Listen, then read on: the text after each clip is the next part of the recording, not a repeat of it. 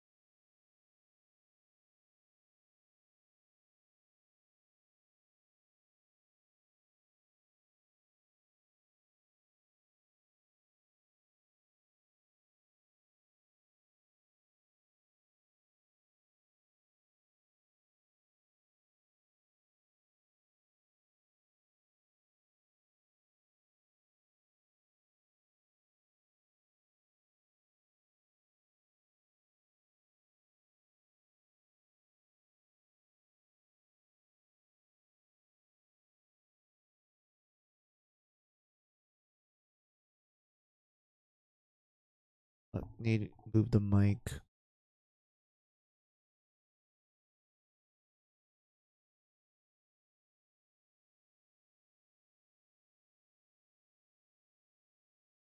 Need to move this, that, and we're good. All right. Hey, it's been a while. It's me, Fine Amusing. It's been like, I don't know, 2 weeks, I think, or was it a week? Was our last stream? Oh well. Hey, thank you for the lurk, Gwen. Welcome, welcome. But yeah, it's been a while since I streamed. Honestly, I don't know what to say. I just been like, I just been doing stuff. I just kind of forget about streaming. There's times when I kind of want to stream, but I just went into lazy mode. So because of that, I just haven't been doing it. But now since I have some time for it, I'm like, yeah, sure, why not? Let's just do a stream like good old times. Sort of thing. We're gonna play some like we're gonna play some games on the Switch. More specifically, we're gonna be playing a game that I've been playing recently on my spare time. I've been enjoying it quite a lot to the point where I'm like, I kind of want to stream this. I want to show people this game because it's one of those games that there's barely any information on. Like, there's not a lot of information. The only one that has the information is if you go into the Japanese websites and like try your best to look it up. And even then, it's fully in Japanese. So any English speakers that don't know Japanese, they're gonna be confused. They're like, "What the fuck is what's up with these symbols? I don't get it." I'm trying to look for a tutorial for this game and whatnot. But yes, the game we'll be playing. Well, I'm gonna show you guys it by just getting to the title screen, so that'd be like enough enough for you guys to see. So let me go click on my profile and then switch to the this. Where's the capture device? There you go.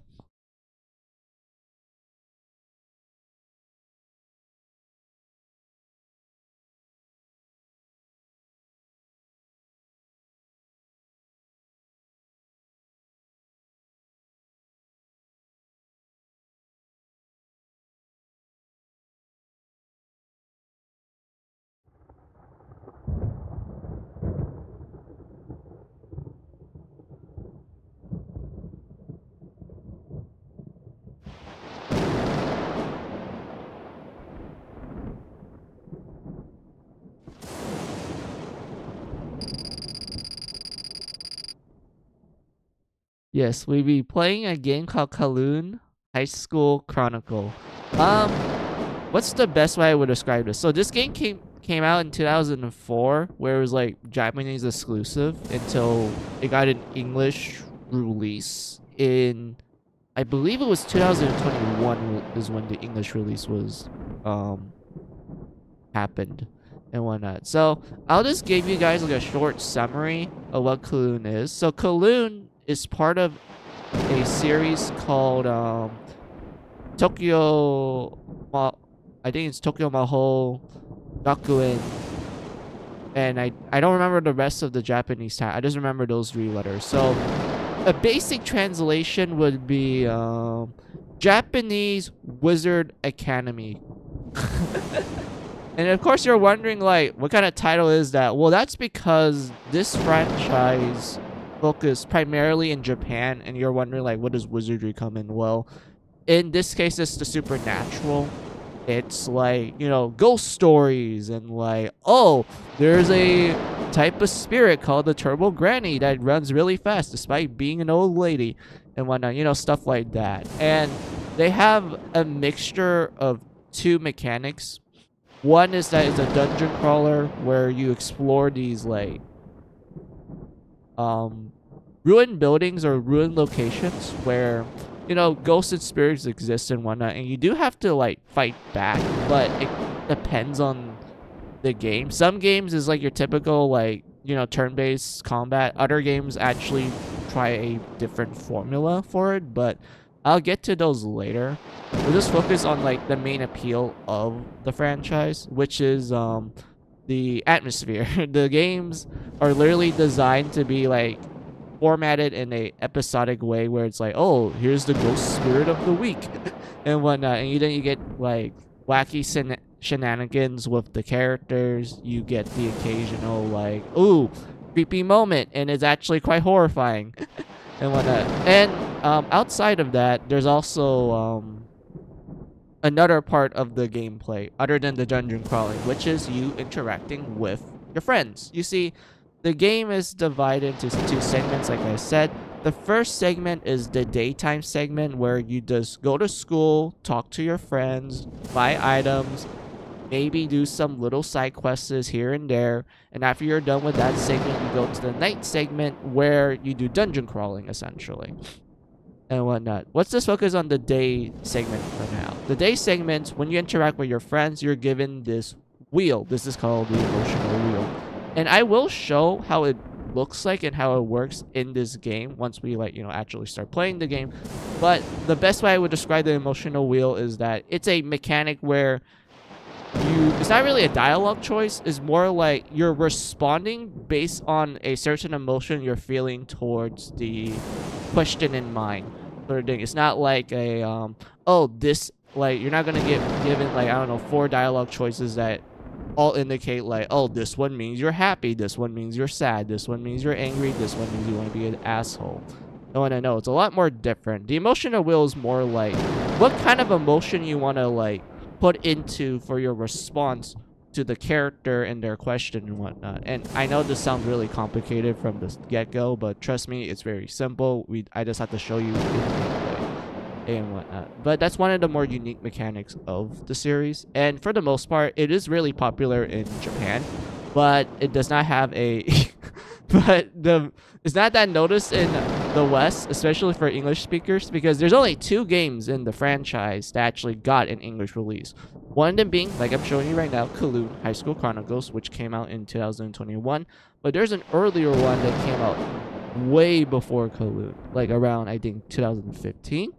And that one was called Tokyo Twilight Hunters. That one is also a spin-off in this giant franchise, but you could play it on PlayStation 3 and PS Vita. I played it on PS Vita, and it's essentially the same case of Kowloon, except Tokyo Twilight Hunters takes place in more modern times, so in other words, 2015. While Kowloon, on the other hand, the setting, it takes place in 2004. So there's a lot of like 2004 aspects of like you interacting with the characters and also what's happening during that time period and such. I actually like it quite a lot. It feels like a bit of a nostalgic dream, but at the same time it's kind of like a fever dream of how bizarre and weird it can get at times. But I will show you how bizarre and weird it gets when we start a new game, because it's very obvious from the get-go once you do this. So let's do it. Also, hey, Shinx, welcome. Sorry I didn't notice the lurk real quick. I was as busy yapping as usual.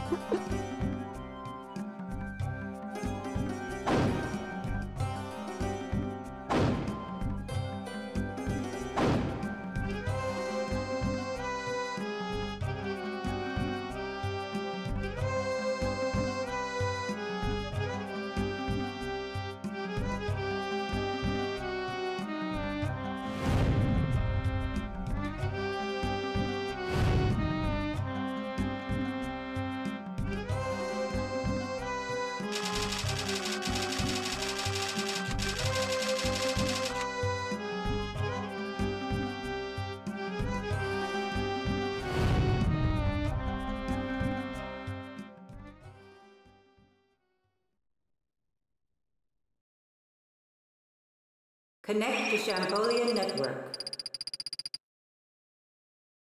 Oh yeah, we can name our character. I'll think of something. Hold on. I know for a fact that the character we play as is a male, so I wouldn't really give him like the usual names I give to my characters. I have to think of something else. Have you usually seen the my Street Fighter 6 trailer? I have not. I haven't been watching like game trailers in a while. I've been mostly either been playing games, watch anime or read manga. I haven't been watching like game trailers mostly because I just really didn't didn't feel like it. But um is there anything like interesting about it? Is it just them showing the moveset and that's it? Or did they did something funny with it?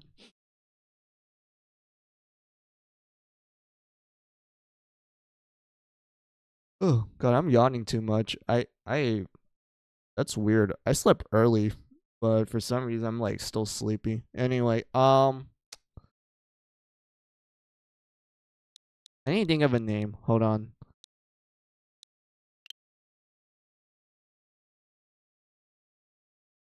Uh, should I just put a little bit of Vietnamese in there? You know what? Yeah, let's do it. What's this? What's this? I know the game is like technically like Japanese, like technically because most of the locations does take place in Japan. I think there's only like two times in the game where it's in Kowloon, but like it's mostly in Japan. Um, but I don't know. Uh, I mean we're a treasure hunter, so like we can just go with some kind of random bullshit name. But no, let's just do a Vietnamese name. Hold on, I need to think of one.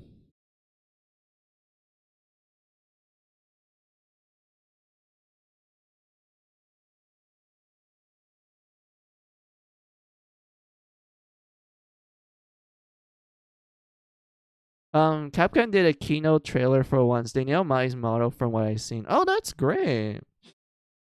It's actually that's actually wonderful. Oh, like I'm like blanking out. It's actually wonderful because like I thought Capcom might like screw it up, to be honest, given their current I guess reputation nowadays. But I'm glad that they actually did a good job with Miles trailer.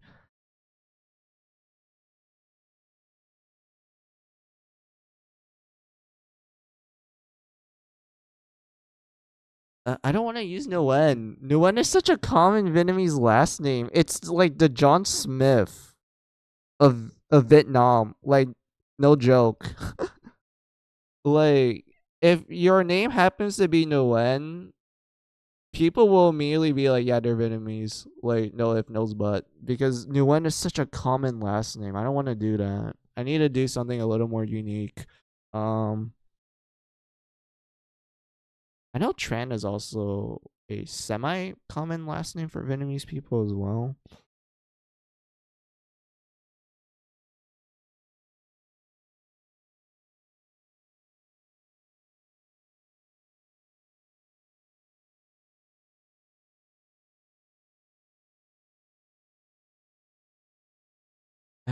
It's so hard for me to think of one.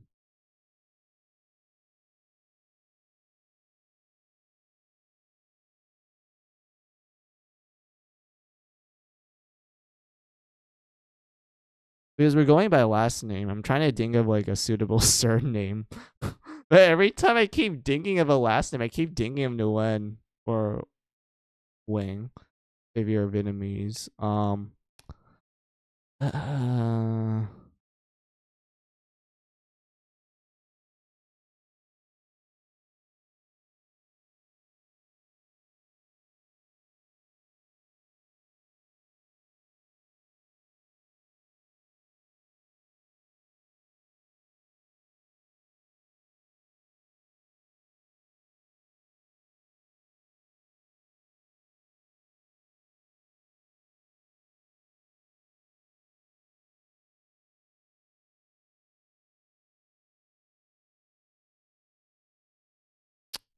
Fuck, I can't.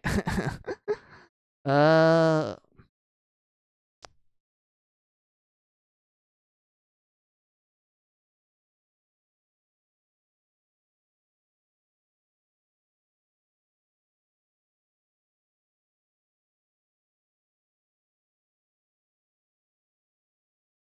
I, I mean, I guess we can do Tran. No, Tran is. I feel like whenever people think of Tran, they think of either like they don't think Vietnamese. They think like either Chinese or fuck. I remember there was another ethnicity that used Tran a lot as well. Um,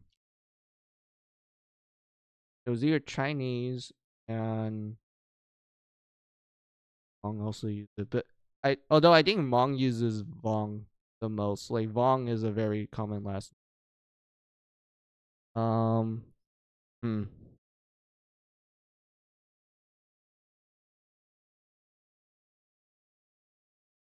Why am I so stumped? I just want to use a Vietnamese last name. And yeah, I'm like struggling hard because the only ones I'm thinking of are like the very common ones. Oh my god. Oh yeah, Thai also uses brand as well. Um hmm.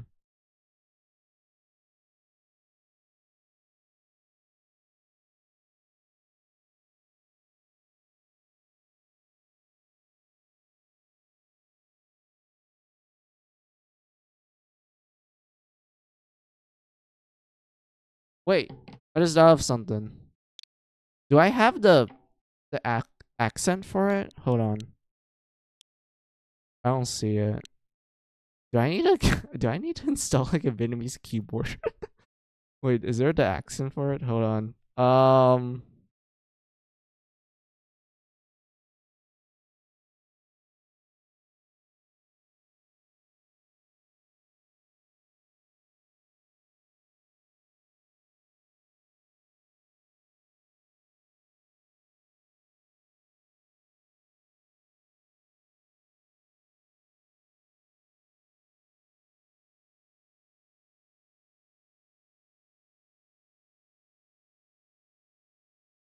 Wait, is there accents for it? Yeah, there is accents for it. Do I have the accent for it? I don't see it. Please let there be the accent for it.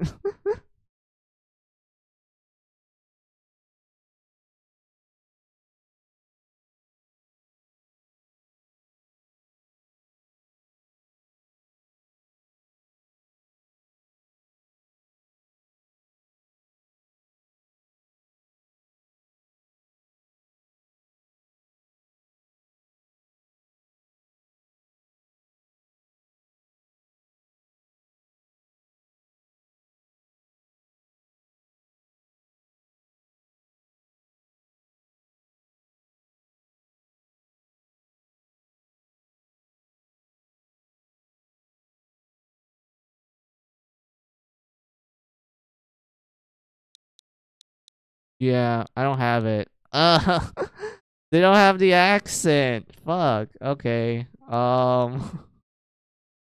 Yeah, there's it doesn't have it. Oh well. Oh, hi Emmys. It can't say got to start work. I just came to say hope you're having a wonderful day in stream. Hey, welcome in. Thank you for like the quick hello and stop by. I hope like you get to work safely and I hope work goes well for you. Like it's not too stressful. It's just like I guess a normal day or something. But yeah, thank you, Moon. I'm just trying like to see if I can write a Vietnamese name. And no, the Switch keyboard does not have it. So oh well. I need to write it the English way. Oh boy.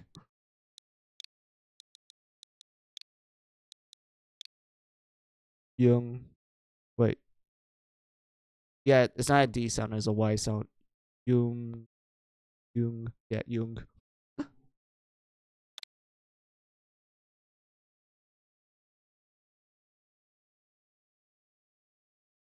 All right, got that. And then the first name. I mean, we can go with like a random first name. Either I can go Japanese. We can do an English first name because that's very common when it comes to Vietnamese, especially if your family went from Vietnam to like an English country, they always give you like a Western name. Um, or we can just go with a Vietnamese first name. And even if we go with Vietnamese first name, the one name I'm not gonna use is home. Home is the most common first name in Vietnamese. And the best way I would describe it is that it means hero. And it's such a common it's a really common first name. Like it's very common. You like a good chunk of like Vietnamese people will just have that as their first name. I don't know why. It just really is. There's either Home or Hong and Hui. Those are the three common first names in Vietnamese. Is I don't know why. It's just very common. It's just I don't know. I just find it kind of hilarious. Is that the common names for Vietnamese all happen to be spelled with an H. Hong, Hong and Wee or Kui. I think it was wait, was it Kui or Hui? Hui. I don't know. So weird. But yeah. Fuck, anything is. I mean, we can do Mon. Mon means strong in Vietnamese. Mon is like a suitable first name. You can also use it for like a middle name, maybe a last name if you want, but I don't know. Um, what's another like first name in Vietnamese that I know? What's it just sorry, it's Hong Mon. Uh, fuck. I'm trying to remember like another Vietnamese. Just Duc. I don't know what Duc means though. There's Lon. There's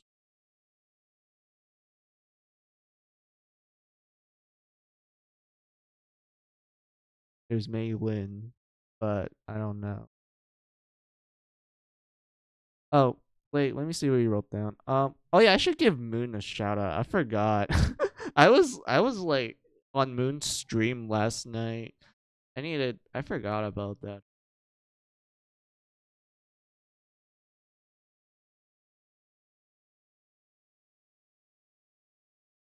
There you go.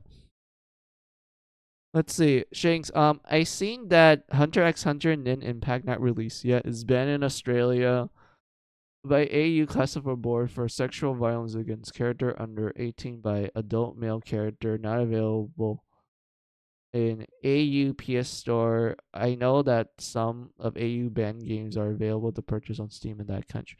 It's kind of Australia is such a weird place. They have the most weirdest like reasons to ban games. Like unironically, they have like the most weirdest reasons to ban any kind of game. It doesn't matter if it's like an anime game or a Western game. They will always have one reason for them to be like, yes, we're gonna ban it completely. Doesn't matter how big or small it is. They always have a reason. It's so weird. But yeah. Fuck. I'm trying to think of a first name. I'm like literally turning the gears in my brain. I'm like thinking so hard now. I'm just thinking hard about Vietnamese names for some reason. Um,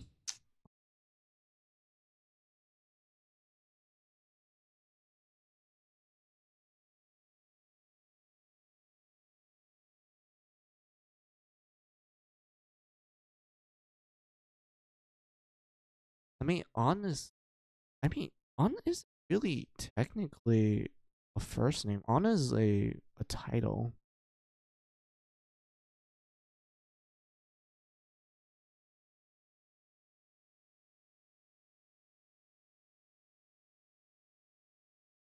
What's this new Mon then?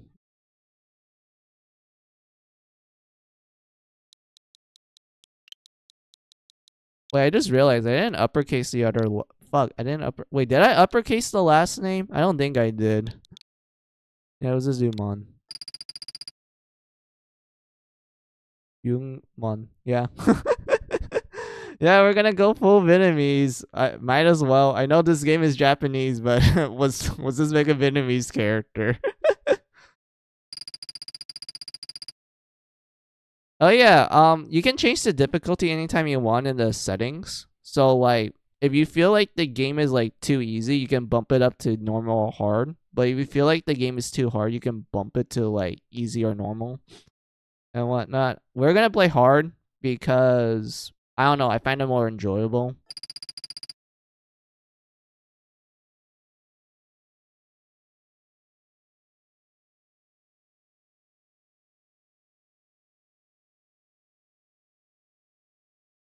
Wait, let me read this. What is the phase of the US version of Soul Calibur when you try to go to the internet menu? What do you mean by that? US version of Soul Calibur. Are you talking about the first game or are you talking about like the game that led to Soul Calibur, like Soul Edge? If you're talking about actual Soul Calibur, I don't know. I only know Soul Edge because I actually have a physical copy for that.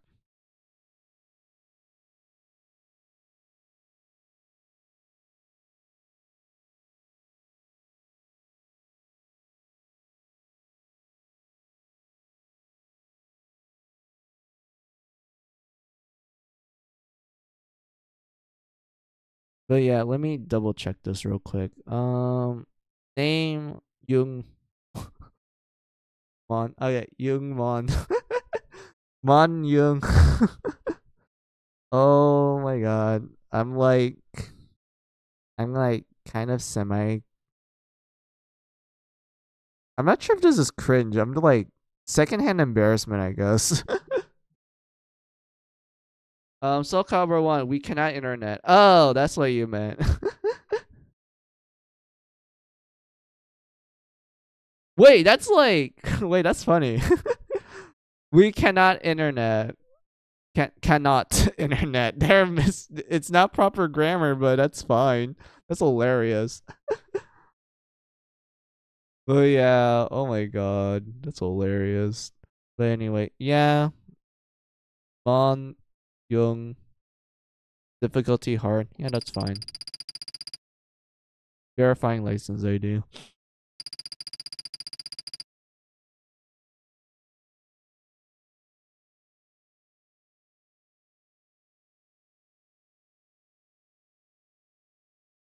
Navigation system を起動します。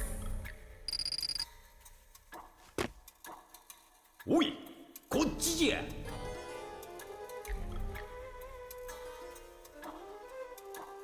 どうやらこの場所がこの遺跡の最後の区画らしいの。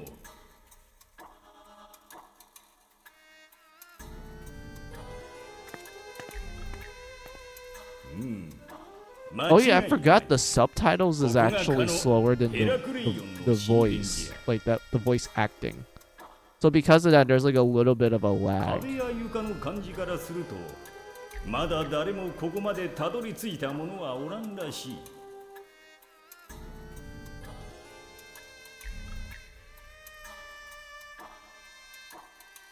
随分と降りてきたものじゃおい。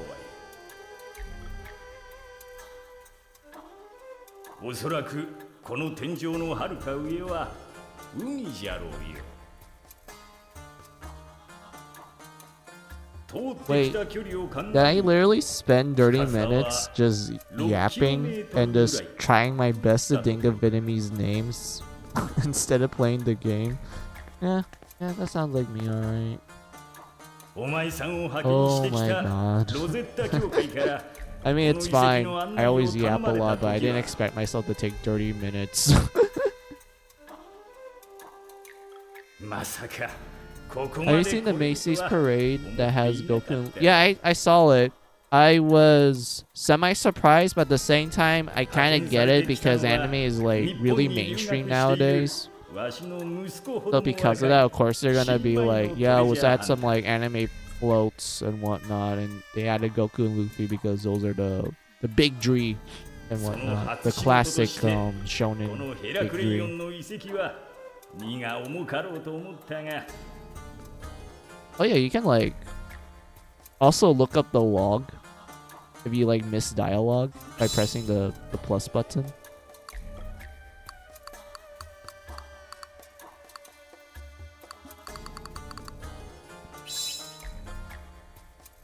なかなかどうして数字がいい。何よりも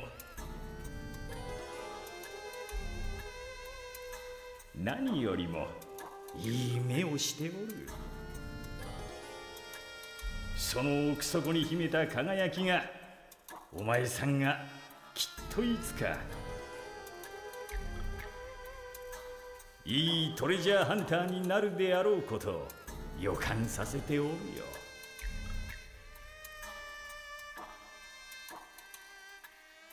こう見えてもわしはいろいろなハンターたちを見てきておってな。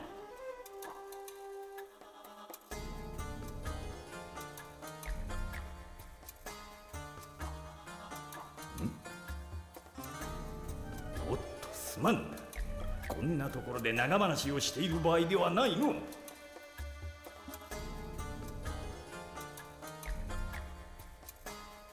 Let's see, and there's a speculation, but also not surprising if they added Deku for My Hero Academia in future parades or in a lower chance Tanjiro from Kimetsu. Yeah, like, I wouldn't be too surprised given that those are the more modern mainstream animes, so it's not too outside of the possibility of them using them for future parades and whatnot. Like, it's just a given at that point.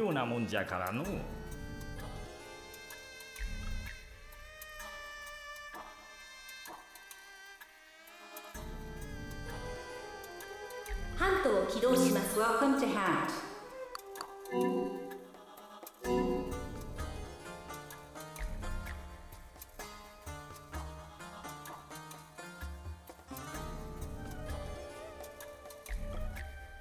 Hey, it's a little comp.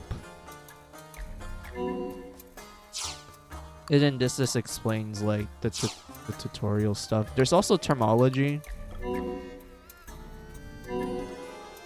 where you can just read on like what they what the terms are. Like you have Karo, well, the capital of Egypt. I don't even think I pronounced that correct, so sorry about that. You have Hunt or Hunt. You have Hera Lee. I don't think it's Heracleion.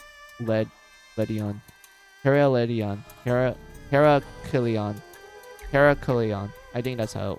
Fuck, I don't know Greek. Heracleion.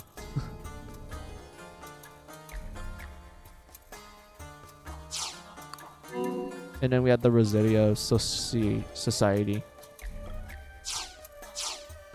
You can even check on your like mail if you get it throughout the game. What's even more funny is that if you go to the settings. No, this needs to be loud. We can turn this down a little. So what's funny is that you can change the message icon, like how I word it. You know, like the little like icon that appears after like the character is done talking and such. You can change the message icon for it. Like you can go from like this symbol to like a little guy to a scarab to, I think it's pronounced, this one is like, what was it called? It's like something that the Egyptians use for like their more, what is it? I know the priest uses this. I know it, but I don't remember how to pronounce it. You can even change the ringtone of any time you get an email. You have the classic triple, the bass, the black phone, a UFO, Cats. Like, imagine you get an email and the ringtone that appears is a cat sound. That's adorable. Or you can have a toilet.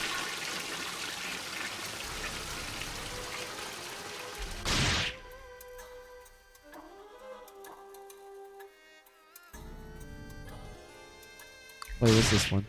Oh yeah, this is hitting sound. And this is a song. There's a song. Oh, this is the opening to the game, but we haven't heard that yet, so we're gonna save that for later. And then this is a vibration.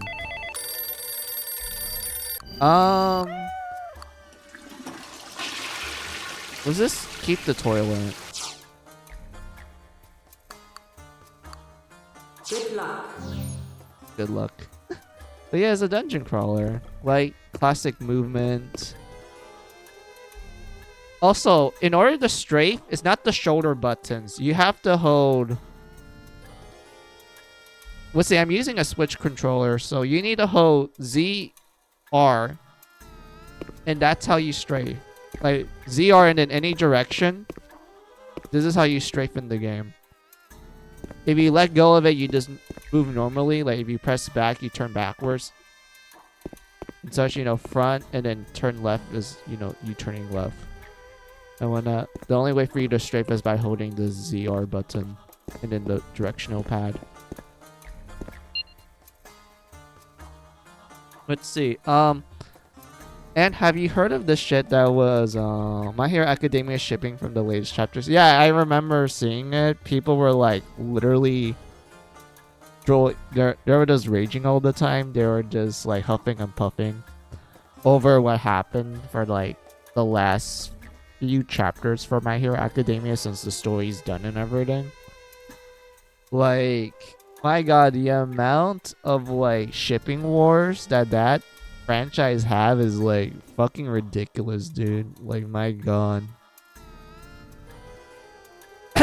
God, I'm like coughing hard. Hold on.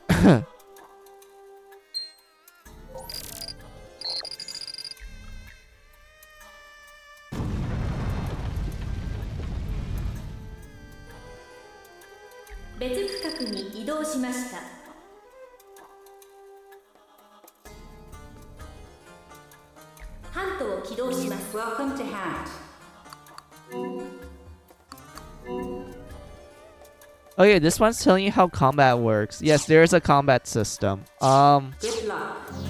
Basically, right now we're in like explorer mode, but if you press the R trigger, you go into combat mode.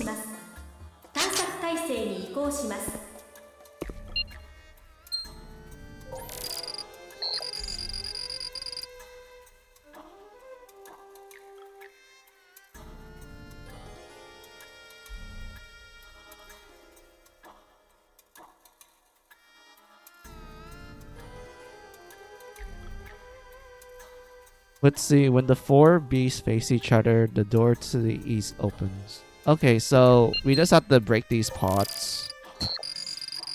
And... God, I had to... Yeah, you have to find... Oh, yeah, this pot here. You have to break this pot to get the treasure. And then you place it here. Very simple puzzle.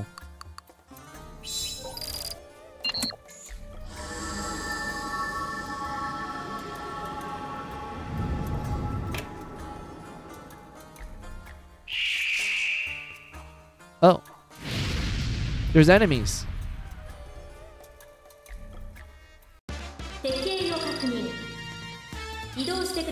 Time to fight.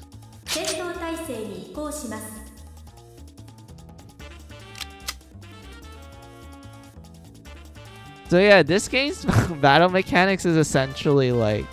How would I describe the battle mechanics? Okay, so... How do I word this? So, you have this thing called AP. These are action points. So, when you're in battle, moving will consume a certain amount of action points. This includes, like, attacking, by the way. So, the idea is that you have to, like, kind of think about how you could, like, defeat the enemies by using as little AP as possible within a turn. You can also waste a lot of it if you are like, oh shoot, this enemy likes to use range attacks. I'd rather go to a position where he would waste his turns to move towards me to do his attacks rather than like, you know, just standing there and just getting hit by it and whatnot. And also, enemies have weak spots. Like, certain body parts of the enemy will serve as their weak spot. And the idea of the combat is that you try to look for the weak spot and then you just, you know, hit it and then boom, the enemy just dies, essentially. God, I'm like coughing way too much.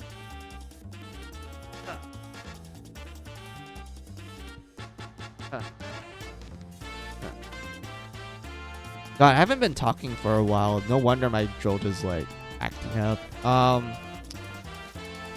What else is there for me to say for the combat? Also, where you hit the enemy also influence the amount of damage you can do to them. Like, you know, if you hit them in the front, you just do like normal damage. Hit them on the side, you do a little bit more damage. Hit them by the back, you do more damage. But it's always important to hit the enemy's weak spot the most, because that's where most of your damage will be doing. The only time you want to hit them by the side or in the back is when the game is like, oh yeah, this enemy's weak spot is located in the back. So that's why you want to, like, you know, position yourself in a way where you can be like, okay, I see the weak spot, I can just start hammering at it and boom, the enemy dies and such. But for these enemies here, their weak spot is actually in the front and it's their head. So we just have to aim and then just shoot.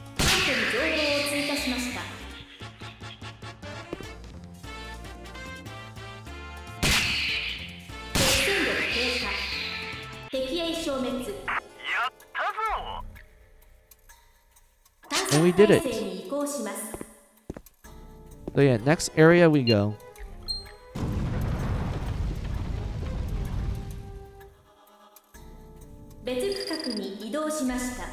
Let's see, also Kimetsu no Yaiba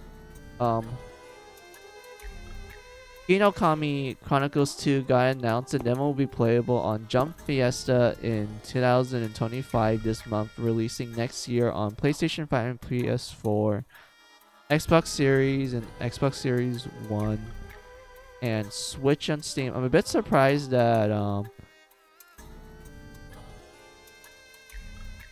Horijo Misuri is not the first Honakami Chronicle, and the second game will cover the Entertainment District, Sword Smith Village, and Hashira training arcs. Oh, that's nice.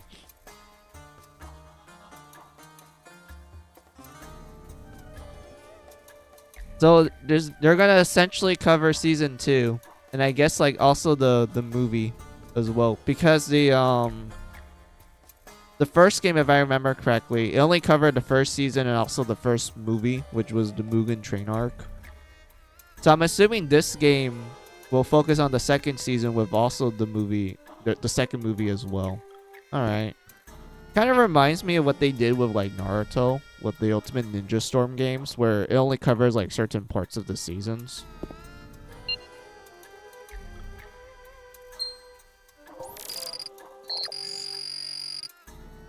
Let's see, when the row of eater gods face south from the sunrise, an island to the heavens rises. Okay, that's easy. We have to move this guy. There you go. Wait.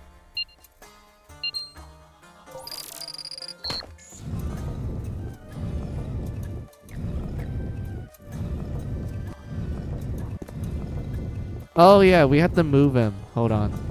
I keep forgetting about this. Hold on. They have to be in the same spot. There you go.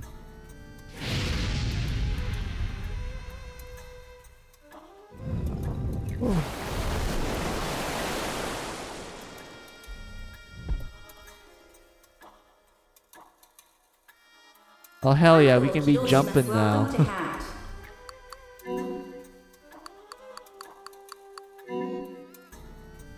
Jumping is pretty important because the later parts of the game requires you to jump pretty often to get to one platform to another to do dungeon solving Good luck. and whatnot. So because of that, do not forget about jumping. It's very important.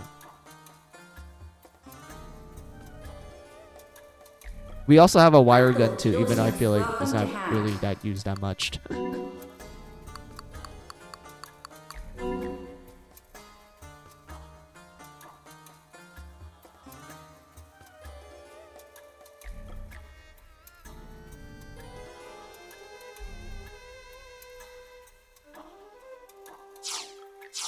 Good luck. Just shoot that, and then we climb up.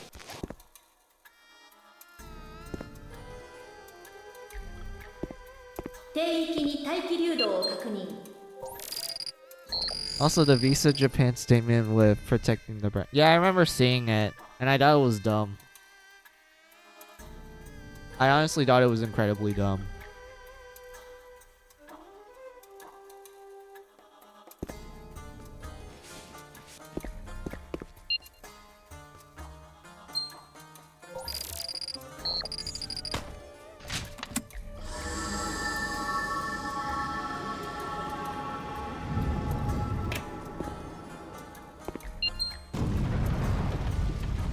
Like, I get why he made the statement. I just think it's dumb overall because of, like, it's such a slippery slope. And I'd rather not talk about it. I'd rather relax. But I will just say, in my humble opinion, it is incredibly dumb.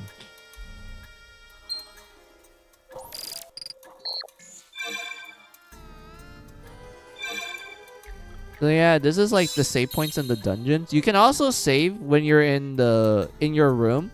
Like during like the daytime segments and whatnot, but for now we're going to be stuck with this safe spot in the dungeon. Also, you can run in the game. You just have to hold B and then look at that. You can run. You can run. But yeah,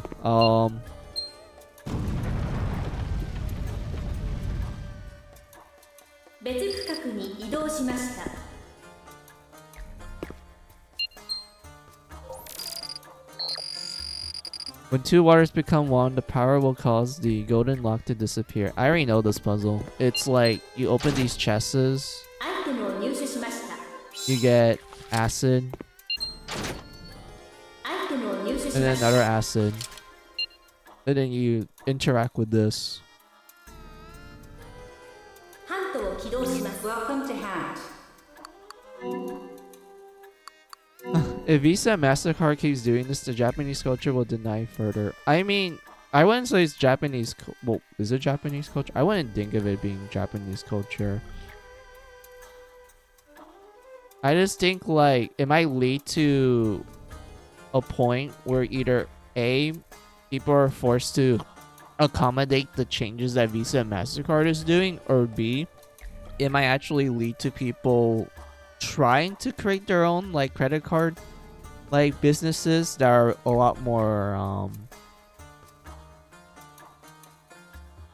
I don't know how I describe it, a little bit more lax. I wouldn't call it lax. It's more like they're just gonna start making their own credit card like companies and compete with like Visa and MasterCard to kind of like be like, oh, they're gonna like limit the type of things you want to buy. Well, come to us. We're not gonna do that. We're a lot more lax about it and whatnot. It might lead to those two type of possibilities, ease and whatnot.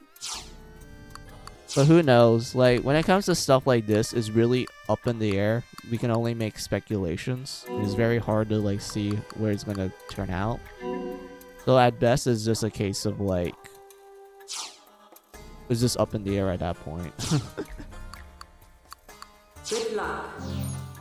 But yeah, all it's telling us is that we can combine items. Compound.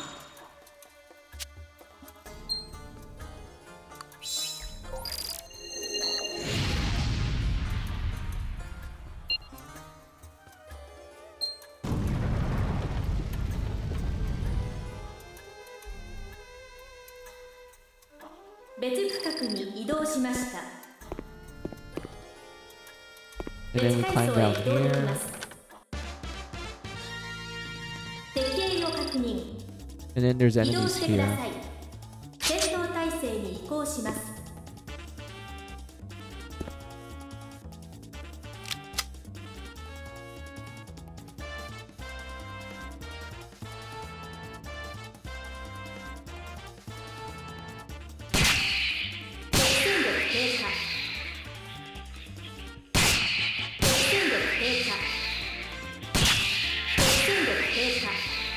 There we go. Yep, Yakuza.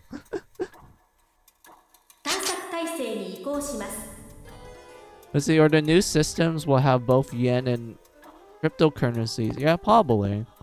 Who knows? I don't really pay attention to stuff like this, mostly because it's like economics isn't my forefront. I don't really get it too much. I didn't take economics when... Well, I don't have an economics degree. It's like a subject that I'm not too familiar with. I'm more familiar with like mythology and folktales and like research on those, and also religion. But stuff like economics is just completely alien to me. So because of that, I'd rather just stay away from the topic. I just rather not talk about it. I just don't find it interesting to me.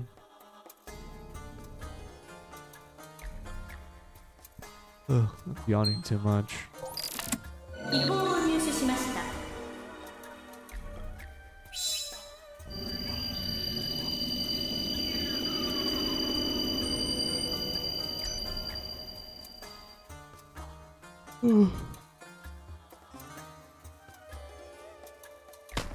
Alright, we have to... Sorry, we have to jump. Because I know there's like a tutorial boss coming up. And we need to get a little close to it. Because, it's gonna be tough. Because we're playing on a hard mode where you can literally get one shot by it. So, we need to use a lot of our equipment just to take it down in one turn. So yeah, just jump here.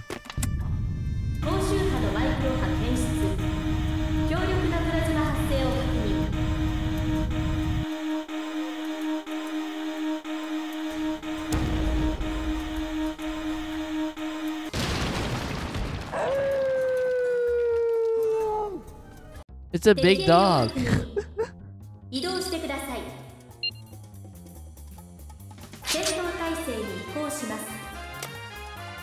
And don't worry, I already know its weak spot. It's like right here. I shit you not. Like the weak spot for this boss is like, okay, where should we aim it? Like the guy on top of him, or his feet, maybe his stomach, maybe those are the weak spots. They're like, nah, fam. It needs to, his weak spot is between his eyebrows. Like legitimately, that is his weak spot. I don't know. Sorry, I don't know why they thought this was a good idea, but hey, it works.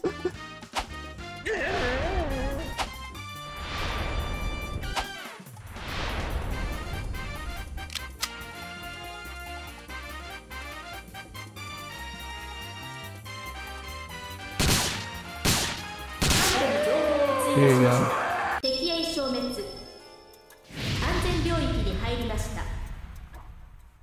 We did it. We beat the boss. 見るがいい。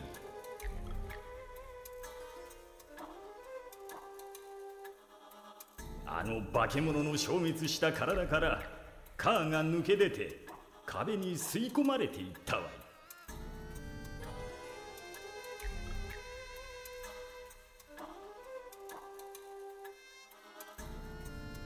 生き物は死が訪れると魂はバーとカートに分かれると言われておる。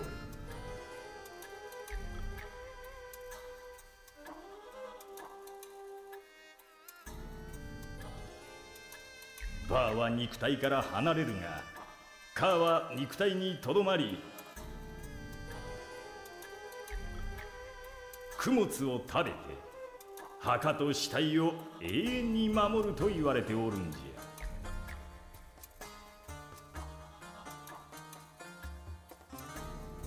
今の化け物がおそらくこの遺跡の墓守じゃろうて。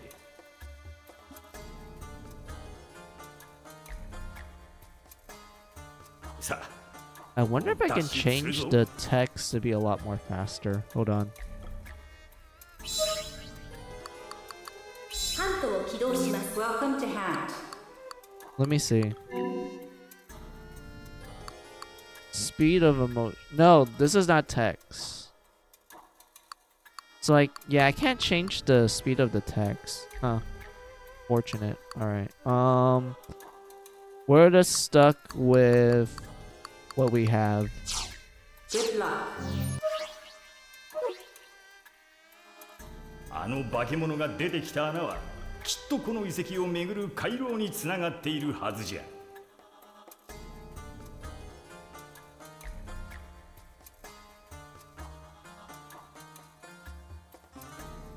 そこを登ればなんとか地上に戻れるに違いない。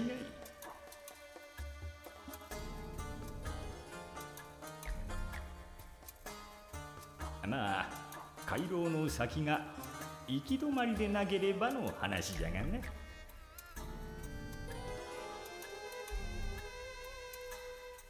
ともかく行ってみるとしよう。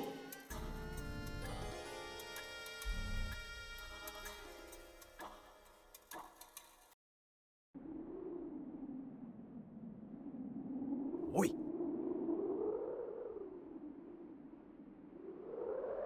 かすかに風が吹き込んでくる。ここから外に出られそうじゃ。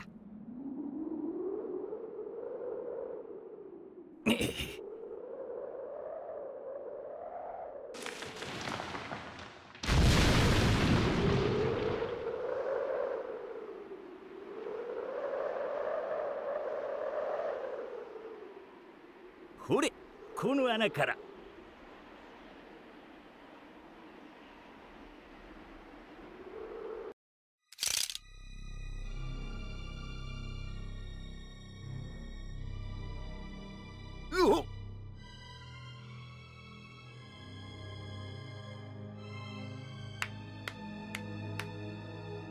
ご苦労だったな。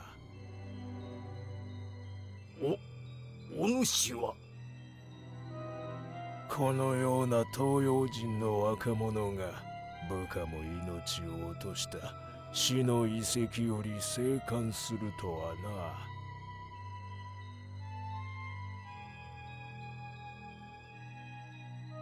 な。皆、たたえよ。手を掲げ打ち鳴らすがよい。黄金の港と称され、紀元8世紀にアレクサンドリア沖に没した古代都市ヘラクレイオン。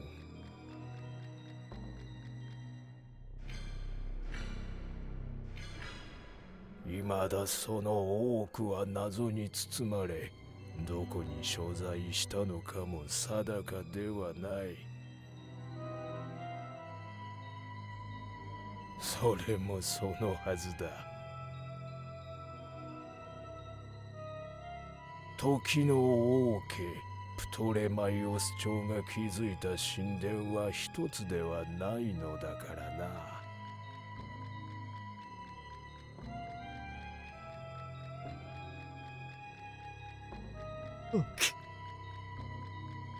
無数のピュロンたる神殿と一つの真実の神殿。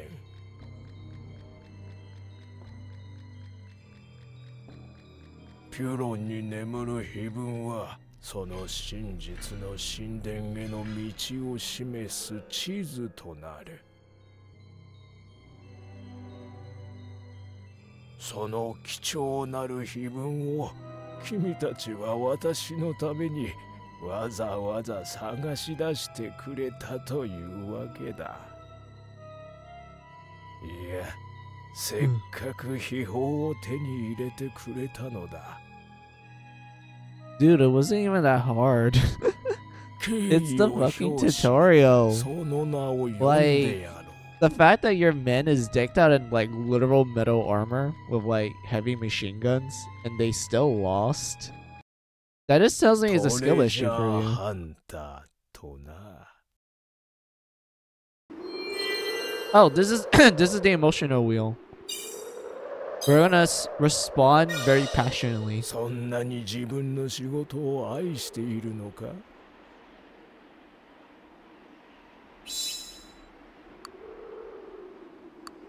Yeah, we're very passionate about being a treasure hunter.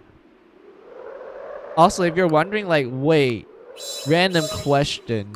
What happens if we use the other responses? Well, you actually would get different responses. There are multiple different responses from the emotional input. Like, here's like a little diagram for it, so it makes sense. So I'll just summarize into 4 categories to make it simplified. So the top is like happiness, joy, like, you know, just being like just happy in general. The right is like agreement or friendly. Like I know like some of the words is like a little clumped together because let's be real, like this was a Japanese game where they use like kanji, which immediately makes it easy for people to kind of get the context because of how kanji works and whatnot. So because of that, when it came to the English like translation, they have to like essentially cram like words together in order for you to like kind of get the gist of what this emotion is trying to indicate. Like I said, the top is like, you know, being happy, with love being like a very, you know, passionate way of saying that you're just really happy and whatnot. While the one on the right is just like in agreement, like the first part of that emotional like group, that one's just like, oh yeah, I agree and whatnot, like, you know, just general friendliness. While Hots is like, you know, man, I really like this, or like, yes, I totally agree, you know, being super enthusiastic about it. Like, there's a difference between being passionate and being enthusiastic, essentially. The bottom is quite simple. Cold means you're indifferent. You just don't care. You're just like, okay, whatever. Or, well, anger is, you know, very simplistic. You're just replying in a very anger way. Hey, the left is somber. Somber is just you being like a little sad, just like giving a little bit of depressing like comment every now and then. While grief is just straight up depression. You're just straight up sad and whatnot. So like, yeah, that's how the emotion like wheel works and how I would categorize these emotions and such. Top is, you know, joy. Right is just in agreement. Bottom is angry. Left is just being depressed and whatnot. And if you're wondering, yes, you will get different responses from the NPCs if you choose like certain ones. Like, simply reply with like, you know, love with this guy when he's like, yes, I will call you treasure hunter. He's like, man, you must really like your job. If you pick joy, then he will just say like, oh, you're quite enthusiastic. While the one at the bottom, he will react to you more negatively because, you know, you're either indifferent towards it or you're just angry at the dude. While the left, he kind of sympathizes with you a little bit, even though he's still a bad guy, from like just you having a depressed response to it. And then on the right, he's like a little bit more friendlier because of like, you know, the right is just essentially you just in agreement sort of thing. But yeah, that's the best way I would describe it. There's like different responses for like all the characters in the game. There's even some responses that even lead to like special little events that lead to like special CGI events as well. Like, there's a lot of things going on in this game, but we're just scratching the surface essentially. But yeah, let me see what you wrote down real quick. Let's see. Will Mizu vote on the player's voice for Game Awards? The finalist is ZZZ Genshin, Waving Waves, the Elden Ring DLC, and Wukong. If I was Game Awards, the community likely choice to replace Elden Ring would be Stellar Blade, Metaphor, Final Fantasy VII, Toro, and Like a Dragon Infinite Wealth, if I remember correctly. I don't want to get involved with Game Awards because I just think it's a fucking hack. Like, Game Awards lost any form of credibility the moment they try to like compete with the Oscars, and even then the Oscars is just a literal circle jerk where people are just like in little echo chambers, just being like, yes, this guy is the best because I know this guy. I like to kiss his ass and whatnot. Like, that's essentially what Game Awards is, and they lost any form of credibility back in like 2016 or 2019. It was one of those 2 years. But yeah, like I just don't feel like voting. I know for a fact that like whatever happens in it is just gonna happen. Like if there's like a surprise winner, then like I'd be happy for that surprise winner. But for the moment, yeah, no, I'm not gonna vote. I have literally no interest in it. That's partially why the player's voice is the only category that's fully fan voted. Yeah, that's actually a really good thing. Like, the Game Awards were designed by, video game nerds and fans. Of course, like, you're going to have one category that's going to be fully made by the fans. Like, they're voting and whatnot. Like, their votes actually matter compared to the other categories where for those ones, they're just getting paid votes by, like, I don't know, some jury guy that probably only plays one genre and just thinks the other ones are, like, cringe and whatnot. Like, at least with player's voice, you're given a more diverse, like, input from all kinds of people from all kinds of walks in life and what genre they prefer, what genre they don't like, etc., etc. There's actually more going on compared to the other categories and whatnot. So, like, yeah. So I'm glad that player's choice is like player's voice is actually is like fully fan voted. That's a really good thing. Good luck. まあ、その重大さは我々の仕事に比べたら足元にも及ばぬがな。お主ら一体。我々は古に失われた宝をこの世に解き放つために地上に使わされた者たちだ。宝を？そうか。聞いたことがあるわい。秘宝の力を悪用し、この世界を支配しようと目論む邪悪な意志を持つ連中の噂をな。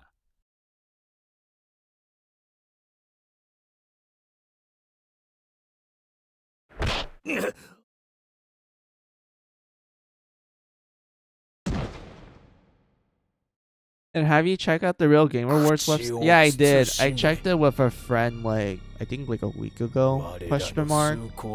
So far, we kind of just like talked about the choices and how we think most of them are like kind of dumb, especially certain categories. And when there's like only a handful that we thought were like decent or neat, but outside of that, we just kind of like thought, yeah, this is not good. This is dumb. It's just so weird to us.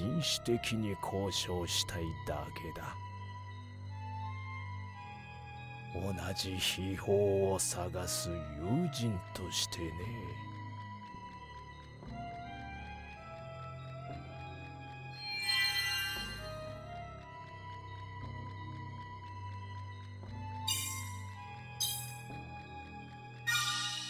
友人ではないと言いたいのかね。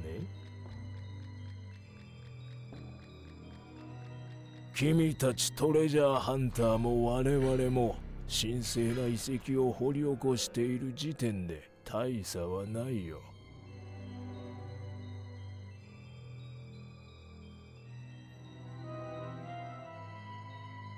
ではそろそろ渡してもらおうか。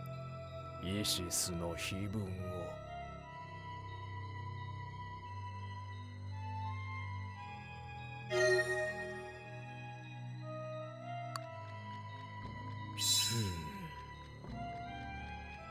君が一人ではないということを忘れないことだ。Wait. Oh, oops. Forgot. 君が逆らえば、その老人の命が一瞬にして奪われることになる。わしのことは構うな。何があっても、そやつに秘宝を渡してはならん。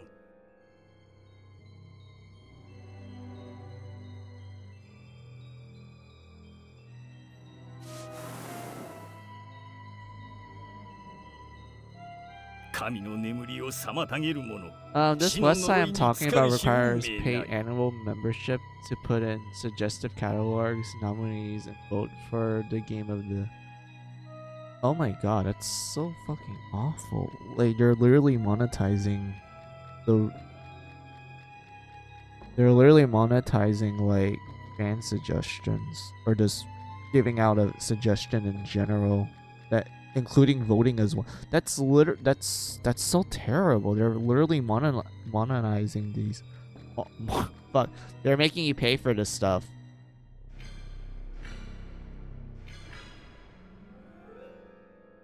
That's so dumb. Like, what?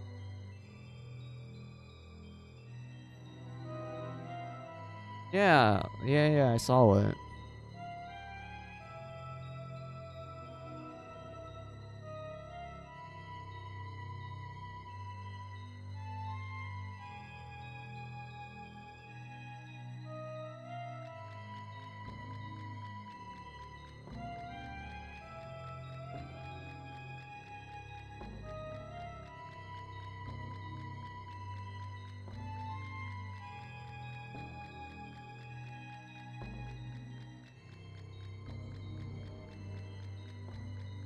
Yeah, I saw this.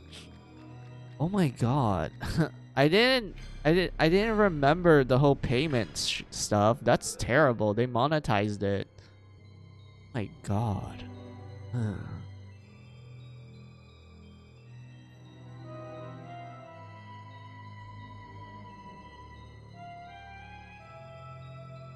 Yeah, become a member and like vote with your wallet. Yeah, that's totally something people do.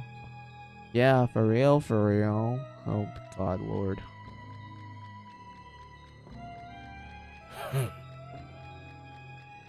秘宝は探されるのを待っている。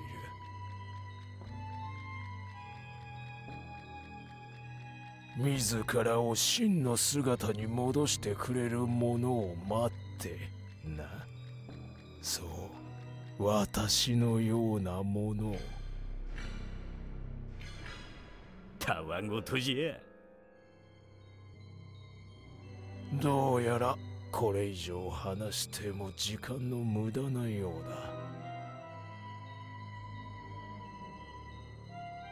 だ。やれ。ただし、秘宝に傷をつけないように注意しろ。はっ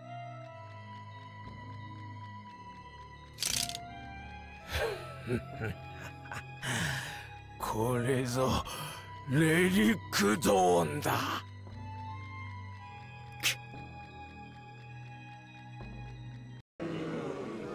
なんだこの声は。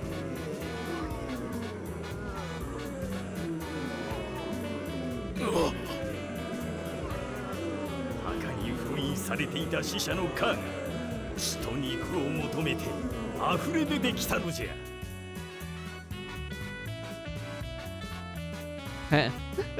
We literally got saved by the souls of the monsters, the souls of the dead. It's kind of funny that this guy used to turn Bakemono, which just is a general word for monster. You don't use it for ghosts. Ghosts, there's a natural term for ghosts in Japanese. 今のうちに逃げると。向こうの砂漠の方を越えれば確かオアシスがあったはず。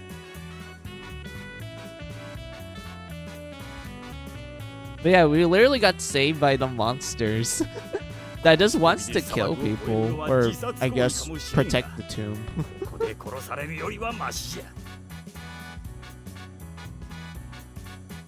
They fear of the bot/spam accounts to skewer the voting process for a specific year in bad faith and never be heard of again.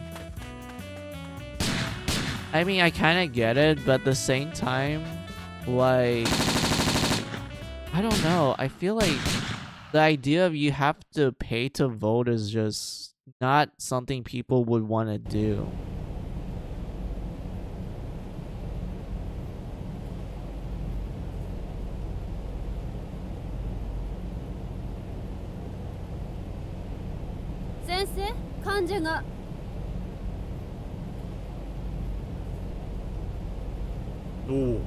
目が覚めたかね。どれどれ。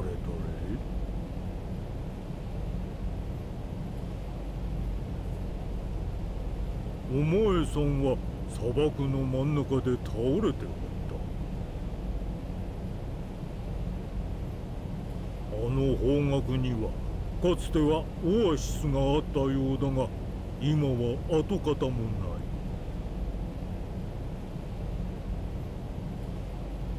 お前さんのハントから発せられるバイタルサインを受信していなければ。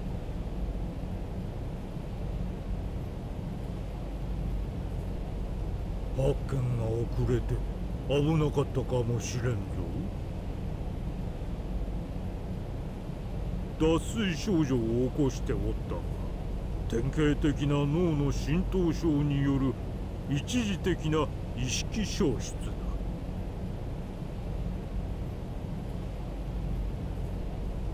レントゲンの結果、頭蓋骨損傷や脳内出血を合併してはいない。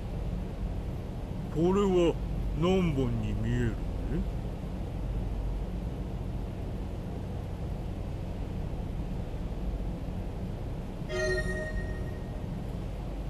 Oh, 3. ビンゴ。どうやら大丈夫なようだな。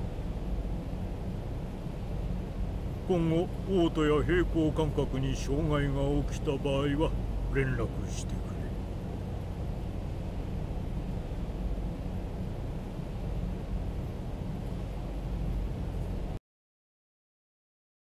れ。わしらはロゼッタ教会の専任医 Have 師 you と heard of the 看護 recent 婦。 HoloLight graduations? Yeah, I have. Like, people were literally sad and crying about it. Which, yeah, is a graduation, of course. Like, fans of those VTubers will be immensely sad about, like, their Oshi graduating and everything. Like, I heard about it and whatnot. Like, it is a very, sad event for the fans, but who knows? Maybe, like, these VTubers might continue VTubing under like a different name, like they just go indie and such. And like, I hope their fans will still like, I don't know, still watch them no matter where they are in the world. Or maybe if they stop like, you know, VTubing in general, then like, you know, they just respect the wishes of the VTuber and like kind of leave it like that. 初仕事なんていうものは誰でもそんなものだよ。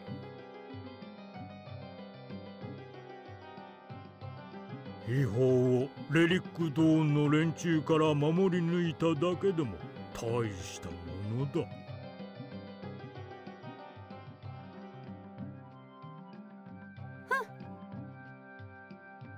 秘宝は常に正しきものを選び、真実を求める者の手に渡る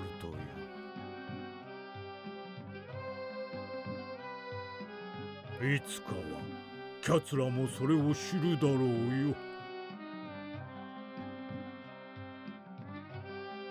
そうそう。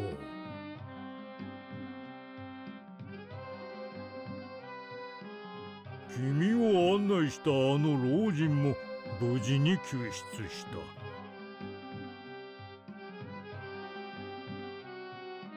発見した時、老人は君の傍らで倒れていた。どうやら君は老人を担いで歩こうとしていたらしい。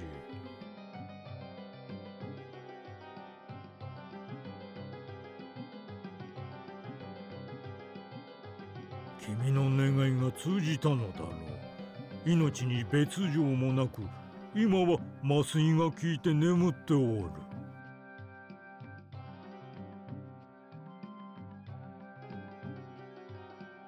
本当に二人とも無事で何よりだったよ。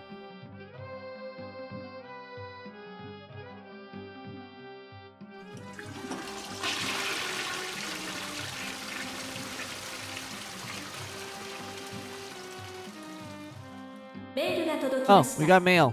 ハントを起動します。Welcome to Hunt.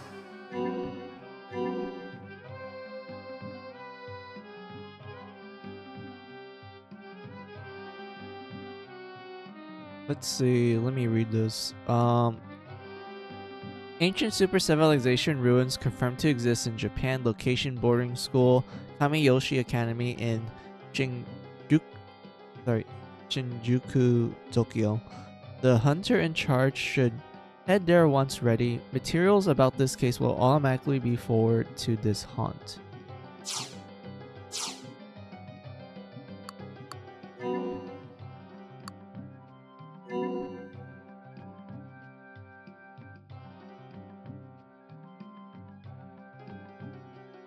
So those gratulations maybe have to do with the investments because they see the Dodgers collab and Hololive going public jolted down to the next company to invest in. I don't know if Holo will go under or next year. I don't know, to be honest. I heard a lot of people making a lot of speculations, especially in 4chan. And let's be real, people in 4chan are like, you know, they're 4chan for a reason. And whatnot, but like, yeah, I can see how it can open up like a literal bag of worms and make everyone wear tinfoil hats and everything. Like, I don't blame people for thinking that, but at the same time, like, I don't know, man. Like, we just might as well see what happens at that point.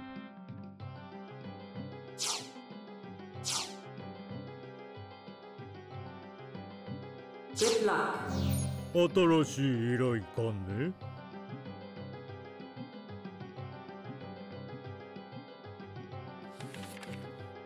先生、こっちにも書類が来たようだな。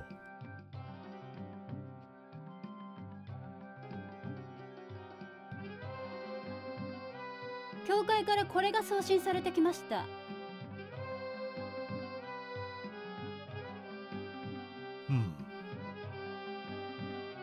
その書類に必要な項目を書き込んでくれ。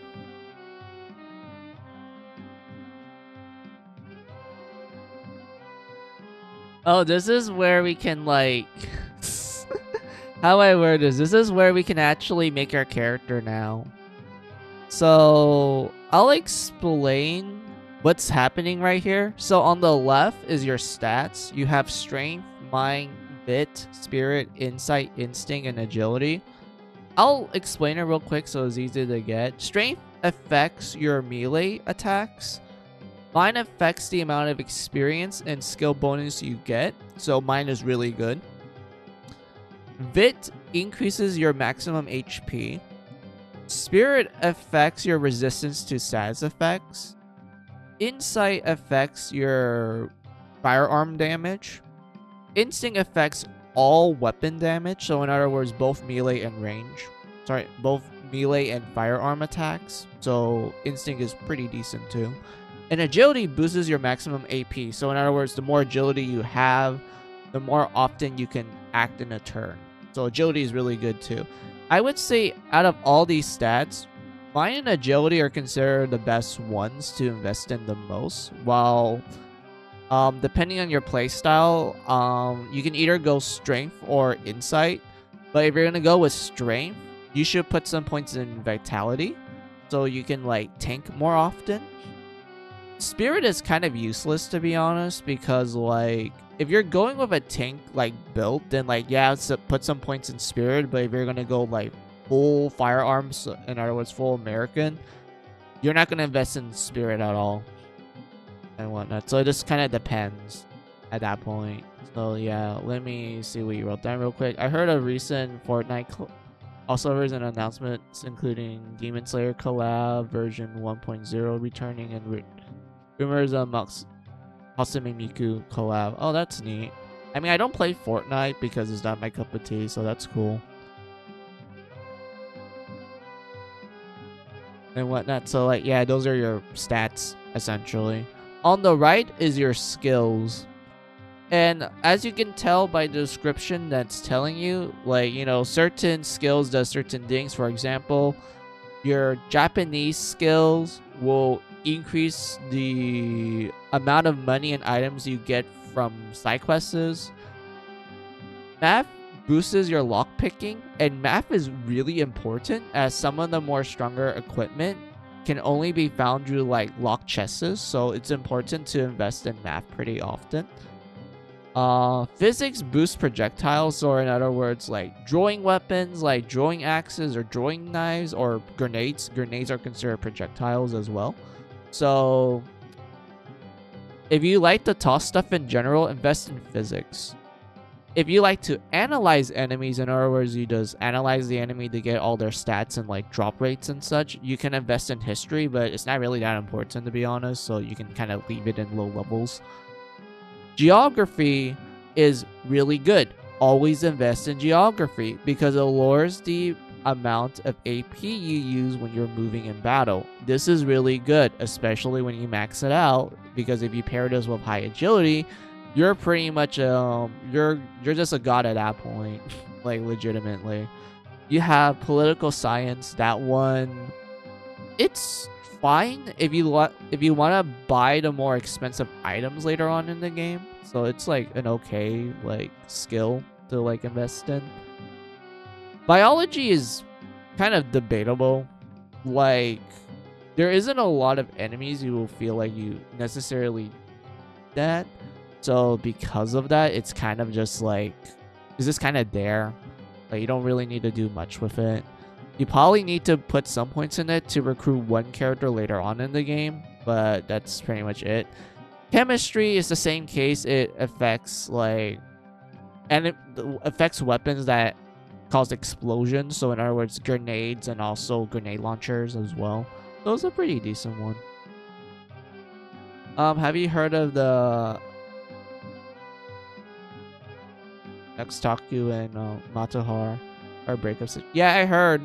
I honestly don't watch them. I only heard about them, and from what I gather, I don't want to get involved with them, let alone see their content, because I just view them as like not interesting and also hypocrites. So because of that, I just kind of blocked them out of my memory at that point. So like yeah. Anyway, let's see. English. Oh yeah, English also is pretty good to invest in and make I mean, it's already descriptive right there. It boosts online shop items. So in other words, you will get more rare items that you can buy in the shops. And I think there is a limit to it because some of the more stronger items, you can't get them from the online shop. You actually need to go to a merchant that wanders around the dungeons to do that. But for the most part, English isn't that bad to invest in, especially if you want to get like certain items early on to kind of help out with the grinding process and everything. So like yeah. PE boost jump distance. This one is really good. Jumping is really important, so you should always invest in PE. Health is okay. Like depending on your play style, if you get hit often, then like yeah, health is pretty good to like invest in. But if you don't play if you do a play style where you don't get hit often like at all, then health is kind of useless. There's no point in it. Computer science is kind of the same case, which is kind of sad because I have a computer science degree. But you're not going to use it that much, just like in real life. So yeah. Let's see. You have home ed, so cooking and like doing taxes and such. Cooking is kind of debatable, kind of weird, because I would say most of your healing will come from cooking, but I feel like it kind of takes a while to get the necessary ingredients to do said cooking. So because of that, home ed is like kind of up there at being the middle. Music is also the same case. There isn't a lot of like weapons that use sound-based attacks, so music is just kind of there. Art is pretty decent if you're like a grinder and you need to grind a particular item from an enemy, so art is pretty decent. Ethics is not good. There really isn't a point in you using ethics that much. It's the same case with biology. There really isn't much use to it, so you can just ignore it. You think Mizu will watch the Johnny Somali trial? No, I'm not gonna watch it. Mostly because, like, First of all, I'm glad that the guy is getting a lot of like sentences to jail for all the shit he has done for the last few years. Second of all, I don't think I'd be interested enough to watch a trial because I just don't find like stuff like that interesting. Like, I literally don't watch Judge Judy at all. Like, I literally just ignore it. I only know about the show and whatnot, but I don't watch it at all. I just have zero interest in it. I don't think I'd be interested enough to watch the Johnny Somali trial. But I won't mind I don't mind if someone tells me what happens in it. Like, you know, what happens at the end. Like, does he get the full 29 sentence and whatnot? Like, if he does, thank fucking God. It's gonna be a wonderful time. But yeah, I'm not gonna watch it.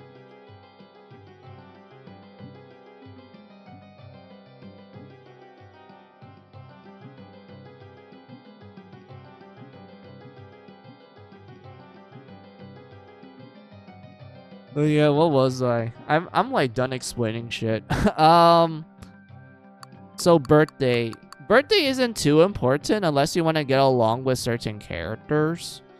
So was this drawing like a random birthday, I guess?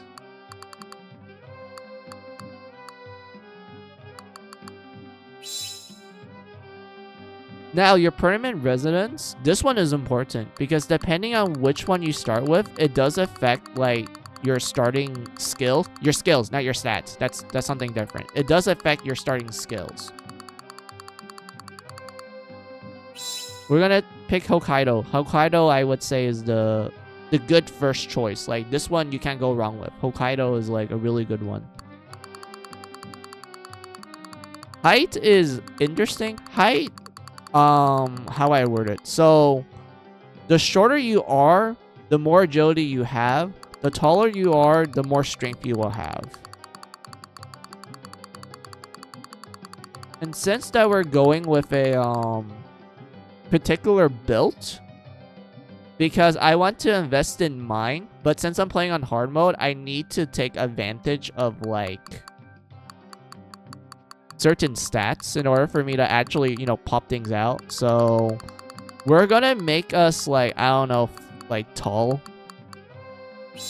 We're like, let's see, that's 195 centimeters. That makes us, let's see, if you convert it to American units or freedom units, that will make us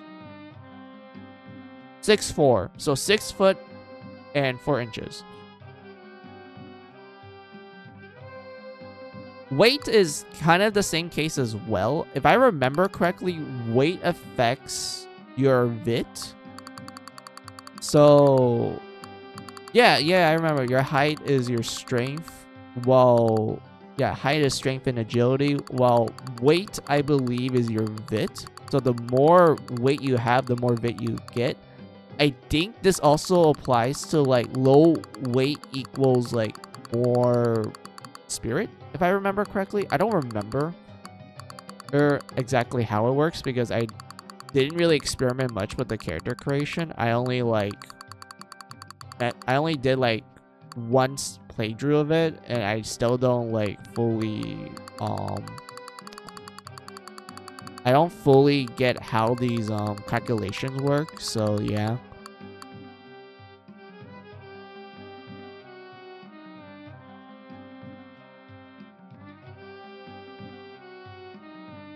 Let's settle with this. Blood type is also the same as your birthday, where depending on your blood type, it makes it easier for you to get along with people. So let's see, A, B, O, or A, B. We'll just stick with O. Eyesight is interesting. So eyesight affects your insight. So in other words, the better eyesight you have, the more damage you do with guns. If your eyesight is crap, you get more instinct. So that means you just do generally bigger damage for both categories. But to be honest with you, instinct's bonus to like all weapon damage is a little bit on the lesser side. So it's better to like either go all in or you go all out. Yeah, all in or you get out, essentially. We're gonna have good gun damage, so we're gonna put our insight to max. Well, the max they can give us. So 2.0 eyesight. For subject is the same. Oh, sorry, yeah, this one. Yeah, best subject is the same thing, where depending on the subject you pick, it will allow the your skill to have like a high ranking from the start. I would say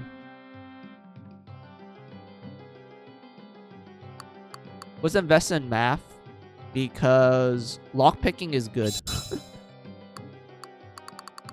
Same case with clubs. Clubs also give you like a little bonus to like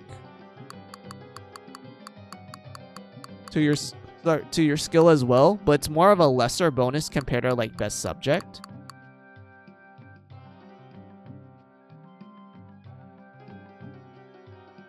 Also, depending on the club you pick, this actually can lead to like different like sub events for certain characters. Like if I remember correctly, there's this one character that's like in the tennis club. If you pick tennis club, you actually get little bonus events of you interacting with them because like hey, you happen to like, you know, pick tennis club as like your favorite club essentially, etc, etc. And this applies to like practically most of the characters in the game. I think there's like 1 or 2 exceptions.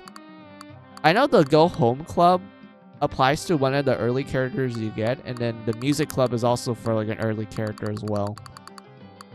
But we're gonna focus on Ruin Studies because it will give us a little boost in geography, which is really good because we want to like, you know, use less AP when we go into battle and whatnot. So yeah, let's just do that. Let me double check everything. Our birthday is August 22nd. Our permanent residence is Hokkaido. Our height is 6 foot and 4 inches. Our weight is 83 kilograms. I don't know what kilograms are. I'm a filthy American. I use like pounds. Blood type is O. Our eyesight is perfect. Our best subject is mathematics, and our club is Ruin Studies. Let's see. When you wrote down strings. The 100 line Last Defense Academy is getting a Western release by Exceed and Aniplex. There will be a limited edition with the game art book, CD with 10 songs from the score, acrylic their acrylic stand, then art card, like art card, 100 lines short novel and 15 character art cards for 100. Dude, that's such a good deal. Like legitimately, oh my god, like $100 and you get all of that, including a light novel. That's actually really good. Holy shit. Let me double check stuff real quick. Yeah, this is good. We did it. We made a good character, in my opinion. This is a decent character. Actually, no, I want to change the birthday a little.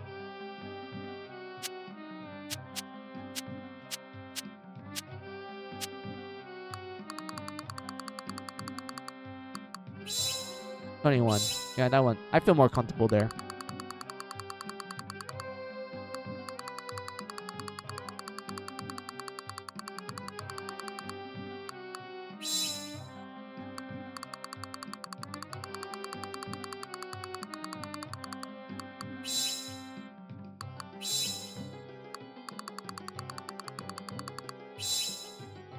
Mathematics, Ruin Studies. Alright, this is good. I also noticed it's been like almost 2 hours. I need to do a BRB, but it's going to be a long one because I need to go eat lunch.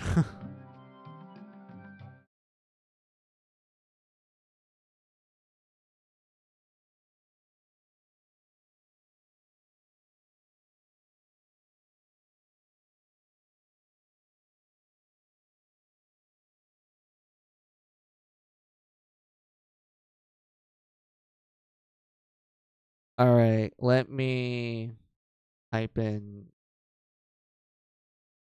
long.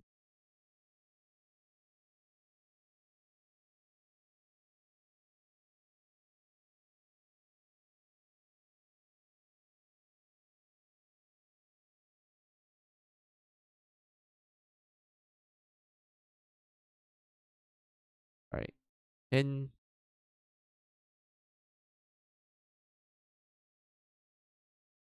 All right, that works. All right, so we're gonna do a long BRB. I don't really have any music for you guys, so apologies. Let me see if I can actually do it for you. Now that I think about it, hold on.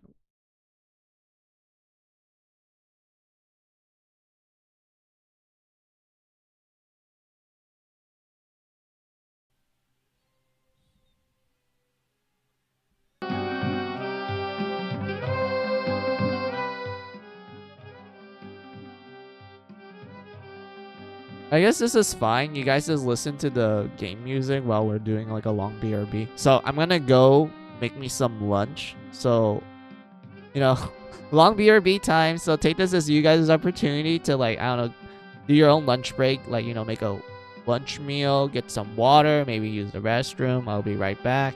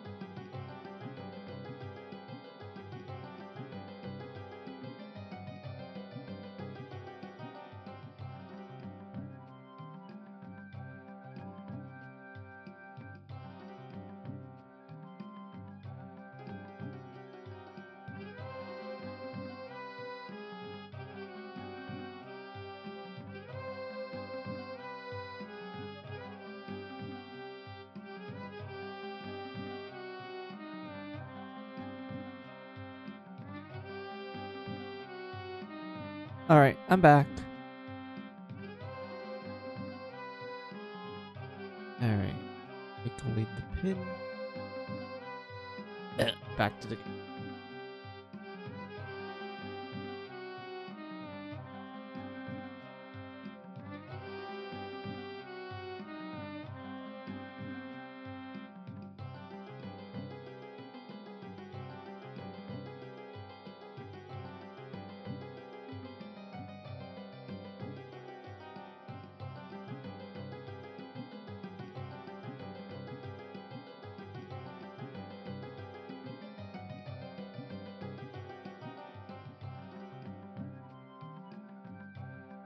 Alright.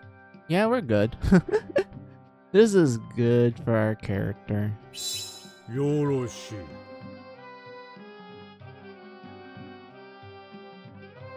あとは教会が手続きをしてくれる。分かっているとは思うが、仕事は迅速に、そして素性を決して明かしてはならん。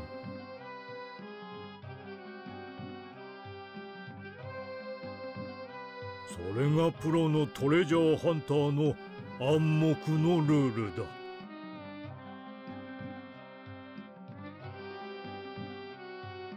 素性がバレれば秘宝を奪わんとする悪しき輩に命を狙われることにな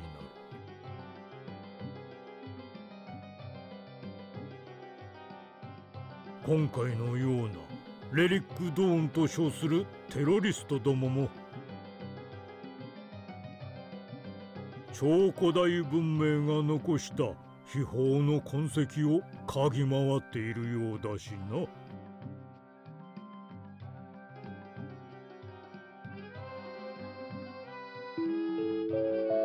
まもなくインド洋上空に差し掛かります。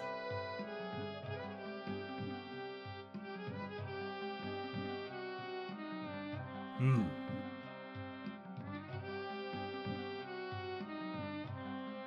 窓の外を見たまえ。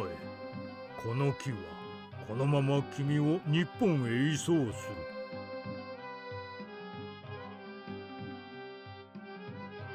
この雲海を越えれば次の目的の地だ。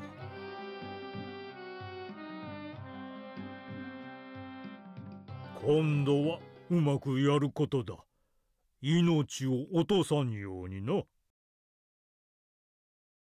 お前さんに秘宝の加護のあらんことを。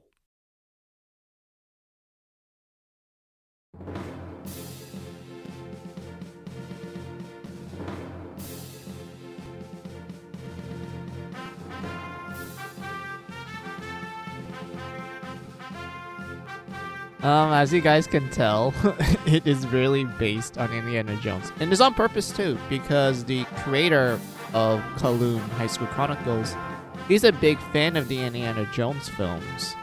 And he went like, hey, let's do Indiana Jones, but with like some typical Japanese horror stories and just kind of mix it together into like this cocktail. And it's honestly great. I love it a lot. But here's the opening.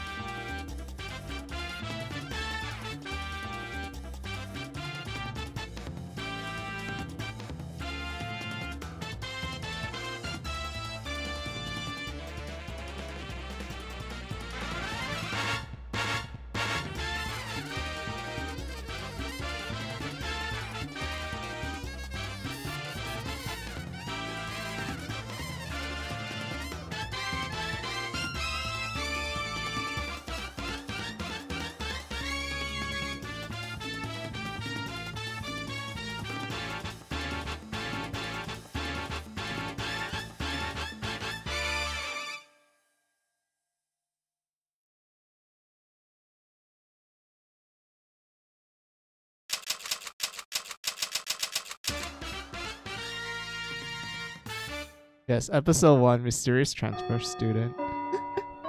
So yeah, so this game divides its chapters into episodes like an anime. There's a total of 12 episodes. At the start of each episode, there's always an opening and an ending. Like, this game is literally like, yeah, we're gonna present it like it's an anime. And it's also Indiana Jones, and it's great, I love it. Oh, oops.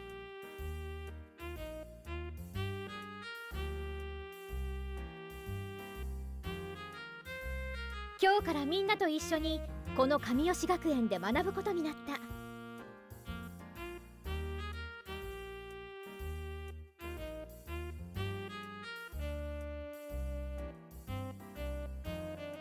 転校生の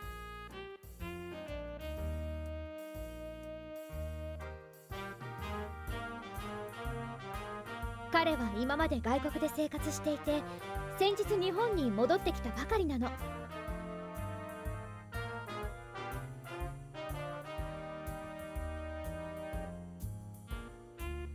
早く日本に慣れてほしいというご両親の希望で全寮制の香港に転校してきました。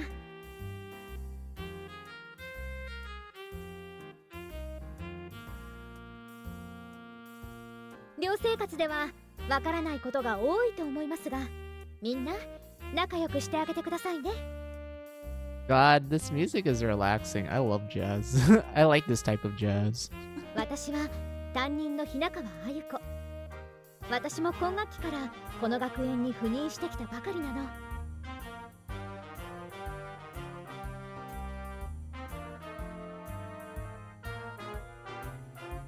お互い卒業まで頑張りましょうね。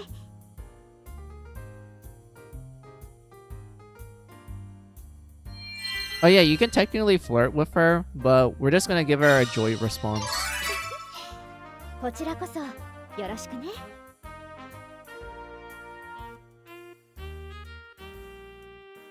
それじゃあ、あなたの席はは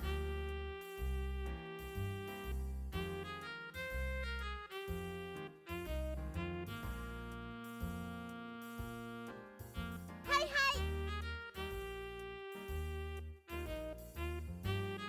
何？八千穂さん。私の隣が空いてま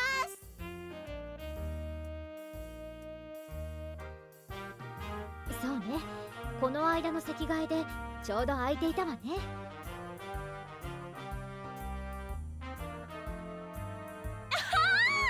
ああ、アスカ積極的。ずるい自分だけ。もうそんなんじゃないよ。それじゃあ八千穂さんの隣の席に。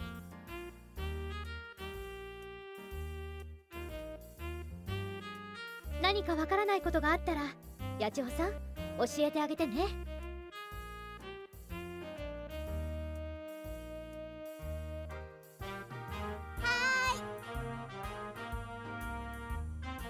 ーい。それじゃあ席について。出席を取ります。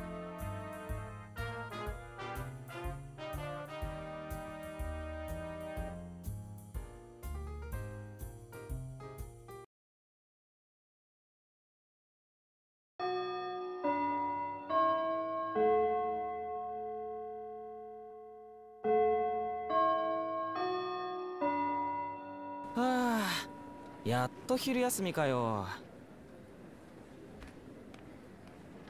お腹すいた。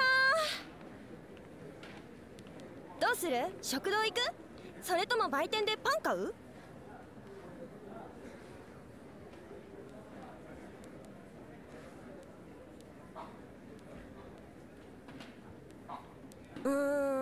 どうしよっか。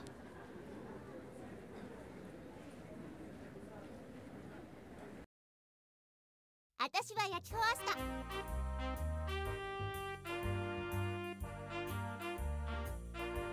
Yeah, the subtitles is really slow. Hold on. どう？この学園は楽しくやっていけそう？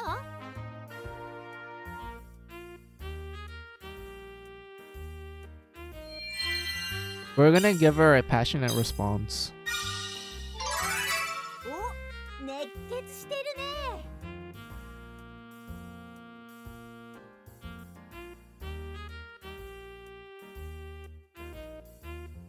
I don't know. Like, this changes the speed of the auto, but maybe we increase the speed a little more to see if it catches up with the subtitles.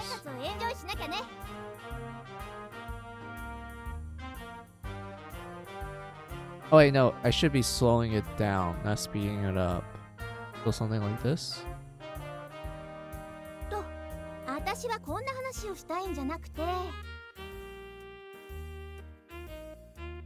No. That did not work. We're just stuck with this. Because I'm assuming fast is just not gonna make it speed up. Oh, fuck.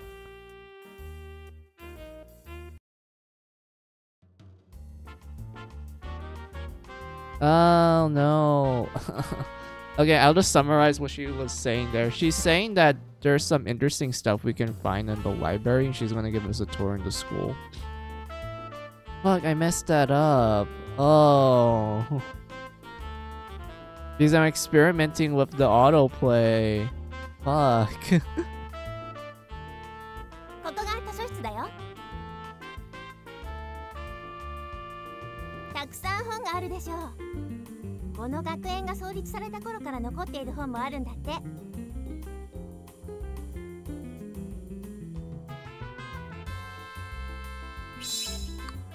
Yeah, it's up here. Hold on.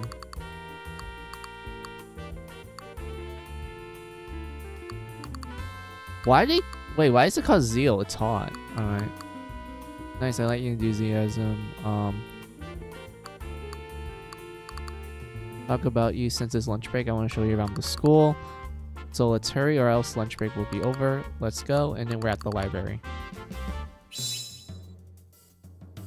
奥の部屋が書庫室になっていて、そういう古い貴重な本が収められているんだよ。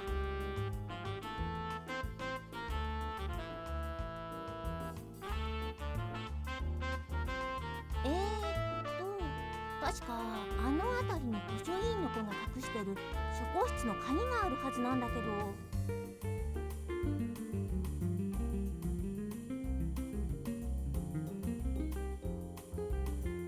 どこだったっけな。個人曰く、書物には書物の運命がある。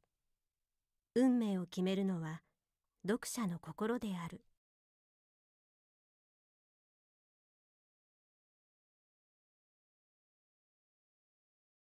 本をお探しですか？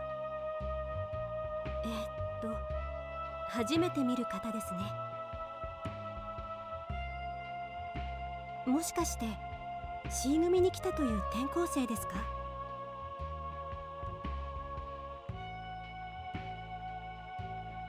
はじめまして。私の名前は七瀬つくみと言います。ここの本を管理する図書委員をやらせていただいています。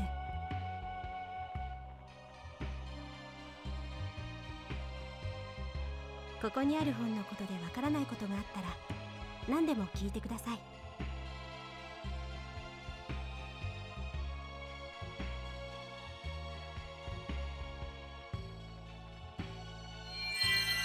We're gonna respond with joy. はい、いつでもどうぞ。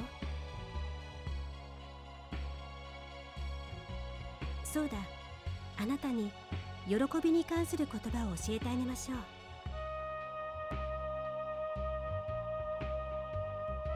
個人曰く、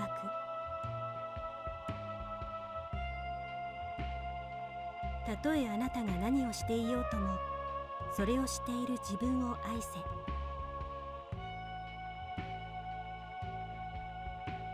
真の喜びを知るためには、己を信じ、愛すことが不可欠です。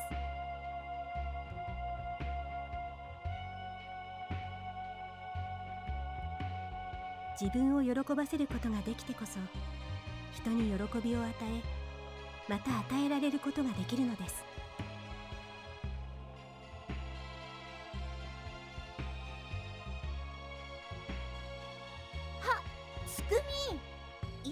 そこに？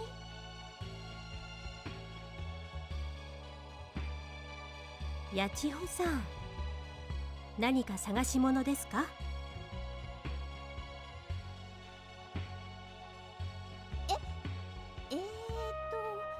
面白い本ないかなーって。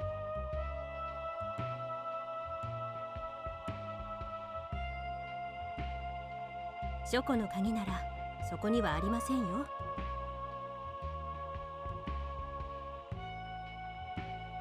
私がいない時に無断で書庫に入る生徒がいるので別の場所に隠しました。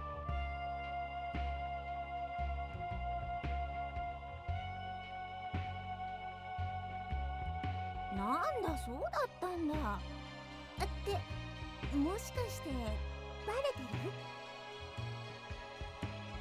あそこには皆さんの想像もつかないような大変価値のある本が眠っているのです。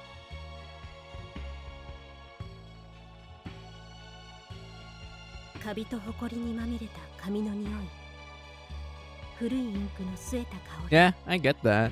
I do like ペ reading ー old ジをめくる books. たびに響く乾いた音。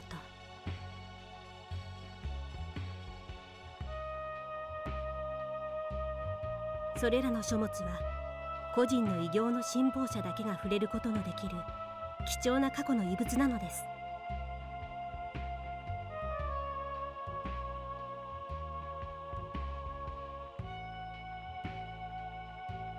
あなたは超古代文明という言葉を知っていますか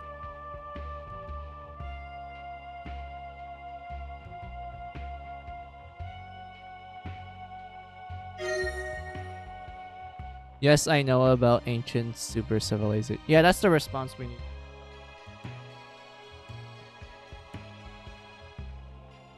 それならば話が早いですね。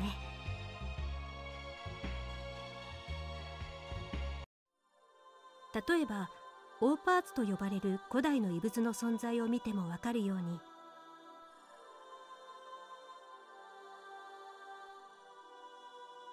確かに地球上に高度な文明が栄えていたという可能性は否定できないと思うんです。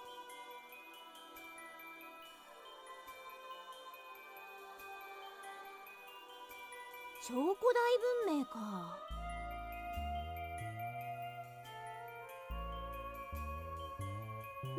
まあそういう歴史のロマンっていうの？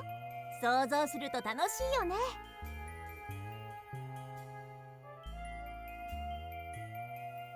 八千穂さん、バカにしてますね。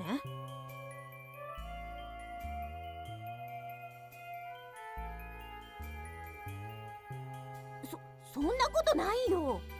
ねえ。Oh, we need to save our ass. Hold on. We have to do Joy.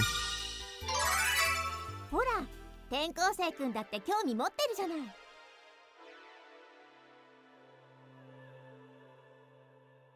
私の話を熱心に聞いてくれてちょっと嬉しいです。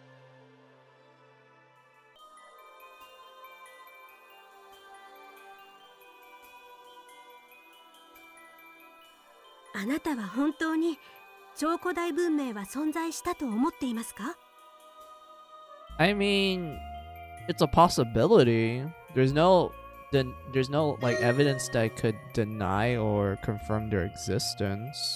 It's kind of like up in the air at that point. You might as well let your imagination go wild. I'm pretty sure there are civilizations in the world that were lost in the sands of time, and who knows, maybe they might be super advanced and whatnot. We never know. That's the thing about history. Everything's just lost in the pages. Not a single person left to record it.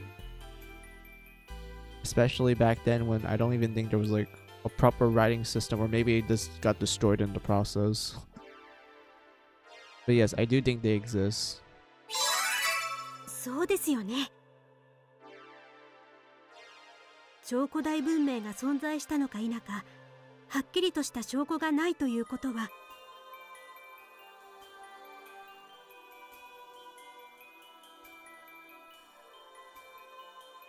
逆にそういう文明が存在しなかったとも言い切れないということですからね。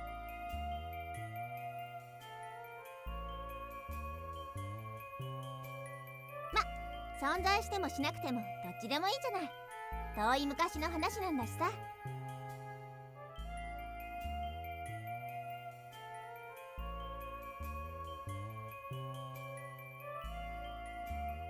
それは違います。超古代文明の遺産は今もどこかで発掘される時を待っているんです。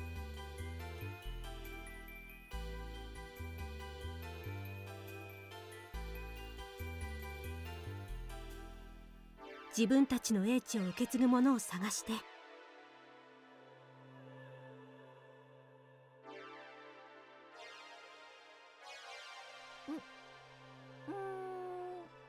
そう？実はですね、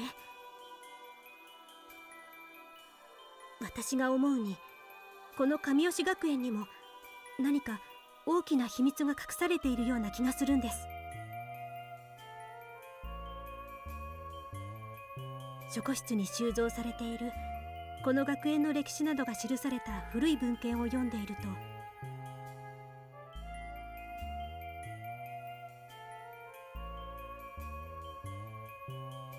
至る所にそういう謎めいた痕跡が残されています。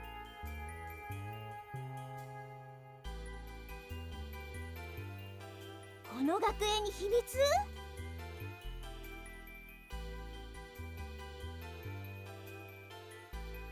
はい。私は墓地が怪しいと睨んでいるんですけど。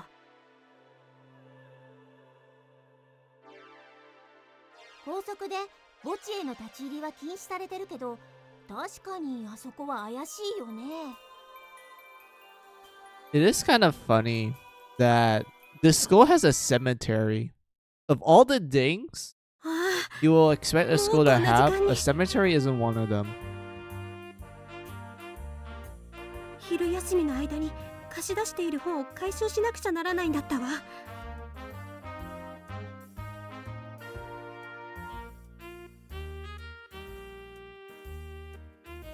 すいませんが、続きはまた今度。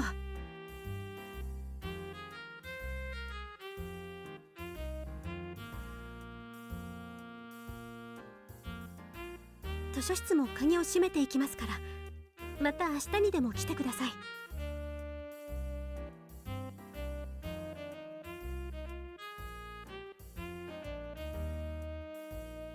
ハントに情報を追加しました。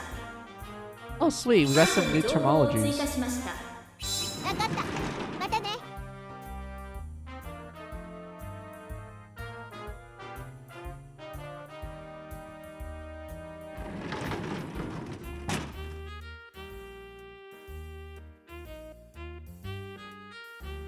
超古代文明の遺産か。なんか面白そうだよね。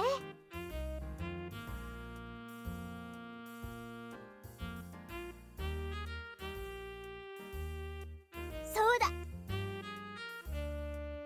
今度誰にも見つからないようにこっそり夜にでも墓地に行ってみない？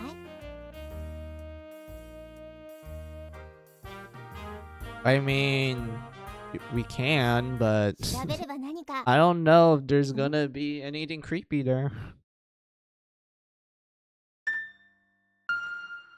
今音楽室でピアノの音がしなかった？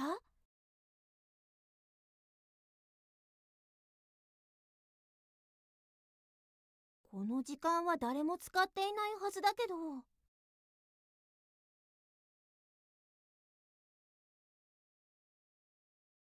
もしかして音楽室に出るっていう幽霊だったりして。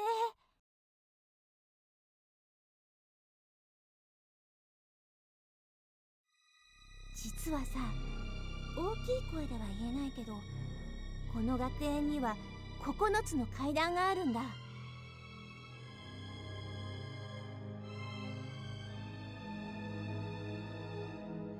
その最初の階段が1番目のピアノ。誰もいないはずの音楽室からピアノの音がするっていうよくある話なんだけどね。Yeah, classic Japanese seven ghost stories. You have a piano. You have like a science doll. You have like miscounting steps, creepy mirror, Hanako of the toilet, etc. Like it's your typical stuff. I like this. It's funny.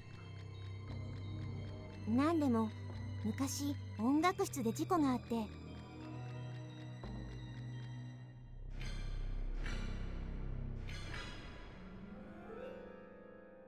その事故で手に怪我をした女生徒の霊がピアノを弾きに現れるんだって。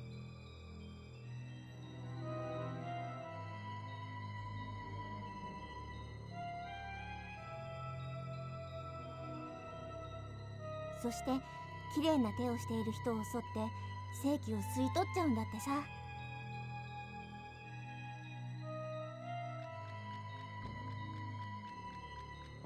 正気を吸い取られた人は干からびてミイラのようになるとかならないとか。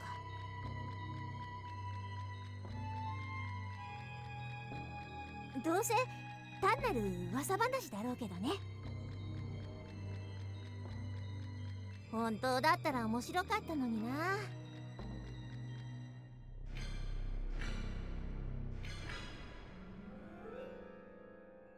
えねえ、ちょっとドアの隙間から音楽室の中覗いてみよっか。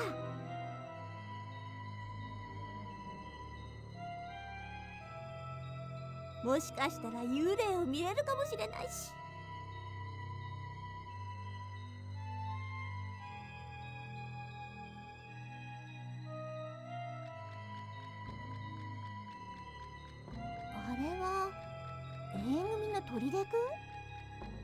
Wait, did I miss something? Hold on.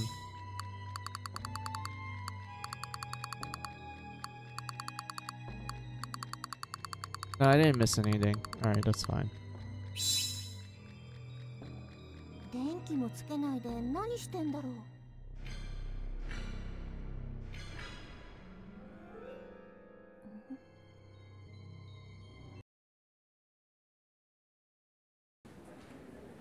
何か声をかけづらい雰囲気だね。行こう。別の場所を案内してあげるよ。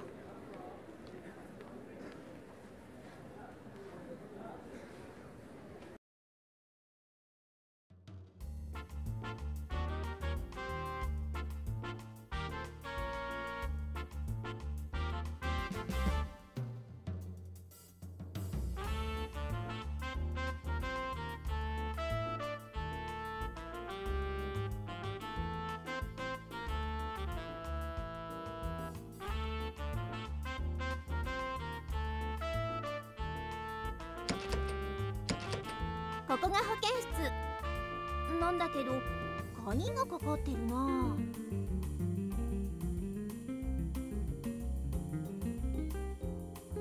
いつもはカウンセラーの先生がいていろいろ相談にも乗ってくれるんだよ。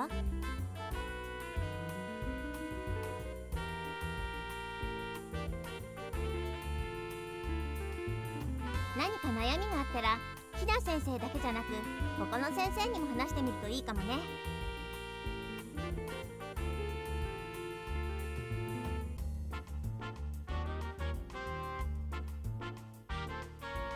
すごい美人でさ、中国から来たルイリーっていう先生なんだ。Really?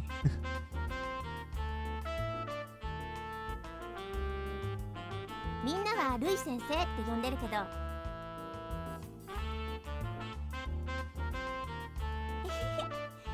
君も興味あるでしょ。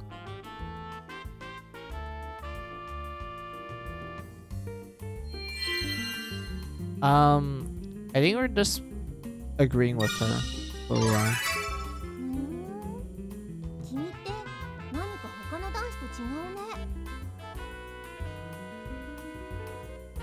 大概みんなデレデレするのにさ。I mean, I wouldn't really blame them. Like, very attractive nurse, she actually gives out good advice. And etc. Like, yeah, most guys will just be like, yeah, she's the dream girl for real, for real. 何で気軽に話してみたらいいと思うよ。 Like, there's no denying that. But we're just like casually agreeing. So I guess that's why she's like, oh wow, you're different from most guys, because instead of like, you know, being passionate about it, we're just like, yeah, that's cool. That's the response we give her.「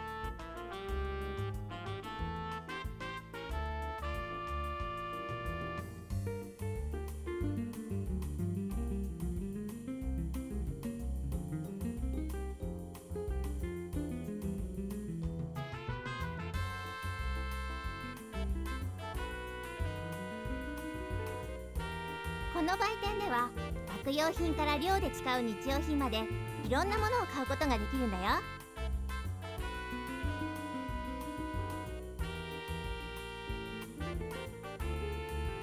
ただ放課後は生徒は校舎に入ることができなくなるから、この売店も閉まっちゃうんだ。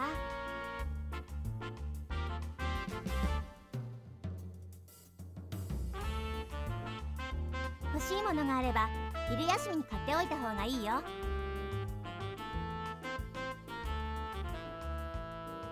Yeah, the school shop. We do need to buy stuff in the school shop because there are some like areas in the game that requires us to combine certain things from the school shop to unlock. 騒々しいな。まったく誰がじいさんじゃい。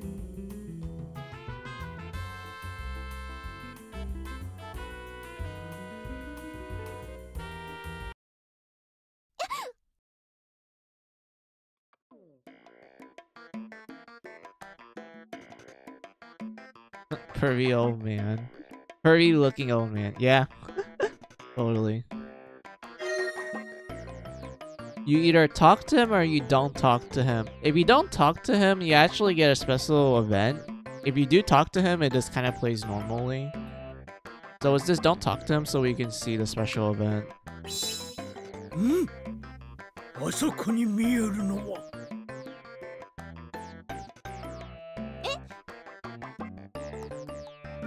姫じゃ。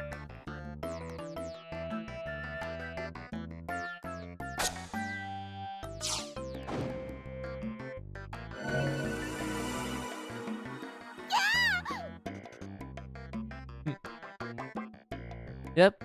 There's a elementary school prank. Just lift up the skirt. That's it.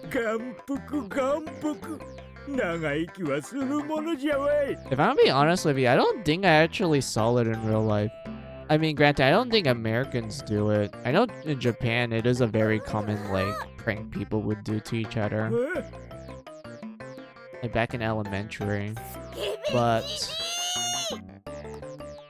America, I don't think we do that. I think the closest thing we got was like, I guess punching them or something? I don't know. Punching them. Like quickly steal something of theirs real fast and then make them run around a bit. I don't know, man. I don't even think I did that much in elementary now that I think about it.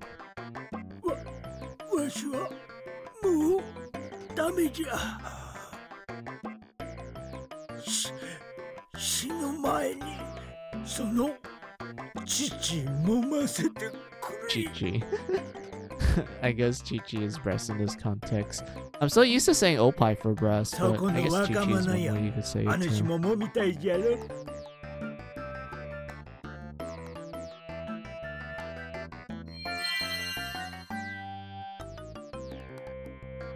We're gonna reply very passionately. そうじゃろ、そうじゃろ。お主、その年でなかなか見込みがあるの。父は、いいの。Yeah, Underboob is the best. あれはわしがまだイギリス空挺部隊じゃった頃の話じゃ。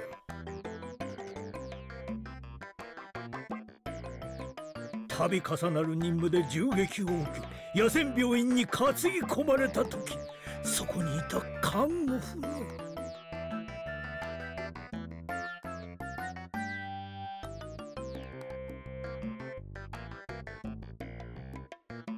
誰が空挺部隊よ、このスケベじじ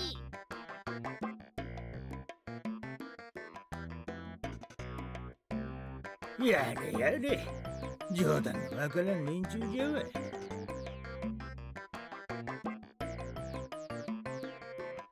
冗談でスカートめくられたらたまんないわよ。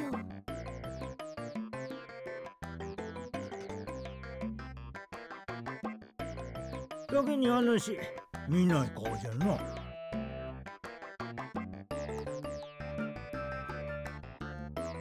私の話聞いてんの？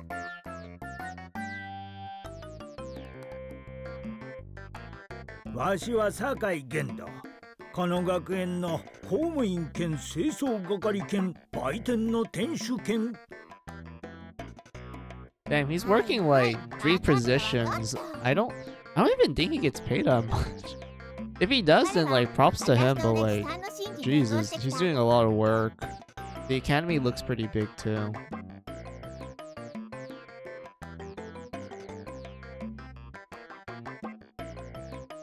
売店に何か買いに来ても変なものを売りつけないようにね。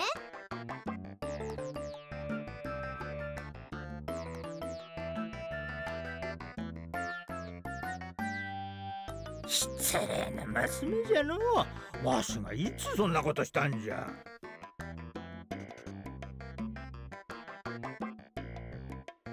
わしはただの親切な売店のおやつさんじゃ。その証拠にこれをやろう。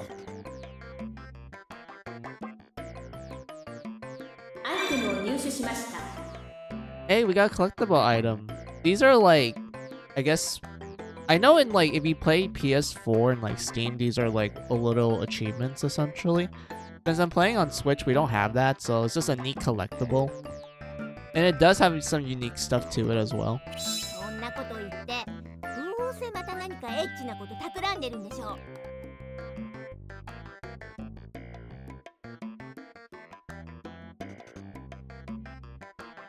行こう。次は屋上を案内してあげる。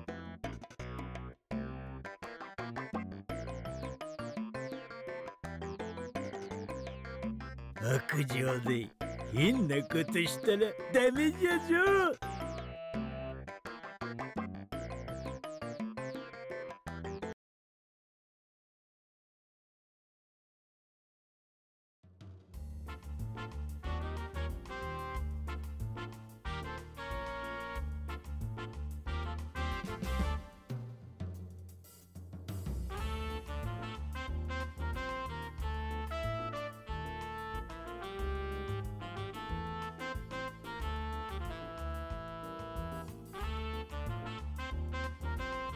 まったく信じらんない。なんであんなスケベじじいが公務員なの？あ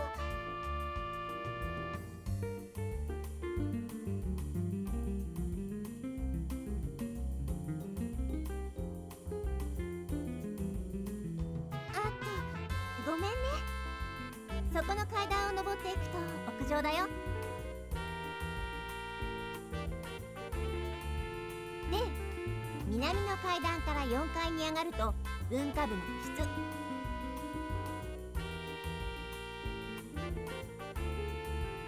通称石研って呼ばれてる遺跡研究会なんて怪しい。 Okay, I think it's much faster for me just to press the text box instead of letting the auto work.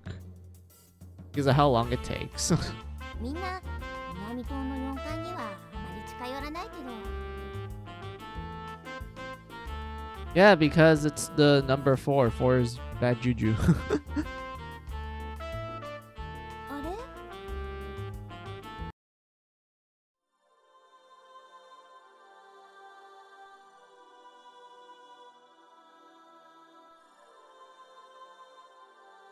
あれは同じ C 組の白木さん。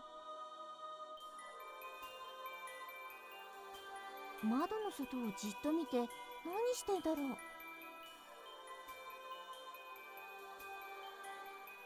あ、こっちに来る。やあ、こんにちは。私に何か用？用ってほどじゃないけど、何か窓の外に面白いものでも見えるの？別にただ景色を眺めていただけ。そうなんだ。あなたは転校生の。そう、また転校生が。そういえば君は知らないよね。この学園転校生が多いんだ。新しく赴任してくる先生もね。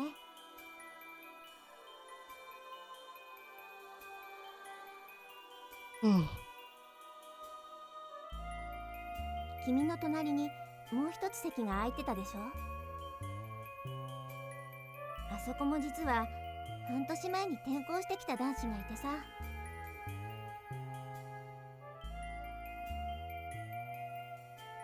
ほんの3ヶ月前の夜に墓地のある森で行方不明になって、それっきり。学園側と親御さんが探したんだけど、結局どこにも見つからなくてさ。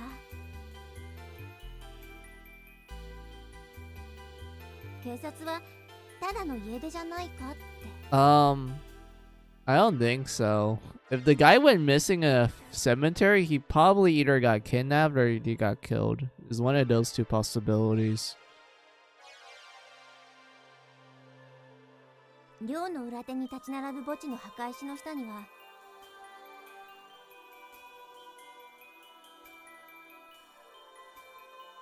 行方不明になったこの学園の先生や生徒たちの持ち物が埋められているんだ。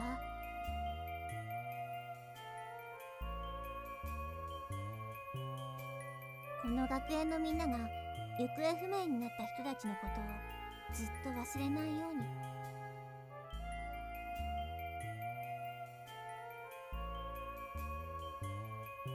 そして I mean, it's a nice gesture.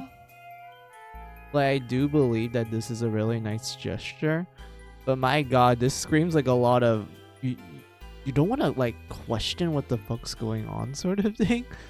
Like, it's kind of weird that so many people go missing by just attending to the school. I'm pretty sure there should be a huge, like, concernity about it and whatnot. But yeah, I do think that's a very kind gesture, though.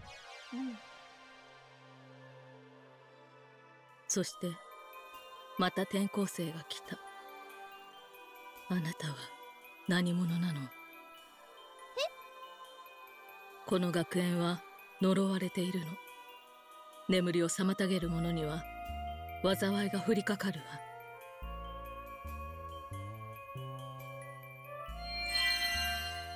わ。somber。ならば羊の群れの中で眠るように日々を過ごしなさい。この学園を覆う闇は眠れる者を脅かしはしない。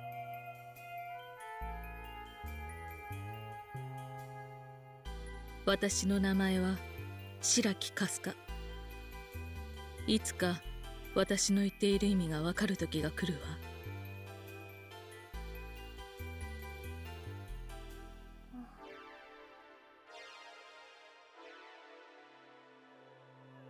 それじゃ。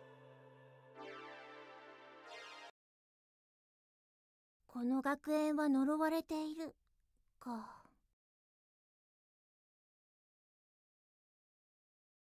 確かにここには何かあるのかもしれないな。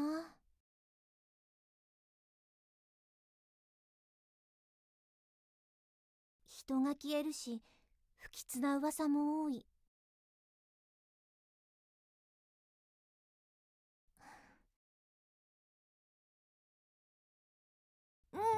やめ。呪いなんて考えても仕方ないしね。屋上で新鮮な空気でも吸って暗い気分を吹き飛ばそうね。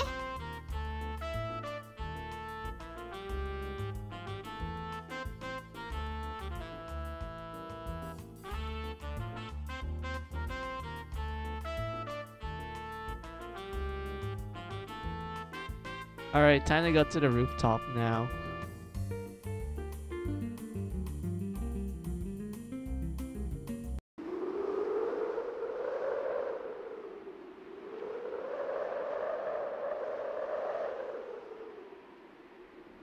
ここが屋上。風が気持ちいいでしょ。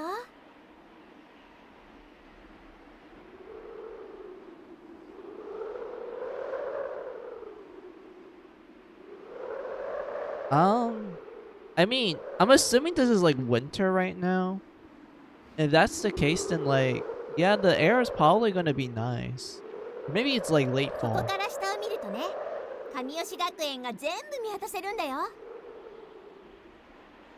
Hey, welcome, welcome, Raiders. Hey, Joe, long time no see. ほら、あそこ。 Let me give you a shout out real quick. Hold on. Let me pause the auto play because they might accidentally make me do like a button prompt in the middle of me typing, like, you know, shout out and whatnot. So I want to be safe.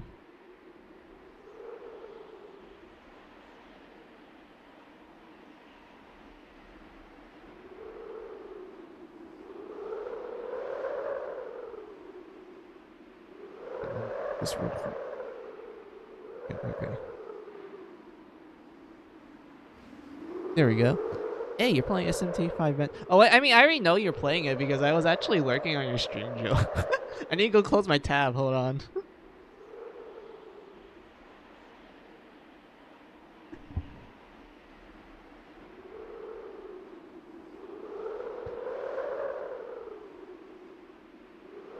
Alright, there we go.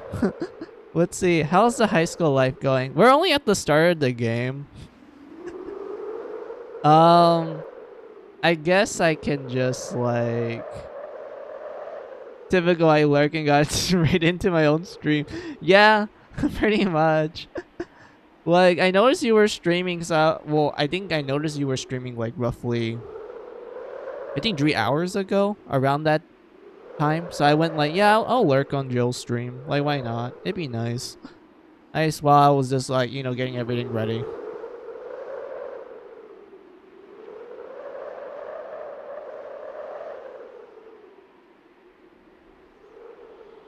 Happens to my Oshi all the time. Oh man, that's cute.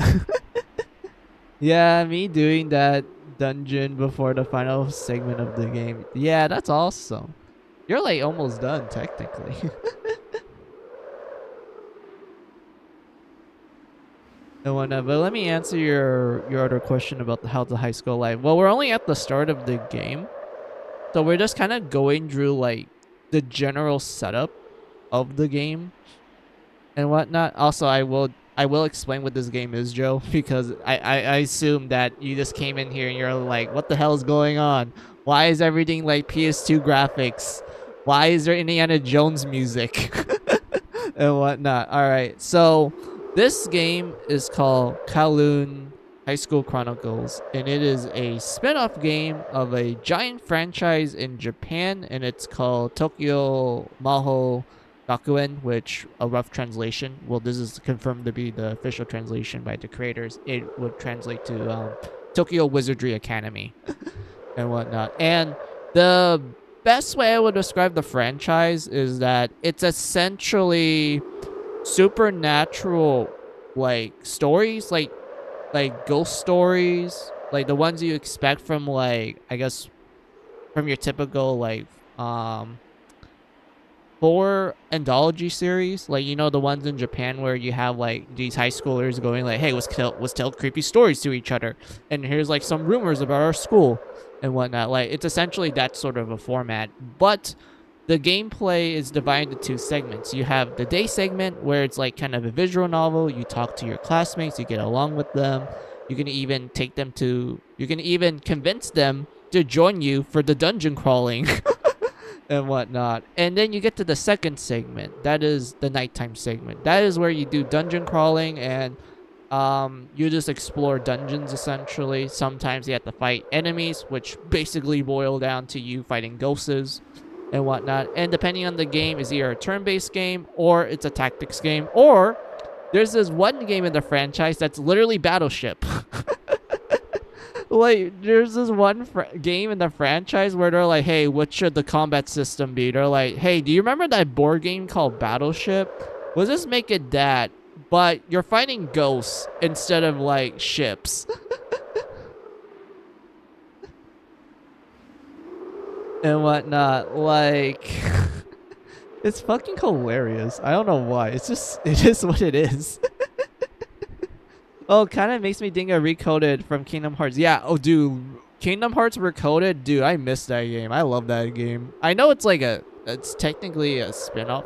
I know it's technically a side story game. It's not that important to the plot, but like, dude, I fucking love that game. It was so fun. Like, legitimately, it was such a fun game.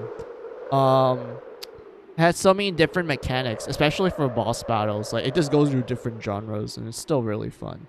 But yeah, enough of my yapping for Kingdom Hearts. What was I? Oh yeah, so for Kowloon's case, its combat is more like a tactics game where you're given action points for you to like do actions during your turn, and everything you do will cost you AP. Like, for example, moving will cost you like 10 AP, attacking will cost you like 5, depending on the weapon and such.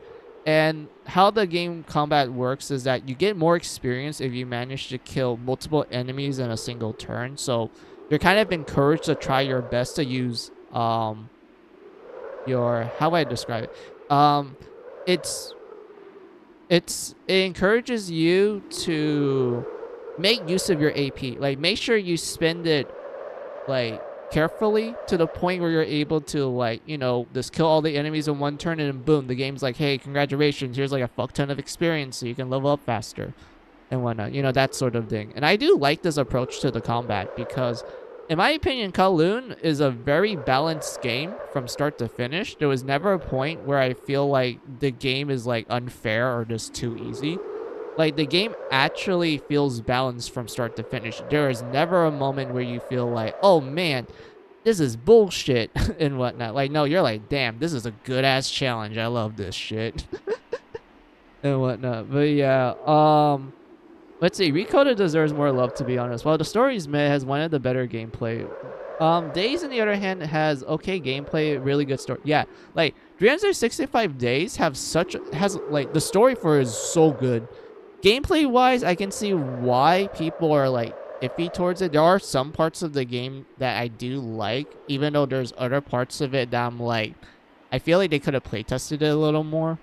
Or I do like the multiplayer for 365 Days. That aspect was fun, and how they made each like playable character actually different from one another, save for like 1 or 2 characters, but there's a plot reason to why that's the case. Ace and whatnot. But like, for the most part, yeah, there was a lot of interesting things going on for like 365 Days. But like, I don't know, I feel like the balancing comes in the issue of like how the later bosses kind of makes you go like, oh, I need to go with like a certain like spell, that because certain spells are actually, you know, kind of broken. And actually, no, I do think the magic system for 365 Days is like kind of interesting, because since it's a multiplayer game, they need to balance the magic so that it's not too overpowered. But because of that, all the spells are actually good no matter what. It just depends on the situation and everything. But when it comes to the bosses, it's like, man, I don't know. The bosses are kind of just, eh.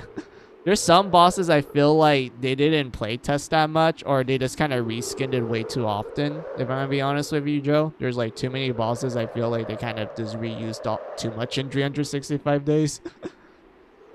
But like, it is what it is at that point.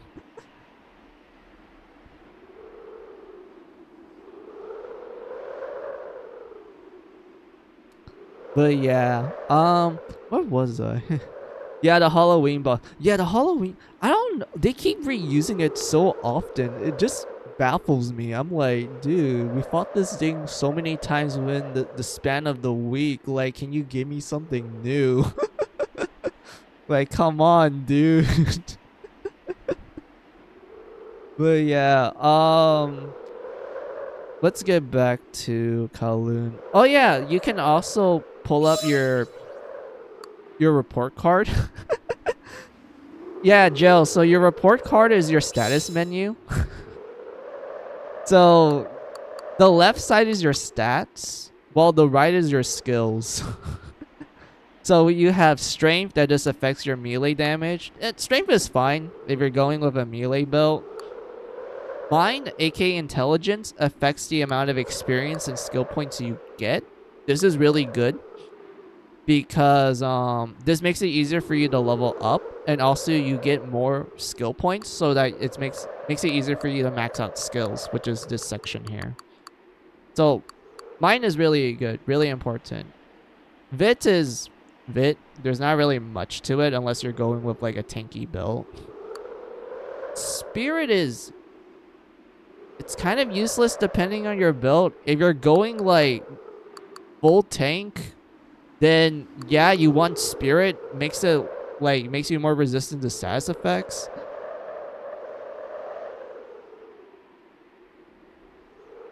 Let's see. So if you study more and do better at class, you get stronger. Or is it more like D&D? It's more like you get skill points when you level up. It's more like your typical RPG, Joe. Kind of. I wouldn't say it's like D&D, because D&D is like a little different with how it did its skill system, but I would say kind of like D&D in that sense. It's not like oh, you got an A in your class, therefore you get more points in it. No, it's more like fuck, wrong button. It's more like the grade is like your rank. It's the ranking of the skill. Think of it more like D&D, I guess. Just think of it more like D&D. Where like having a B on math means you have like an easier time doing like the medium difficulty locks, while an A plus is like, oh yeah, you can do the more advanced ones. And then an S plus, which is the highest, you can do the more master locks and whatnot. That's how I would describe the grades. Just think of them as ranks. Essentially. So like, yeah, sex, yes. Yeah, pretty much. What else is there? Yeah, Spirit is just your immunity to status effects. Insight boosts your firearm damage. So you have guns in this game, Joe. You can switch between guns and melee. You're gonna use guns more often. Guns are like your bread and butter.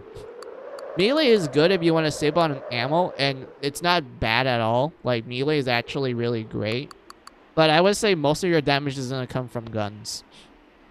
So Insight is gun damage.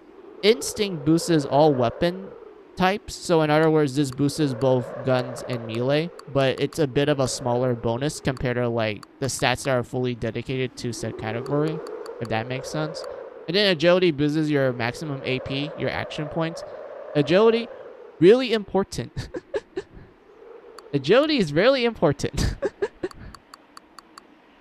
The reason why you want to have high agility is because more AP you have, the more things you can do in a turn. That is the very important thing. And yet you're using a melee build. I mean, kind of. It's mostly because I'm playing the game on hard mode, and I do need to have like actually decent strength and bit in the start for me to like actually survive the early encounters. I'm mostly going to be investing in mind and agility and also insight. Strength, I will invest in later on because of the more if I remember correctly, later on in the game you do get like a really powerful like melee weapon, so that's when I will start investing in strength. But for the moment, it will be mind, agility, and insight, and then I'll start working on strength and instinct. We're going to a Norse Spirit because I'm planning on not getting hit. I'm gonna go with a build where I'm just essentially a hummingbird on steroids. And just don't get hit at all. I'm not gonna be a tank. I'm gonna die, but I can kill.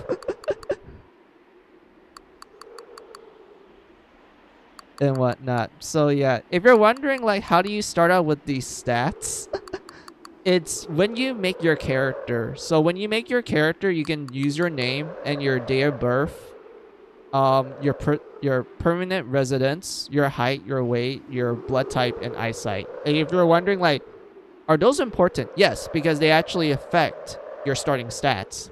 Here's a good example. Your permanent residence affects your skills and also a little bit of your stats. Let's say you pick Hokkaido. Hokkaido, in my opinion, is like the good starting place because Hokkaido gives you like a good balance in all the stats, especially giving you a nice bonus in strength. So in other words, it's like it's the good all-rounder one. There's other residents that are like, oh, this one makes you have, you know, more mind, but you have crappy agility. There's another residence where they're like, hey, where are you from? You're like, oh, I'm from Osaka, which means I have good vitality, but my insight is piss poor. And whatnot. Like, it just kind of depends. And then you're wondering, like, is there other factors to it? Yes, your height. Your height affects your strength and agility for some reason. Well, actually, no, it affects your strength and mind, now that I remember it properly. So, if you're super tall, Joe, you can punch harder. If you're short, you're more smarter. For some reason. For some reason, if you are shorter, you are smarter. And then you get to weight. Weight is very simplistic. The more weight you have, the higher vit you get. The lower weight you are, the more faster you are. Which, to me, I'm like, yeah, that makes sense. That checks out. Blood type isn't that important. That one just makes it easier for you to get along with certain characters. So we can just ignore that for now, Joe.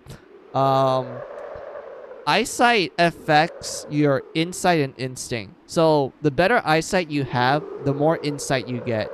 If you have crappy eyesight, so in other words, you're just blind as a bat, you have better instinct. And whatnot. And then things get a little bit more complicated when you get to best subject and clubs. Best subject is essentially, hey, what's your favorite subject in school? If you pick that as your favorite, then that skill will be high rank when you start the game. For example, I chose math, so my grade in math is B, which makes me really good at lockpicking at the start. And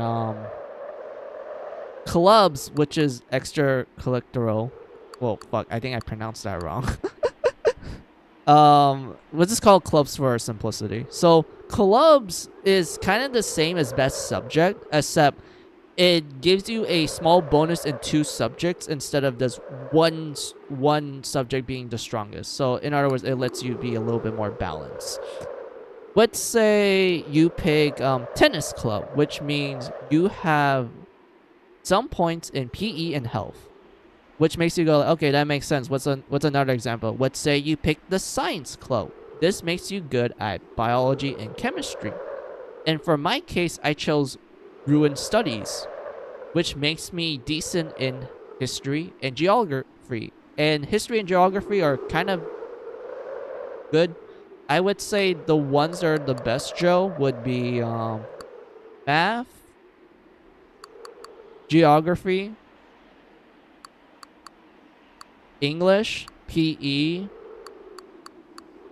and art. Those, in my opinion, are like the best ones. Actually, no, Japanese is also good too, because like most of your money will come from side quests, so it's good to invest in this one as well. Let's see, I have bad eyesight and good instinct in real life. Yep. Yeah, pretty much. That's literally how the game's like character creation sheet works, Joe. So just think of this as D&D. Just think of it as D&D, and then the game's like, all right, here's your stats, Boyle. Here you go. This is your student registration. This is how you're gonna apply to school. This is what your school report card looks like. But yeah, yeah, out of all these skills, Joe, I would say Japanese, math, geography. Political science is, I mean, that one's fine for the end game, but I wouldn't say it's good at the start. English is good. PE is great. Like, PE is actually really good. Health is meh.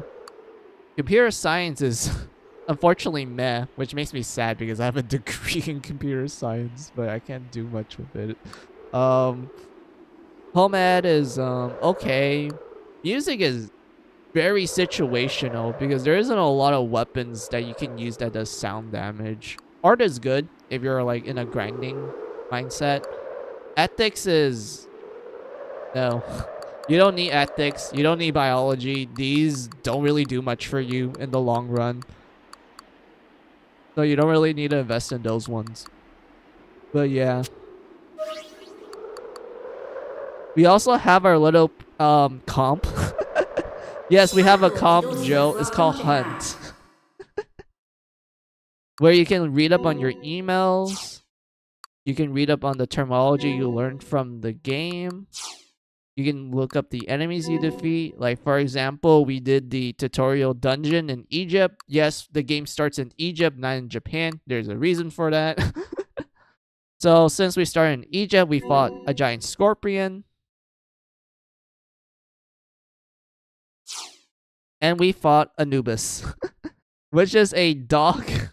Wait, okay. Anubis is essentially this giant dog where its head splits up like the Ding from the horror movie The Ding, and there's a mummy riding on it for some reason, and it's like the tutorial boss. The game just kind of plops him right in front of you, and you're just kind of like forced to fight it.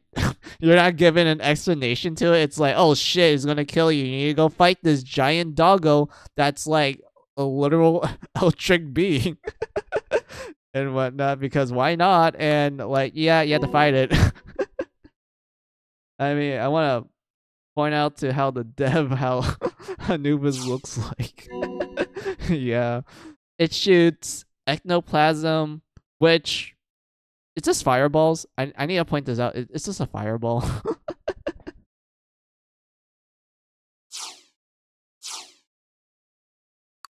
And whatnot. You can even read up on the tutorial, where they just give you all the information you need in order to play the game, which I'm glad for, because like this game actually does a decent job at explaining stuff. You also have settings where you can change like the volume of the voice, the BGM, the speed of the emotional input. I will explain this later. The dungeon view, you can change it from original to wide range. You can make the characters either be fully voice acted or just not have that much voice acting. You can change your navigation, not the voices itself, but the voices that play when you navigate the dungeons from Japanese to English. You can also change the stereo to like stereo or mono. Dude, like Joe, when I saw this, I was like, dude, this is a product of the past. Remember when people had to switch between stereo and mono when it comes to sound? Oh my god. Like, you can tell this was a PS2 game where they give you the option to choose mono sound. I'm like, oh my god. You can change the difficulty anytime you want. There isn't much of a difference between the oh, oops. I pressed wrong. There's not much of a difficulty change. Well, there's not much of a difference. I don't know why I'm stuttering. There's not much of a difference between the difficulty settings. Easy is just like enemies have low HP, so that's a-okay. Normal is normal difficulty, and hard is just the enemies get slightly more HP. That's it. There's not really much of a difference. Let's see, camera during movement. Oh yeah, this is allows the camera to move with you. This one is vibration, because why not? Message icon is the little icon that appears in the text boxes. You can change it to whatever design you want. You can even have a ringtone, Joe. That's right. Whenever you get a notification from your email, you can select what ringtone will play. You have the first one, the second one, the black phone, a UFO,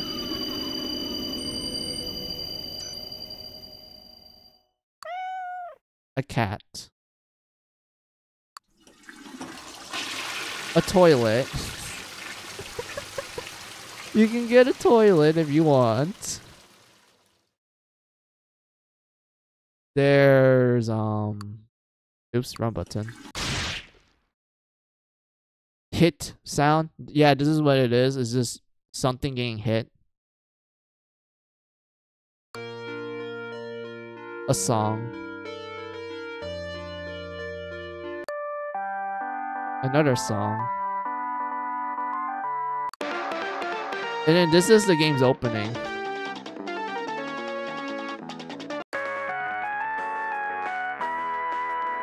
And then this is the game's ending credit song. And this is vibration. We're gonna stick with the toilet.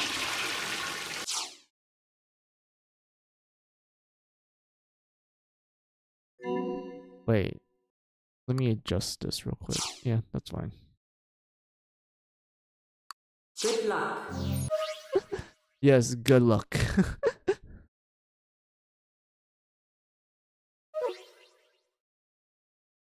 あっちがみんなの住んでる寮で、その隣に広がってるのが先生たちの家。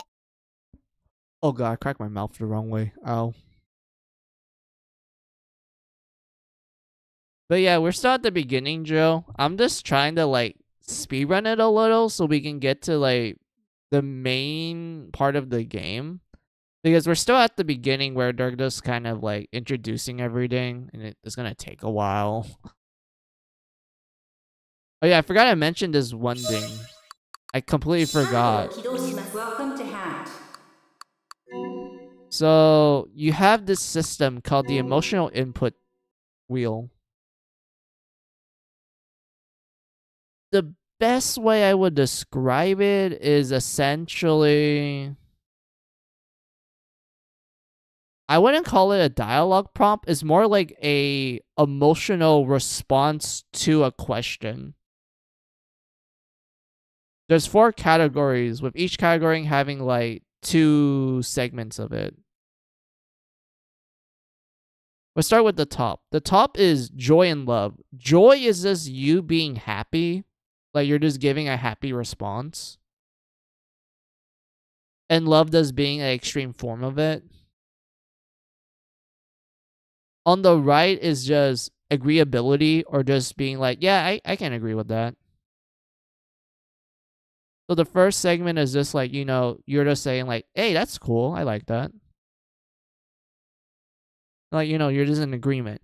Well, the hot part is just you being really passionate about you agreeing with them. You're like, hell the fuck yeah, brother. I'm into that shit.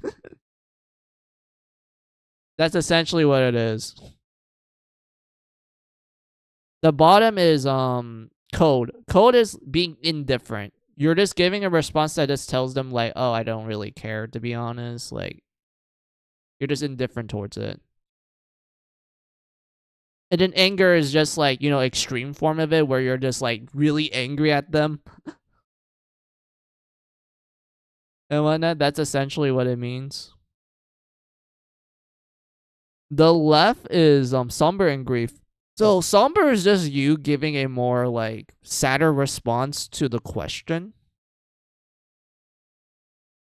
While grief is just you being depressed. Like straight up depressed.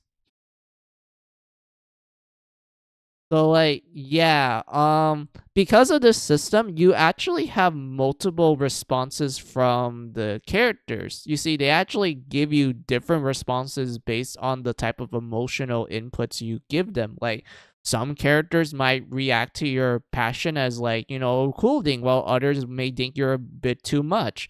Some people might appreciate your coldness towards certain subjects. They're like, oh, this guy doesn't care. I like that. Or they could be really off-putted that you just don't give a shit about certain stuff.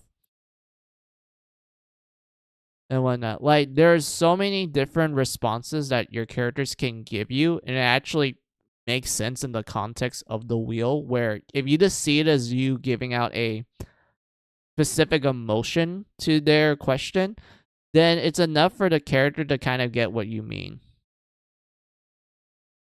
And don't get me wrong, there is actual proper dialogue choices where, you know, there's like a text box and then they're like, hey, which text box do you like the most and whatnot. Like, there are stuff like that, but I do like the emotional wheel a little more because it gives a more, I guess, diegetic series of responses. Like, it actually works for this game's favor. It's one of the cool things about it. But yeah, let's continue on with the story. Good luck. I gotta go sleep now. Might do a bit of rescheduling change after New Year so my streaming better fit with my studies. Okay, no problems, Joe. Thank you for like stopping by and rating me. I do like the stream that you did. Like, I know I was just lurking, I didn't say much, but I found it really enjoyable, so thank you for that as well. But yeah, I hope you have a good night and everything, Joe. Night night.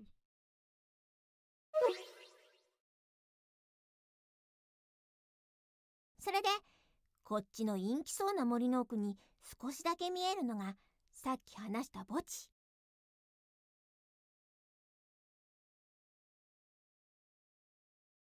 結構墓石の数が多いでしょ。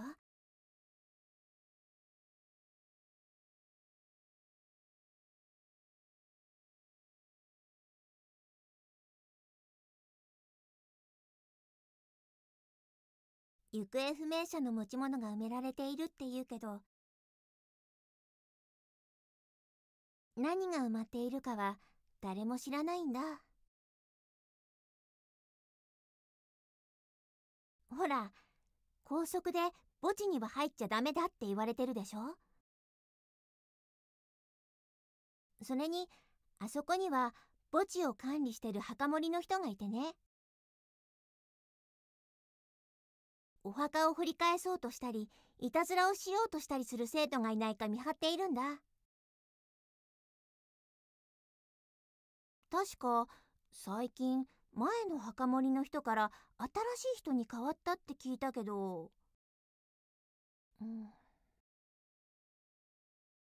でもさ、死体が埋まっているんじゃないって分かってはいても、学園の敷地の中に墓地があるなんてちょっと怖いと思わない？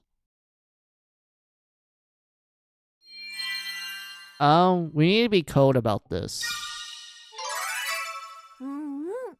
なんか背筋が寒くなるよね。って違う？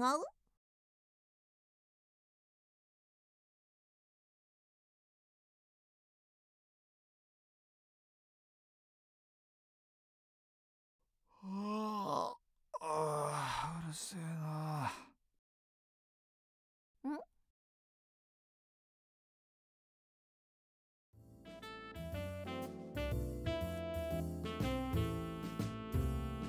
転校生ごときで盛り上がっておめでたい女だ。あ、みなかみくん。授業をふけて昼寝してりゃ屋上で大声出しやがって、うるさくて寝られやしない。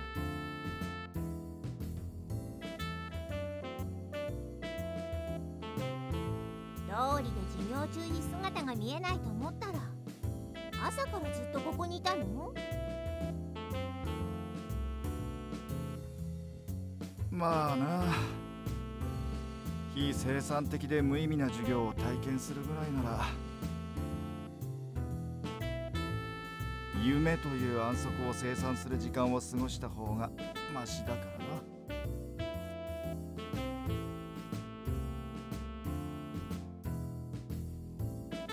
な。よっと。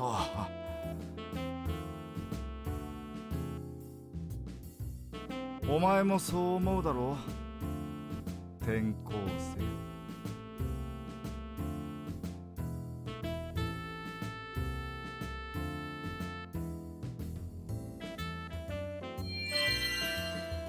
Wait, I think the response was...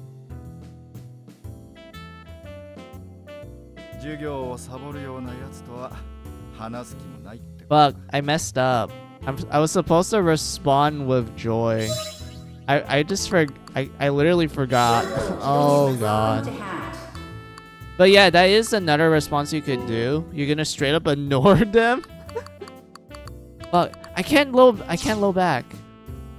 I had to go through such a long cutscene as well. Fuck. Okay. How about this? Was a speed run because I messed that up.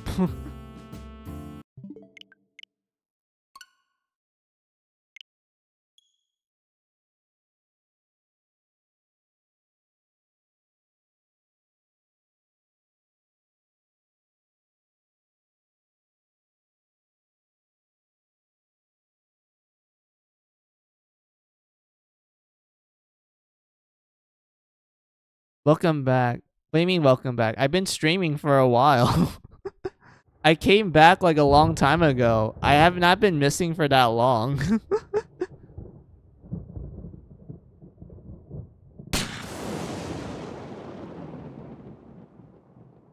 Like, I came back like roughly 2 hours ago.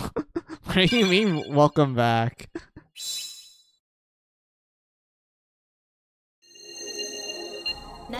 From BRB. Yeah, I know, but I came back from it 2 hours ago. It's kind of late to say welcome back.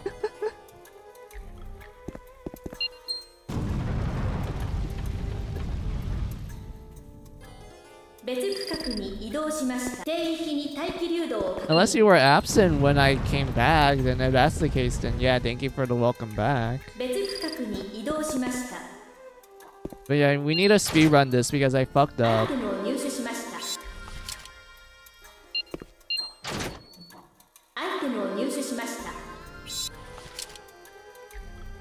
I can't believe I fucked up the dialogue prompt.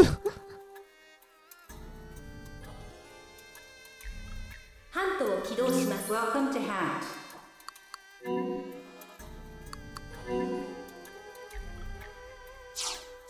Good luck.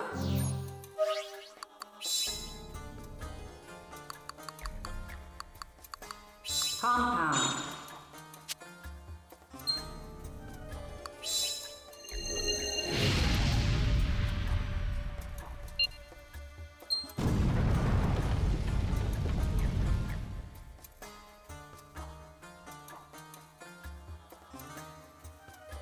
別区画に移動しました。別階層へ移動できます。敵影を確認。移動してください。戦闘態勢に移行します。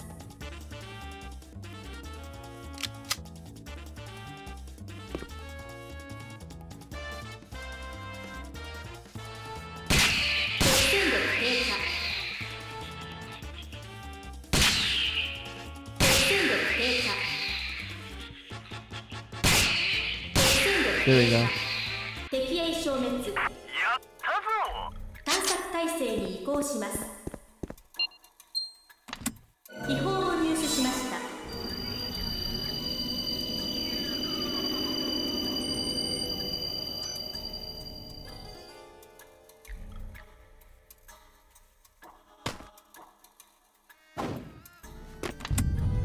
高周波のマイクロ波検出。強力なプラズマ発生を確認。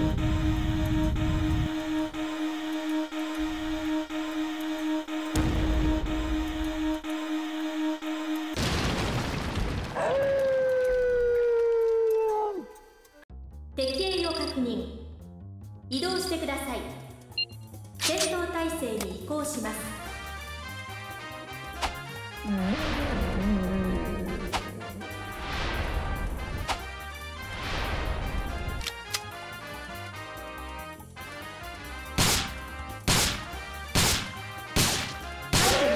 There you go. 敵影消滅。安全領域に入りました。Yeah, we need to speedrun this. Oh my god, I can't believe I fucked up, dude.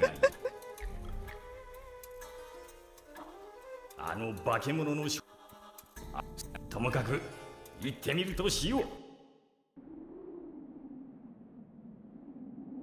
おい。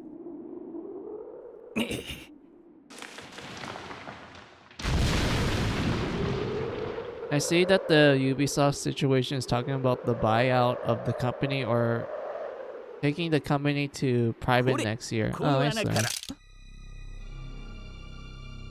I mean, honestly, when it comes to Ubisoft, there's a shell of their former self, like literally. They made so many terrible decisions as the years go by. Like legitimately. 敬意を表しトレジャーハンターとな。そんなに自分の仕事を愛しているのか？ Yes. まあ、そのSkipping through the dialogue because I fucked up. 人殺しは同じ秘宝を探す友人としてそう君たちトレジャーいつかゆっくりと語るではそろそろ君が一人君がわしのことは構うな。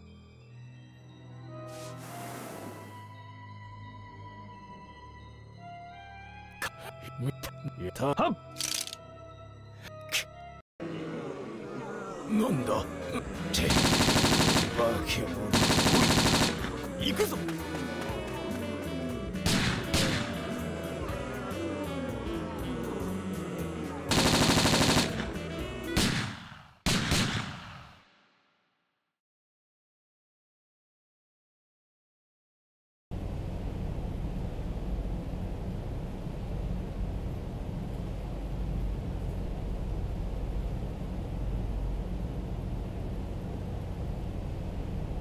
先生、患者が。どう目が覚めたかね。脱水症レントゲンの結果頭蓋骨損傷や頭蓋原今後嘔吐や平行感覚に障害が起きたそうそう本当に二人とも無事で何よりだったよ。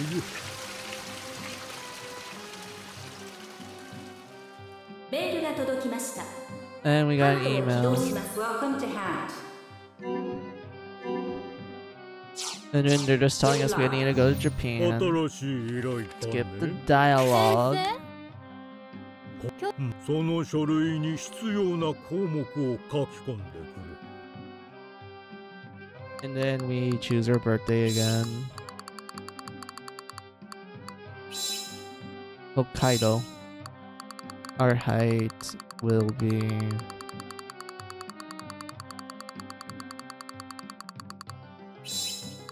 our weight will be 83 kilograms. Eyesight will be 20. Sorry, 2. Our eyesight will be 2.0. Mathematics. Ruin study group. Yeah. Yeah. よろしい。 And then skip through this 超古代 dialogue. 文明が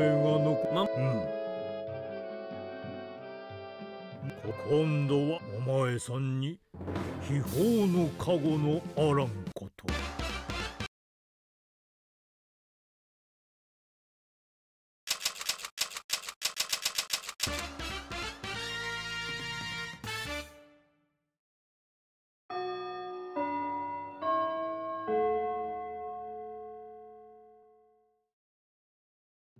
みんな今日発 Now 表生 skip. 活ではわからない私お互い卒業まで頑張りましょうね。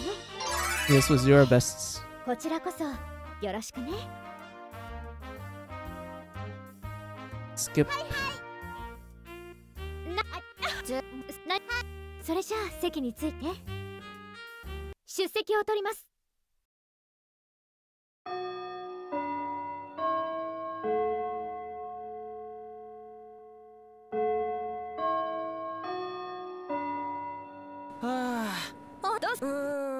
どうしようか。 Skip the dialogue. 楽しくやっていけそう。お、熱血してるね。その調子で学園セット。あたしほら、行こう行こう。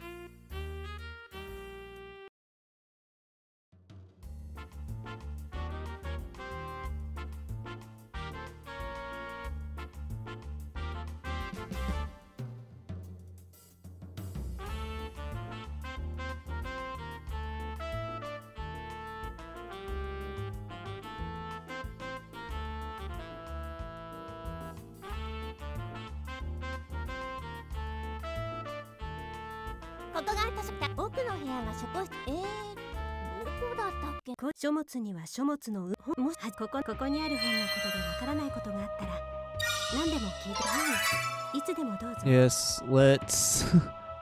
そうだ。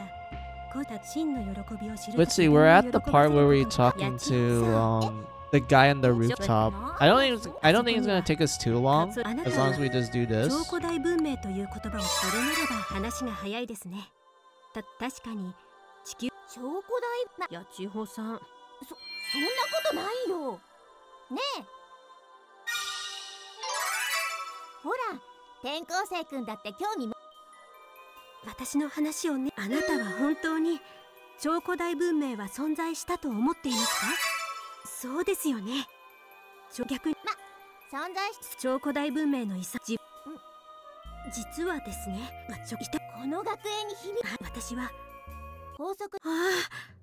昼休みの間図書室も I wonder how much this game actually skips dialogue. Well, we are skipping the dialogue right now, but I wonder how fast we're going because it looks like the game's like the voices are like struggling to like, you know, skip properly. 超古代文明の遺産か。調べれば何か。この時間は誰もしかして誰もいないはずの。本当だったらちょっとドアのもしかしたら幽霊を見れるかもしれないし。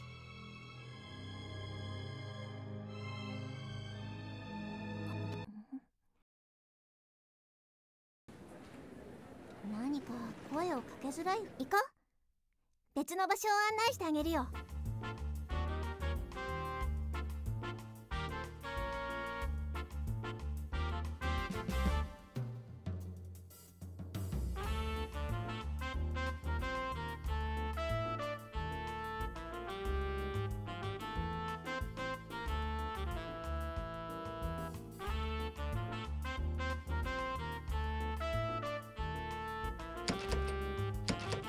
ここが保健室。何か悩み。すごい美人で君も興味あるでしょ。君って何か他の大概みんな出る。それじゃあ次は売店ね。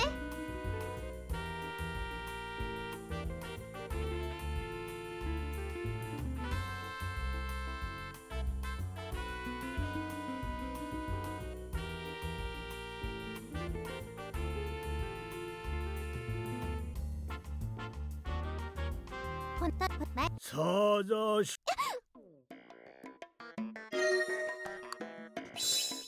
夢じゃ。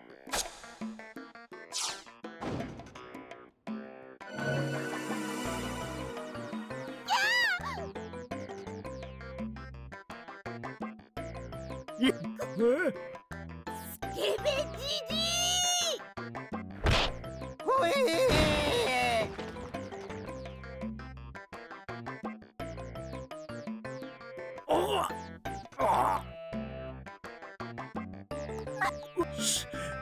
そこの若者よ、主ももみたいじゃろ。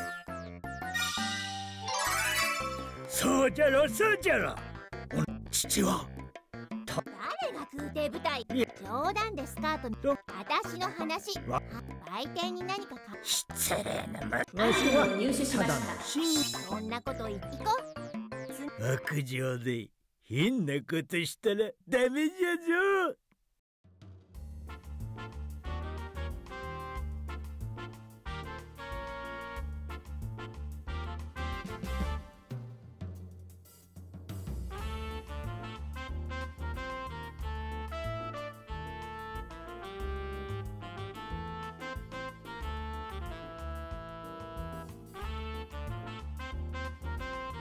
全く信じらんない。なんでってみんな南あれ。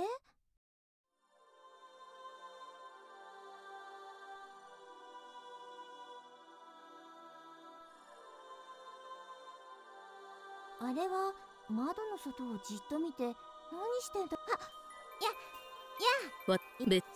そう。この学園警察行方不明になったこの学園は呪われているのならばこの場それじゃ屋上で新鮮な空気でも吸って暗い気分を吹き飛ばそうね。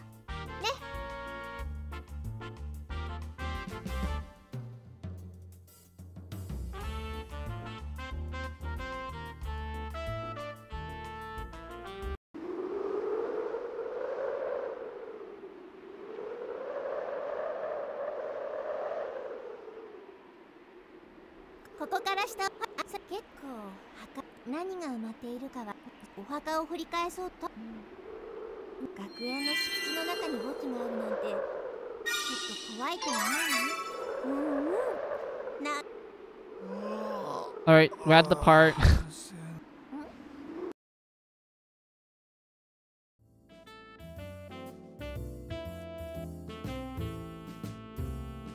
転校生ごときで盛り上がって。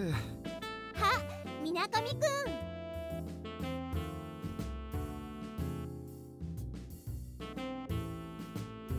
授業をふけて昼寝してりゃ屋上で大声出しやがって、うるさくて寝られやし。通りで授業中に姿が見えないと思ったら、朝からずっとここにいたの？まあな、非生産的で無意味な授業を体験するぐらいなら、夢という安息を生産する時間を過ごした方がマシだからな。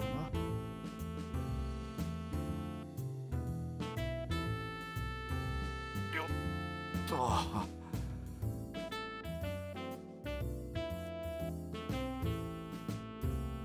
お前もそう思うだろう、転校生。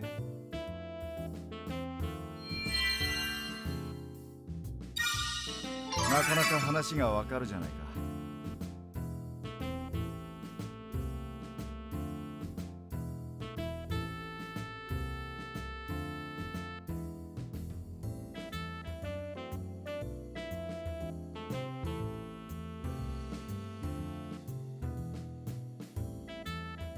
Let's see, I also see that multiple Kogias projects are in development. I wonder if one of them will have nipples. I mean, it depends.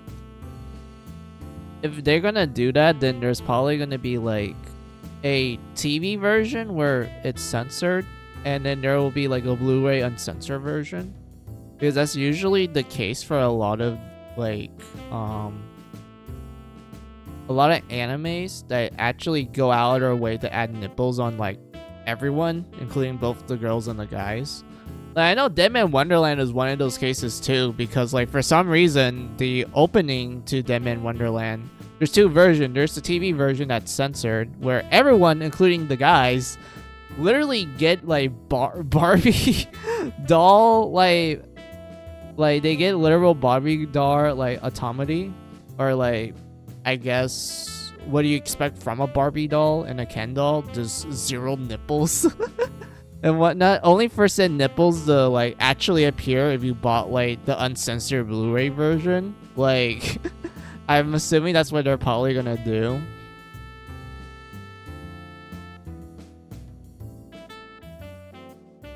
Oh, 何言ってんの、みなかみくん。だいたいそんなとこでタバコ吸ってたら先生に見つかって退学処分だよ。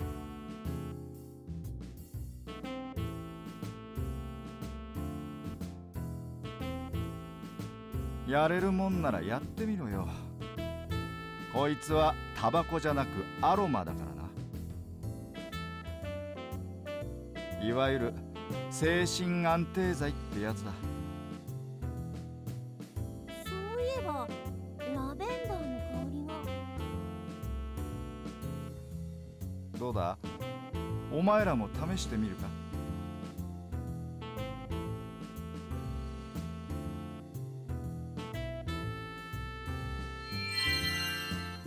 Sure.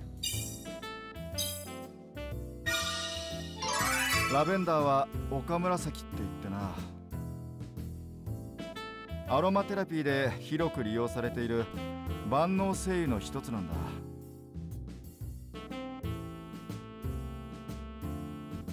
その香りは心を穏やかにしたり、不眠症に効果があったりするのさ。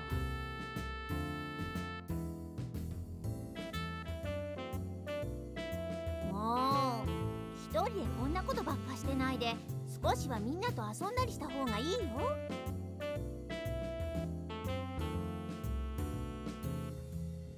そろそろ行こう。みなかみくん、またね。そうだ、転校生。お前が楽しい学園生活を送りたいなら、一一つだけ忠告しておく。生徒会の連中には目をつけられないことだ。ま、これも同級生のよしみってやつだ。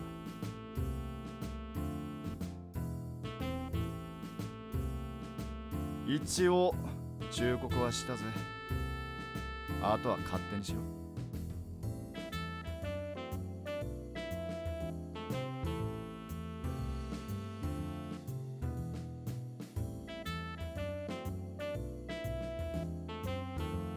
じゃあな。あ、みなかみくん、どこ行くの？屋上はうるさいんでな。新しい寝床探しだ。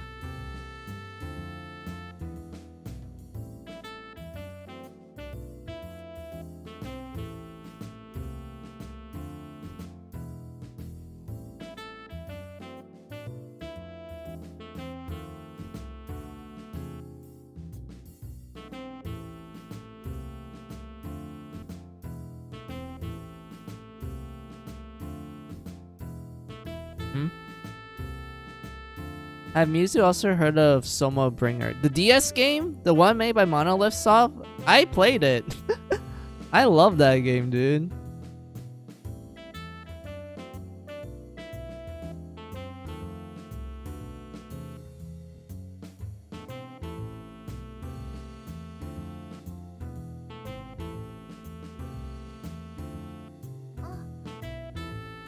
Ah,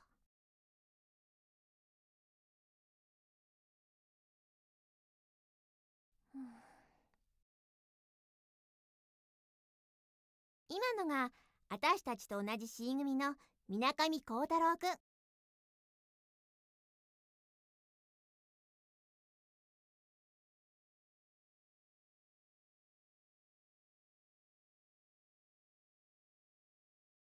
いつもああやって一人でいるんだ。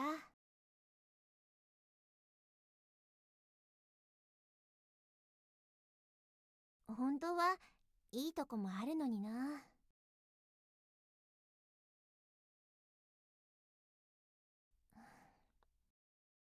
ハントに情報を追加しました。そ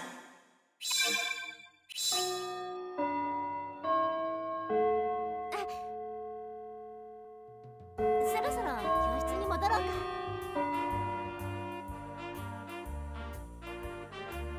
まだ少し時間もあるし、買っておいたパンがあるんだ。一緒に食べない？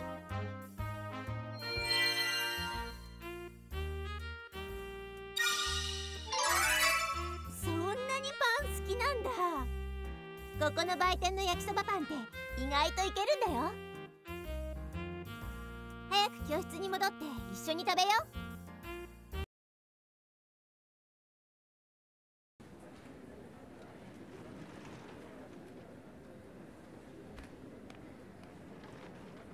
う。のように次亜塩素酸ナトリウム溶液は塩酸によって気化します。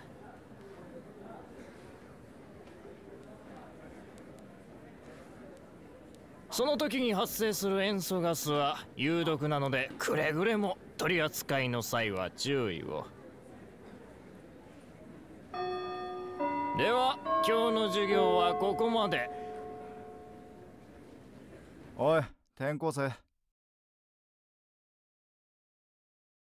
何びっくりした顔してんだ。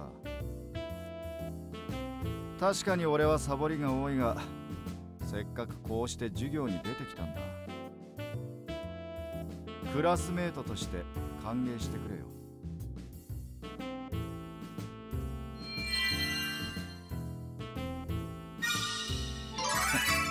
素直なやつだな。もう授業も終わったし、寮に帰るんだろう。一緒に帰ろうぜ。I mean, you can't really do much after school. The only activity you can do in the daytime is during lunch break. That's the only free time you get. Because after school, you go straight to the dorms, and that's when you do dungeon crawling.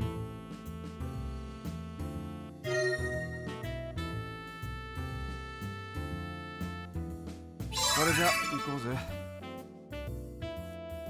高速で生徒は放課後になると速やかに校内から出なければならないことになっている。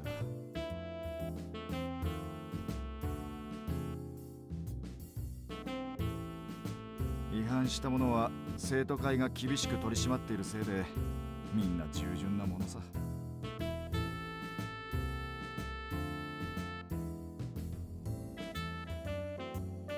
俺が転校生のためを思って生徒会には気をつけろと言った意味がわかるだろ。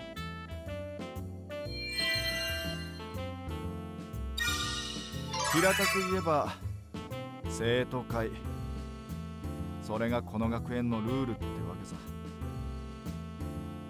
どこの学校にだって規則ってのはあんだろ。別に珍しいことじゃない。そいつをたまたま生徒会が決めてるってだけの話だ。下校の鐘の音だ。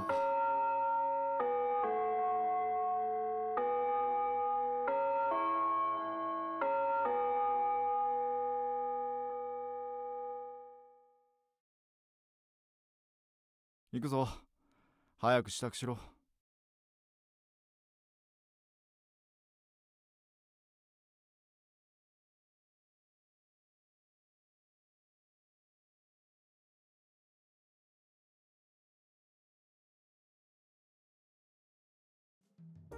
すっかり日も暮れてきたな。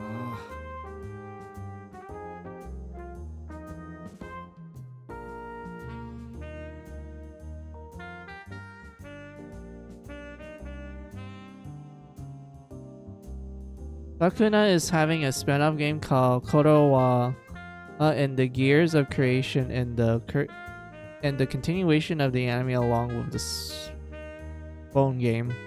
I'm a bit surprised Sakuna doesn't have a demo to try. Wait, what? Sakuna?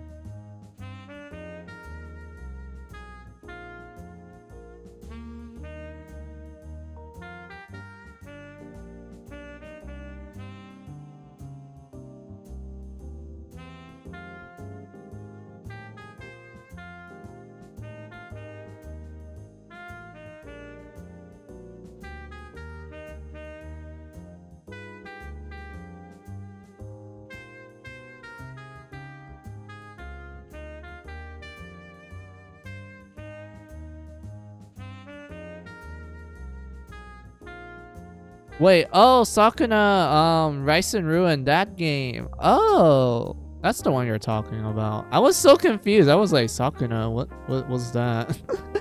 Gotta look it up. Yeah, I remember this game. It's a very cute game. I liked it. I honestly like how it had such a heavy emphasis on like the rice fields to the point where some of the things that they did to like cultivate the rice and such, I was like, yeah, that is actually what you do. Like, it's actually really accurate to extent. Sure, there's some parts of it that I'm like, yeah, it's not that accurate. There's like other cases, but for the most part, it's pretty accurate.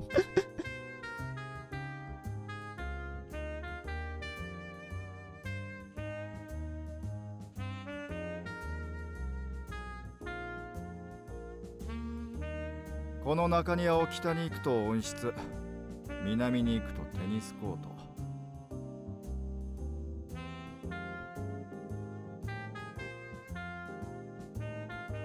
体育館とマミーズって食堂の間を行くと俺たちのねぐら、学生寮だ。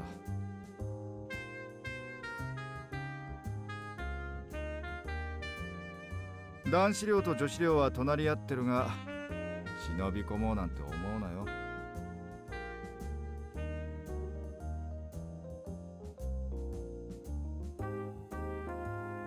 生徒会が見回りしてるし、侵入者があれば警報も鳴るらしいから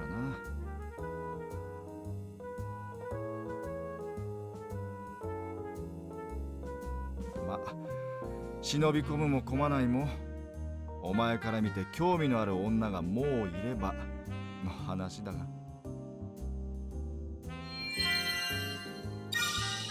Somber, we're single for life, dude. We don't have anyone we like.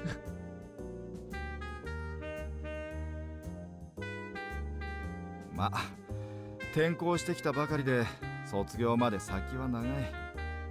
焦ってヘマをやんないことだ。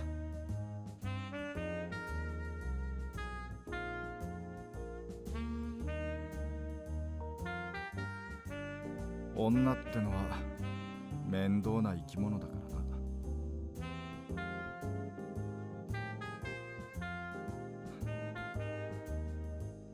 な。Honestly, yeah, I can agree with that, dude. I can honestly agree. I know you could be like, oh, that's being sexist. There's guys like that too. I'm like, well, yeah, it applies to both genders. I'm not gonna deny the fact that both male and females are troublesome creatures. This is an undeniable fact.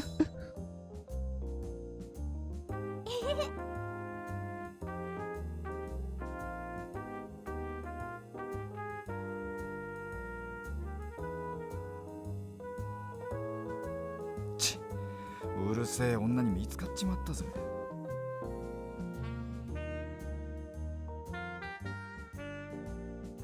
水上くんもいいとこあるよね。なんだかんだ言って親切だし。誤解すんな。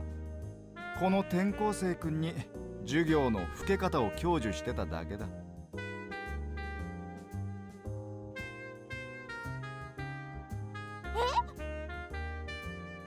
なかなか飲み込みが早くてな。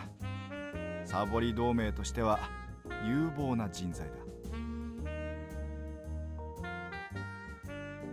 ちょっと水上くん、そんなこと教えたらダメじゃないか。だいたい授業をサボっても何もいいことないじゃない。後で補習とか受けたり内申書にも。でかい声出すんじゃねえよ。冗談に決まってんだろ。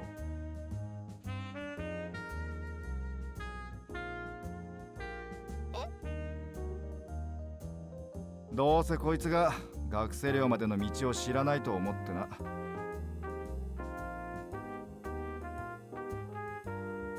Yeah, it's really この学園 slow. の敷地内で迷子になりゃ探すのはクラスメートの俺たちだ。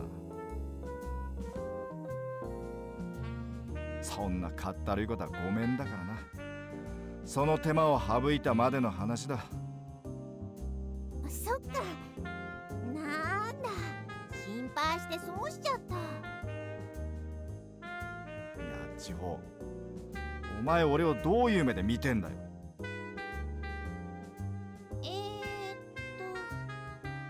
不健康有料児。なんだそりゃ。だってそんな感じなんだもんね。君もそう思うでしょ。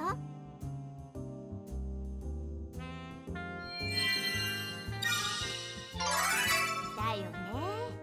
ほら水上くん、転校生くんもそう思うって。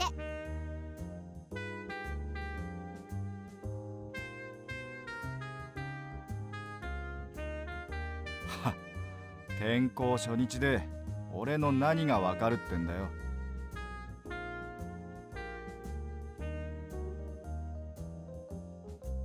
やっぱり水上くんってさ、誤解されやすい。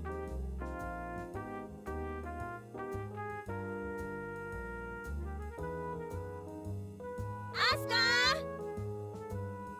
ー、だいたいこの上吉学園だって充実した高校生活を送らせるための全寮制だって。アスカー、おい、呼んでるぞやちほ。何やってんの？早く着替えないとコーチに怒られるよ。やっば、特別レッスンが始まっちゃう。それじゃ2人ともまたね。やれ、騒がしい女だぜ。それじゃ俺たちも帰るとするか。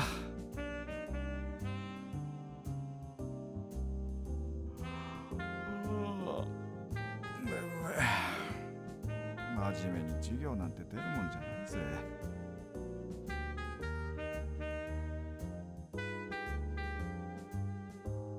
寮に着いたら一寝入りすっかな。行こうぜ。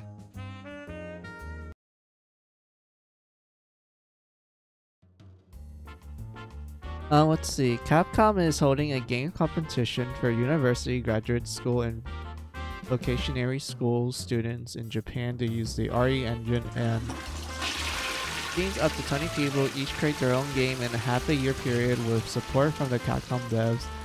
The team winners will be offered game production support with opportunities for commercialization, and the team will retain ownership and copyright of their games. I think that's nice. It's both educational, especially people who are that want to get into the video game development field, and also like I guess it helps boost up like in this random strange of events like indie stuff, even though it's technically being supported by a big company. But you could like, but this could lead to them like learning good skills for them to go like, oh, I want to make my own indie company, or like, oh, I want to make my own indie games and such. Like, you know, it's all our benefit. Like, I can get some people being like, but it's a corporate company that's like, you know, doing this stuff. They're gonna pump out as much money as they can. I'm like, well, yeah, that's like an obvious thing that's gonna happen, but at the same time, you know, there's a lot of good benefits for the students participating in the event. I would say it's a pretty good opportunity. It's something that I don't think is going to happen that often. And sure, there might be some downsides to it, but I feel like the positives overweight the negatives in this case.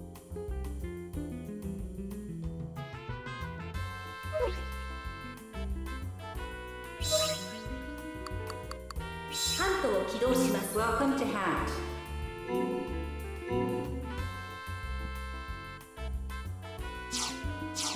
Good luck. この学園は敷地内にいろいろと設備が整っているのはいいが、校舎から寮が遠いとこが難点だな。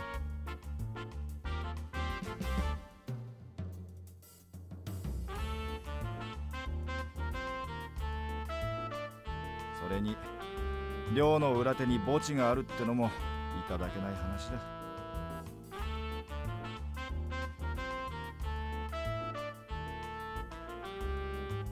こんな場所だが来ちまったものは仕方がない。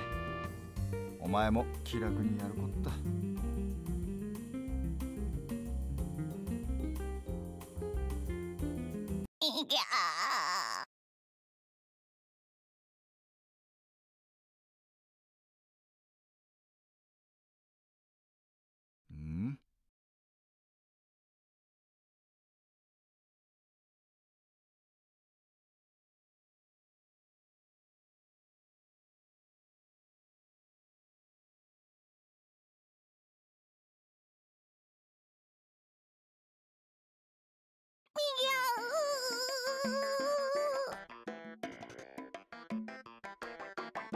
なんだこのペンギンの首を絞めたような鳴き声は。Sounds like a penguin getting... Yeah, it does kind of sound like that. ペンギンの首なんて絞めたらダメですよ。こんばんは。その制服はマミーズの。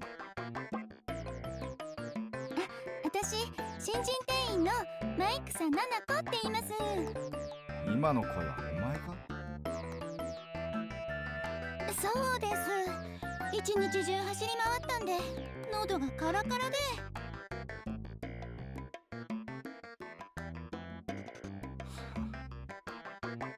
あなたたちこの学園の生徒ですよね。はじめまして。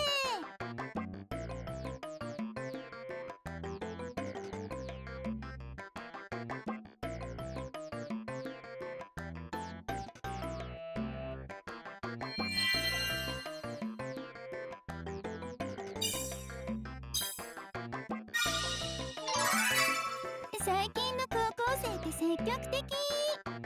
もしかして私にも春が到来するかも。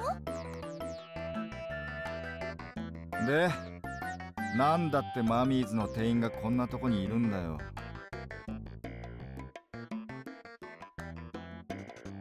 Indie Streamer Overload is coming to PS4 and PS5 on January 21st, 2025. A new spin-off game was announced called Typing of the Net. I mean, the fact that they named it Typing of the Net makes me think it's gonna be like a typing game, like Typing of the Dead. If that's the case, that's cool. But I don't know. I feel like Needy Streamer Overload. I don't know. I feel like it's better to play on PC than like on a console, to be honest.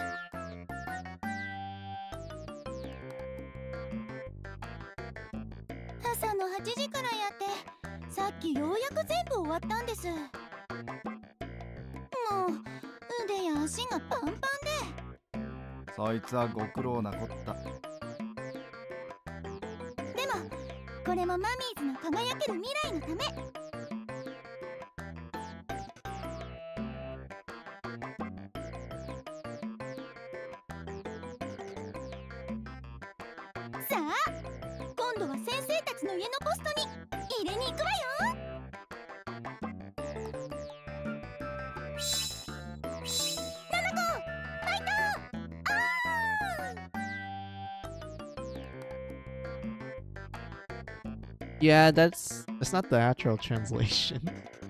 Naruto, fight though. Yeah. Go me, I got this. I mean, it's the same spirit, but I don't know. It doesn't work that well.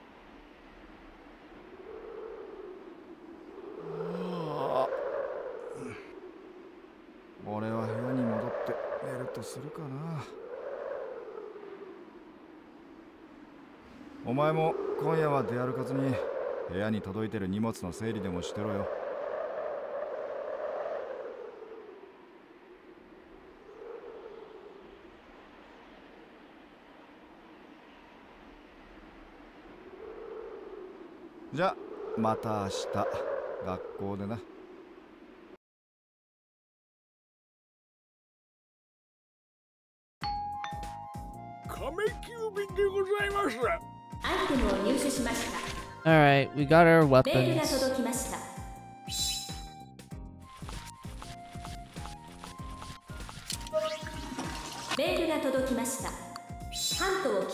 Welcome to Hand.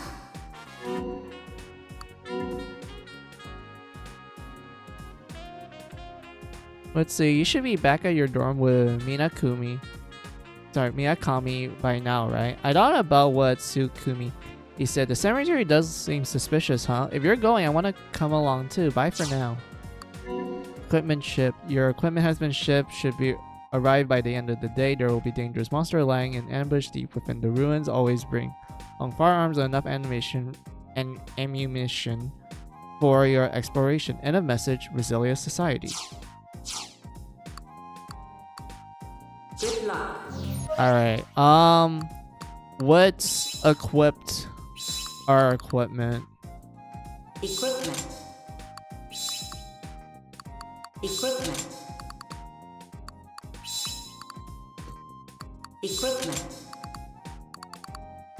And then reload.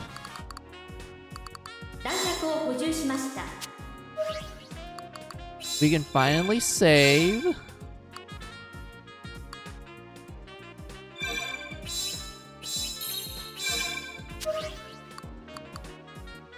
I have collection. This is our collectible stuff. This is the map of the dungeon. We can leave the room. We can shop for stuff. But I don't think we have money for it at the moment, so it's better to save up.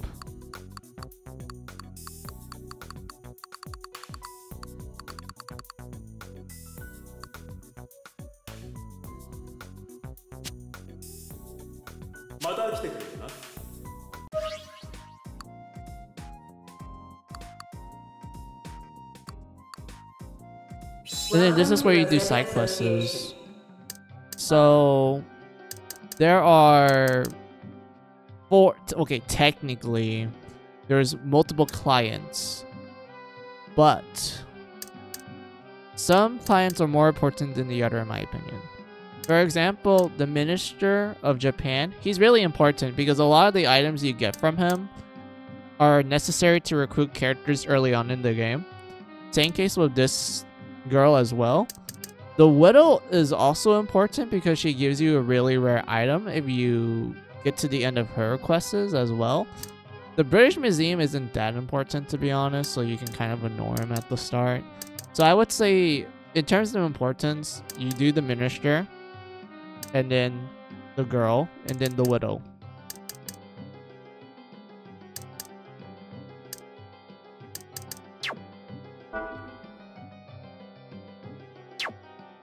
May the treasure be with you.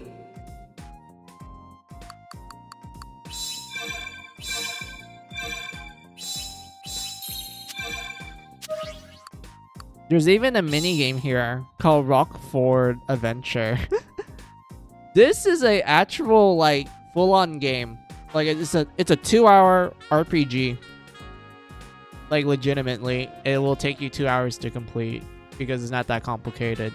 But the best way I would describe this mini game is that it is important because when you finish the mini game, you will get a bunch of bonus stat boosts, and this will help you in the long run. So it's best to finish this mini game as early as possible. So let's just do that. Since I haven't been showing gameplay, we've just been watching cutscenes.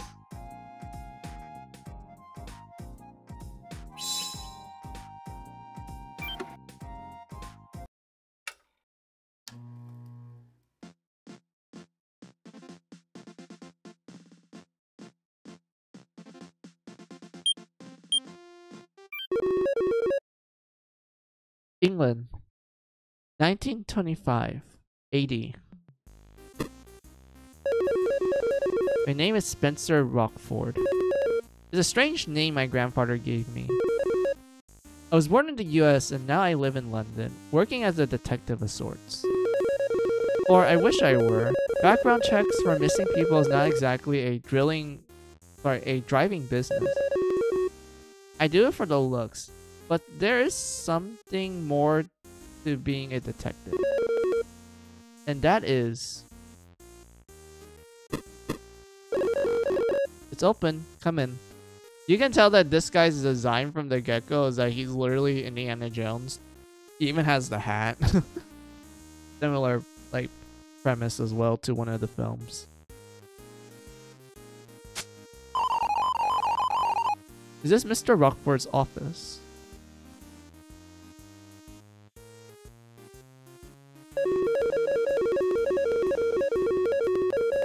A young woman was standing in the doorway. She looked to be in her 20s. Also, I need to charge my phone because it's running out of batteries. I'll be right back. Let's do a quick BRB. Also, since it's been like 4 hours, might as well do a BRB. So, take this as you guys' opportunity for your own BRB break. Get a snack, get a drink, use the restroom. I'll be right back.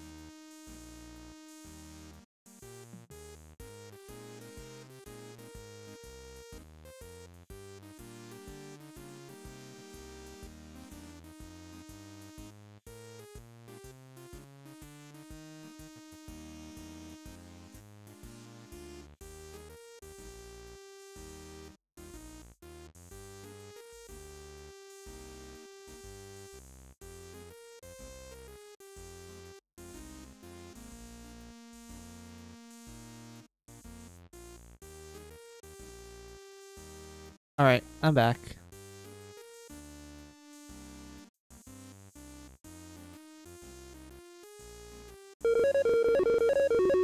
I had a bad feeling. I'm always better off when I don't care. I don't have to care for women and children.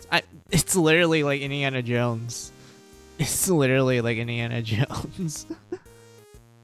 No, sorry, indeed it is. We actually need to finish the minigame and actually answer everything properly, so we have to do this. Indeed it is.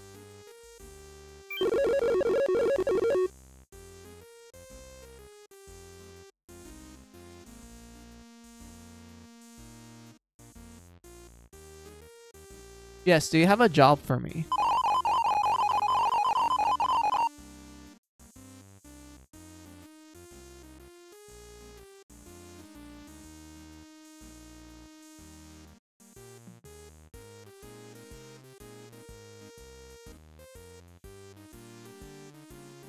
Let's see. I came all the way from the United States for your help. From America? For me? Yes, my name is Tennis Howard. Wait, Tennis? Tennis? I don't know. What's this color? Tennis. Tennis Howard. Oh, Tennis. Tennis Howard. I'm Edgar Howard's daughter.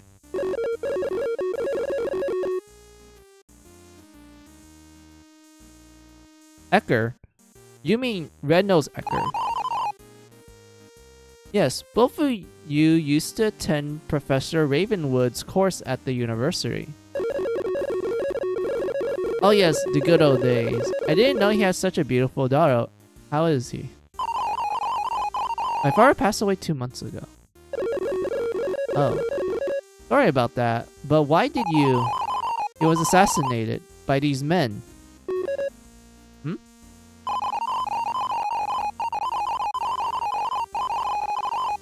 He told me, if anything happens to me, go find a detective called Rockford in London. I think my father knew who was after his life.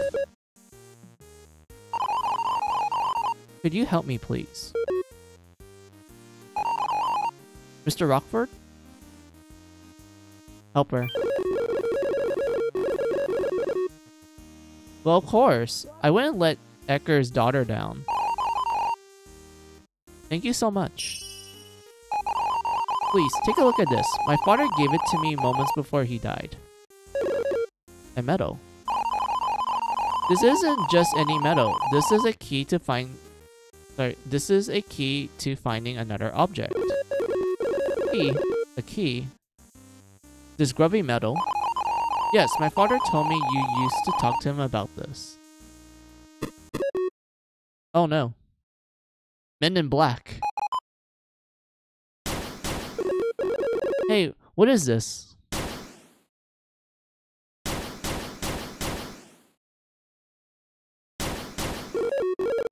Fire! Get that woman.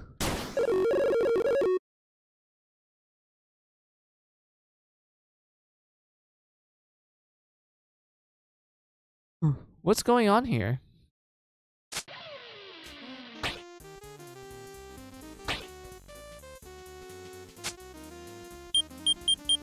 Yeah, so we have a whip for a melee and then we have a gun.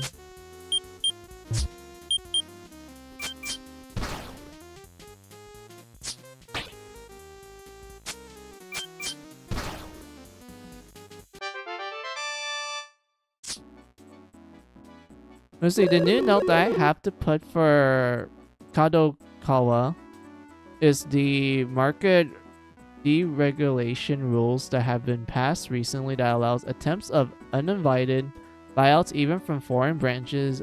For example, Canadian convenience store operator that holds Circle K attempts to buy 7 and I holds, which owns 7-Eleven, but failed so far because of effort too low and regulated risk, which explains why Kadokawa went to negotiate with Sony to potentially avoid being bought out from Tencent and Korean giant Kagao. Huh, interesting.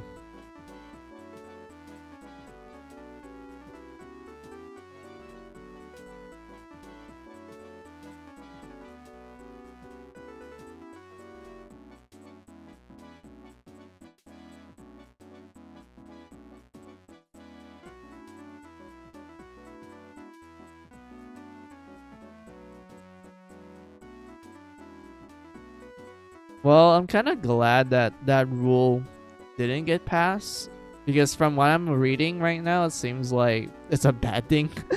If like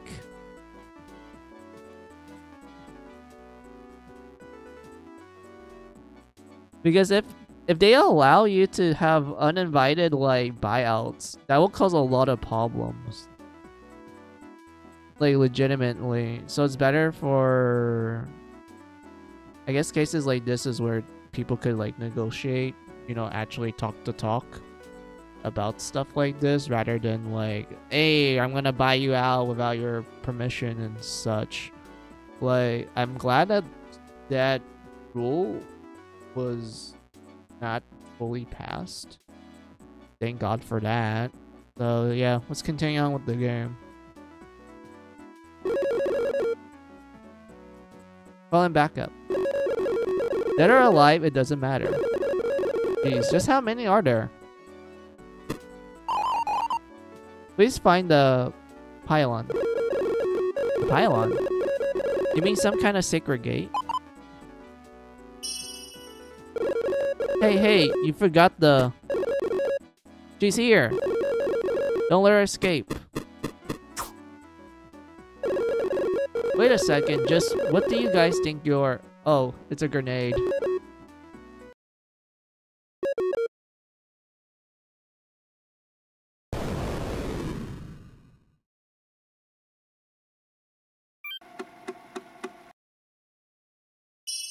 Dude, I love these sounds. It's literally like an old PC, like a floppy disk.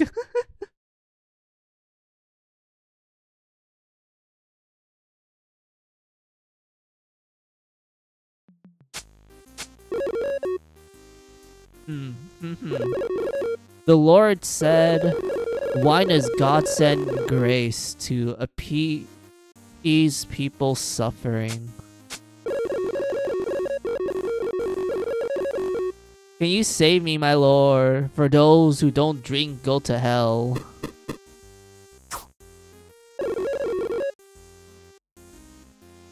Here's some grace. Well, ain't this a rowdy looking god? Cut the crap. What's with your clothes, boss? Have you been in a scuffle?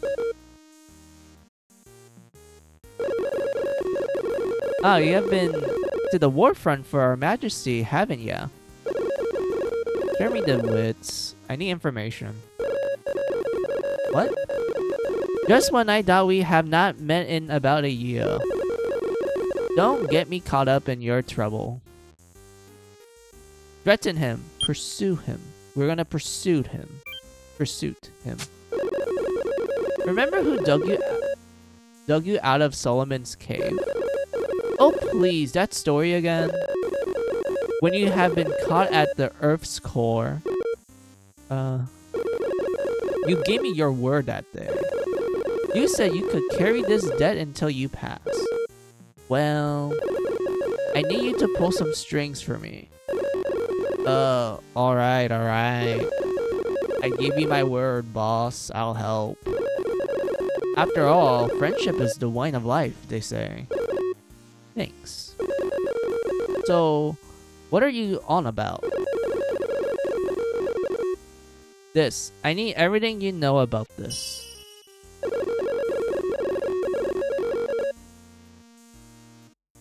That's quite the old artifact. A medal, I suppose.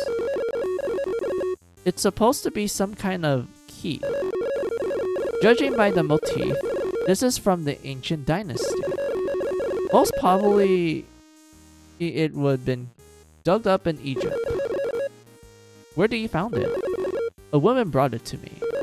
A woman? Yes, but she had to leave urgently. This is surely a dangerous artifact. A group of men in black suits were after her.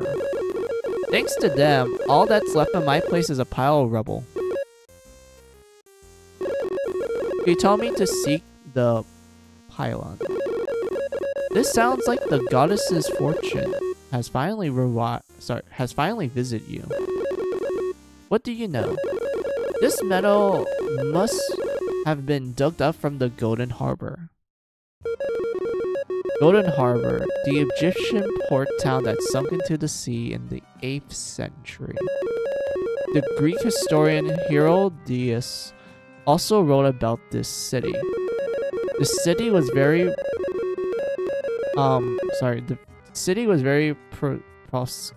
fuck, I can't English anymore. I've talked too long. I've been streaming for too long. The city has been very prosperous and proud of its treasure. So much of that it angered the gods. Curiously, the gods flood the entire city in the Nile River, or so the story goes. Edgar and I and Professor Ravenwood, who has taught us archaeology when we were in university, all of us were passionate about this myth.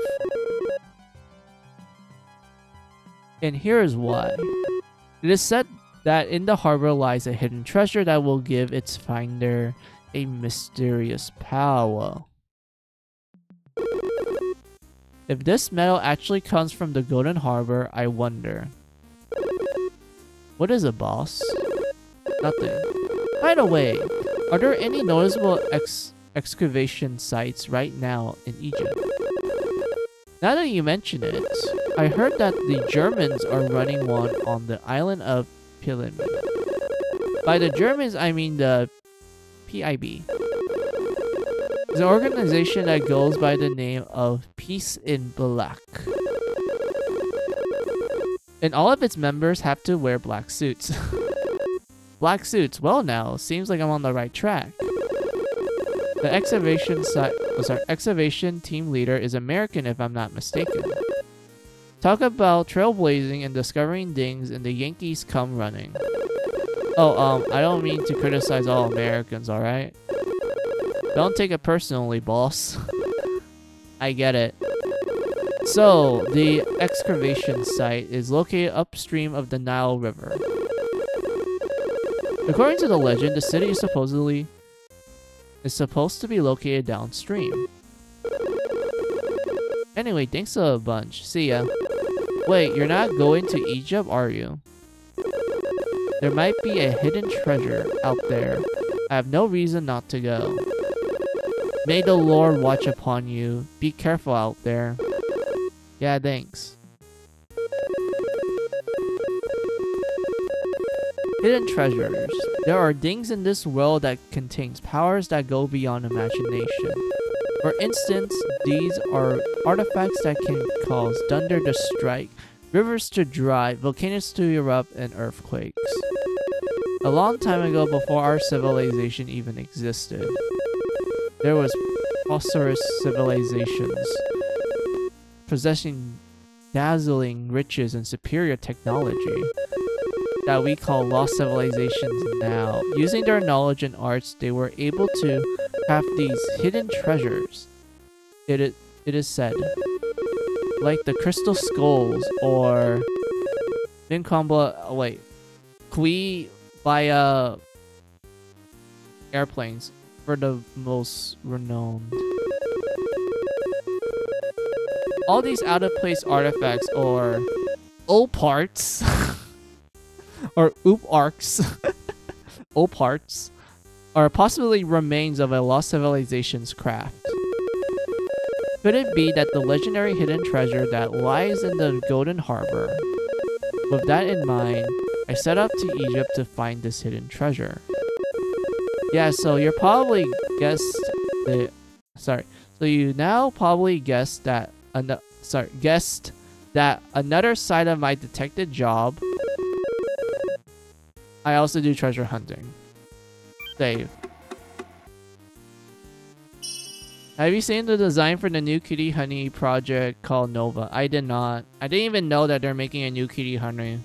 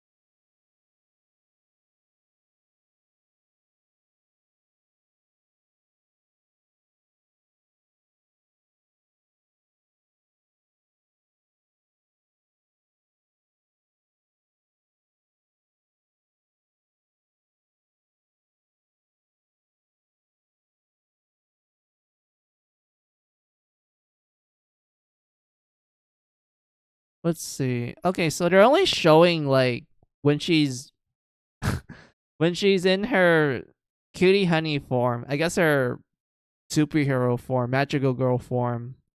And from what I see, it's like, yeah, it's like a sci-fi theme. They really, yeah, they pretty much, I guess it kind of kept the general like style of the outfit of the original outfit, but they changed it a little bit to add some sci-fi themes, and also they kind of made her give her tights like like actual tights. So well, yeah, they remove. Wait, what? Yeah, it's not tights. It's like what would you call it? Like high leggings, I guess. Leggings, like yeah, leggings, like black black leggings. There's a lot of dye. There's a lot of hip, which fits. It is Cutie Honey, so yeah, not bad design. Although I'm not sure how I feel about the face because I'm so used to like.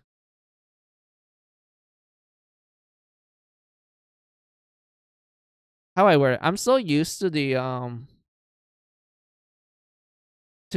so used to Honey, like when it comes to how they draw her face and such. I'm used to the style where they're like, oh yeah, she's from the 70s, so we're gonna draw her in that style, and then, like, you know, you get like you get like a new Cutie Honey every like generation, and they usually try to keep like the fundamental things that makes Cutie Honey, well, you know, Cutie Honey and such, but you can still tell that her design is from something from the 70s, especially with how they draw her face and whatnot. Even when you get to like the last Cutie Honey anime, which was Cutie Honey Universe, they pretty much designed the characters in that one to be like kind of an updated version of their 70s design. You know, they just use more modern shapes and colors, but they still kept the overall like appearance and whatnot. So like for this brand new one for Nova, I don't know. Like to me, it doesn't really scream Cutie Honey. Like I can tell what they're going for, but I just think because of how they draw her face, it just kind of made me go like, are you sure that Honey doesn't really look like her?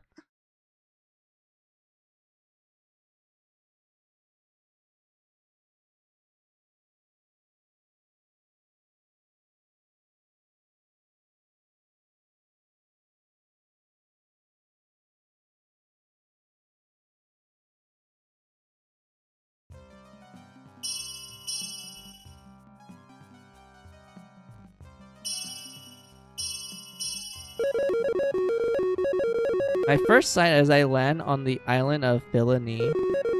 Egyptian workers forced to work without stop on the excavation site. My dots were these people were brought here from the nearby village by the excavation team. Move it! Come on, get up! Oh. Get up! You don't get to rest. Water. Please.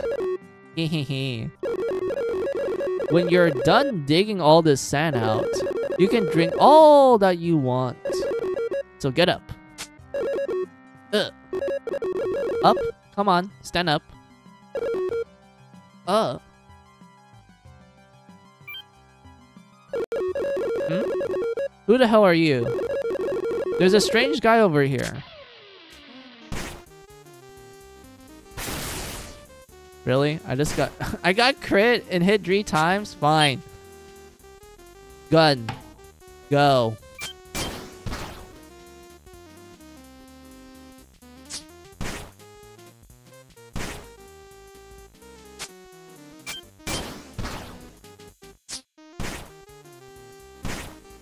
Are you kidding me? That gun didn't kill him?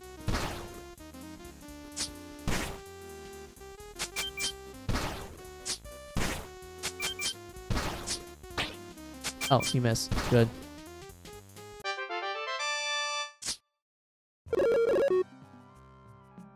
Ugh. Who are you? My name is Rockford. I'm a detective. Detective? What? What are you doing in such a place? Well, it's a long story. What are you digging here? I don't know. All of a sudden, German people arrived and took the children of the village. They say they would hurt them if we don't obey. Wait, what? My son is also held hostage. Oh, I know. You said you're a detective. Somehow, can't you... Could you find a way to save our children? Sure. I can't just go back to London now. As I am searching for the treasure, I'll search for your children along the way. Ah, thank you. Thank you very much. Please, take this. Medal of Protection. This is a talisman my family has been passing on. May the Lord watch upon you. So yeah, this is the mini game. It's a literal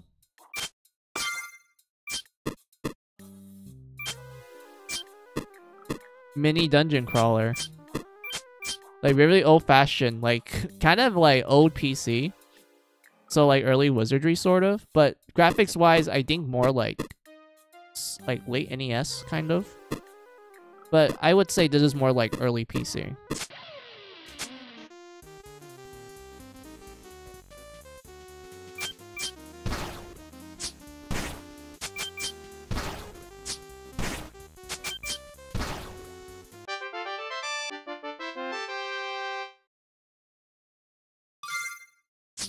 Ooh, we got some healing.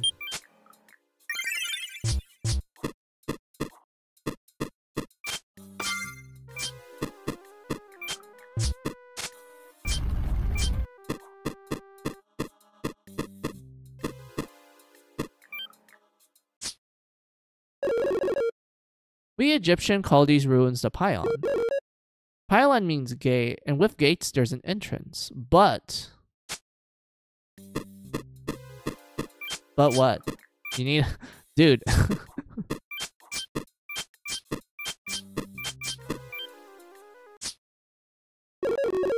The man in a white suit runs these ruins. It looks like he's ordering the black suits around.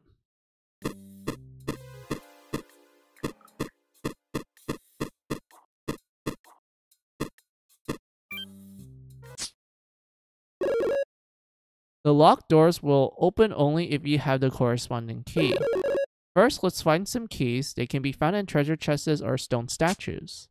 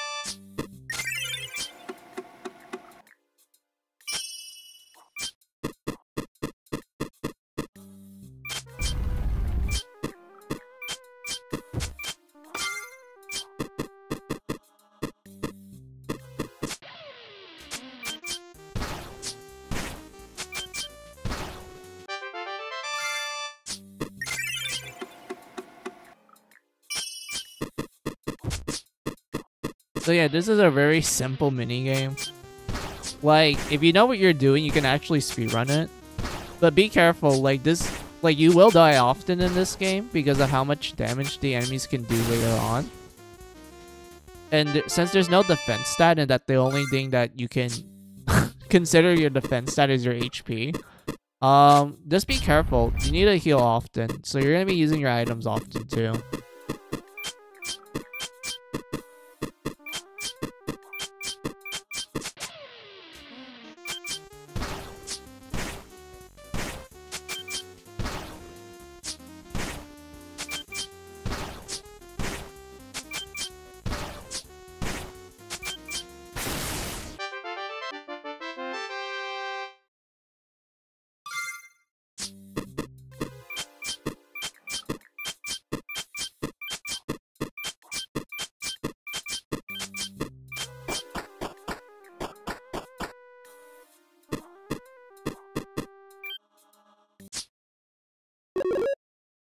It seems the children are being held somewhere in these ruins.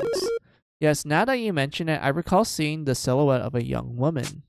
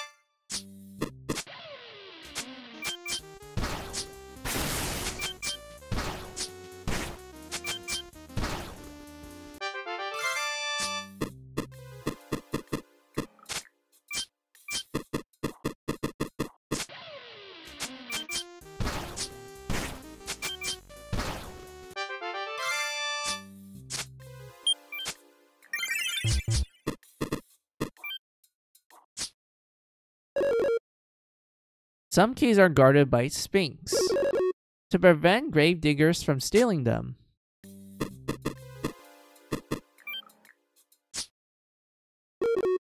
Sphinx also have a riddle on them, so if you are asked what mountains are built in the sands of deserts, you will need to choose the right answer that says pyramids.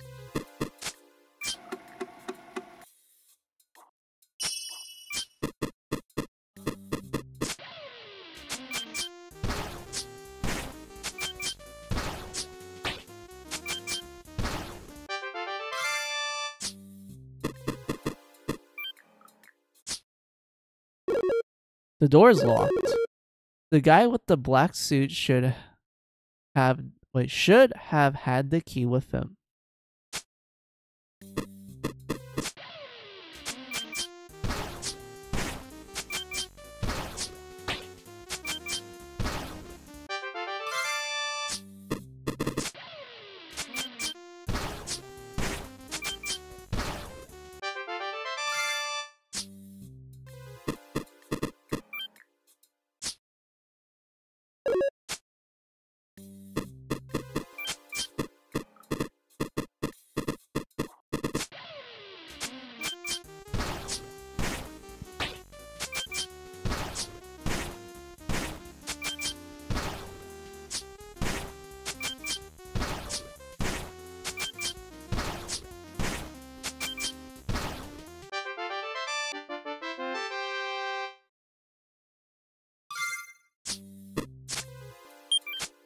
I would like to do more damage, please.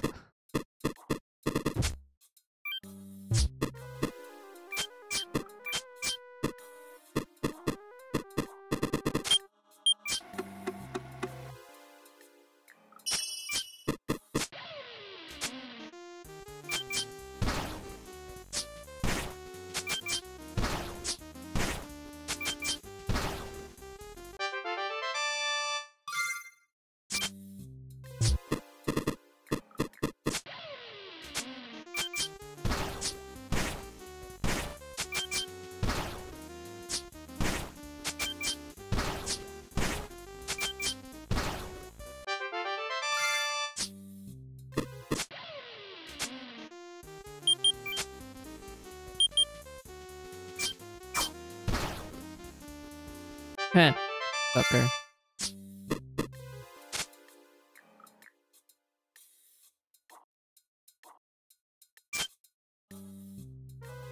Let's see. The name of the fruit that Adam and Eve ate in the Garden of Eden. I present the first riddle.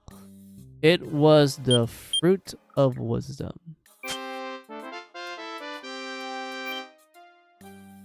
We got the key. Sweet.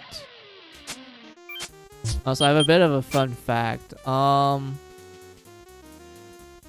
know most people portray the fruit of wisdom as like an apple and such, but there are some like theories out there of what kind of fruit it was other than an apple. And I remember banana was considered one of those possibilities because I think like the Latin name for banana was like fruit of paradise or something. So because of that, people went like, oh, the banana must be the actual fruit of wisdom that Adam and Eve ate, that banished them from the Garden of Eden and whatnot. So like, yeah, that's a little fun fact.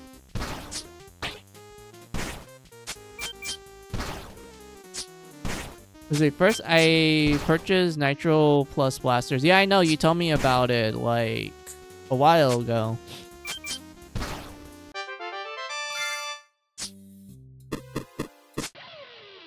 And still, that's cool. I really like the game. I played it with friends, and I also played it when there was some cabinets that had the game. It's very fun. I like it a lot.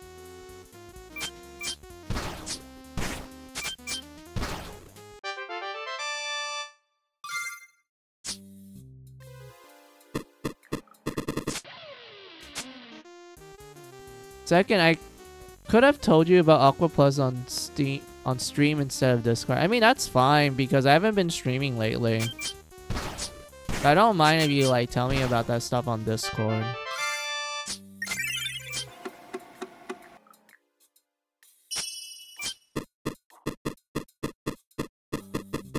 But still, I was actually surprised when you told me like, oh yeah, they're releasing Aqua Plaza on PC now. I'm like, wait, really? It's real? And then I checked on PC and then I wishlisted it.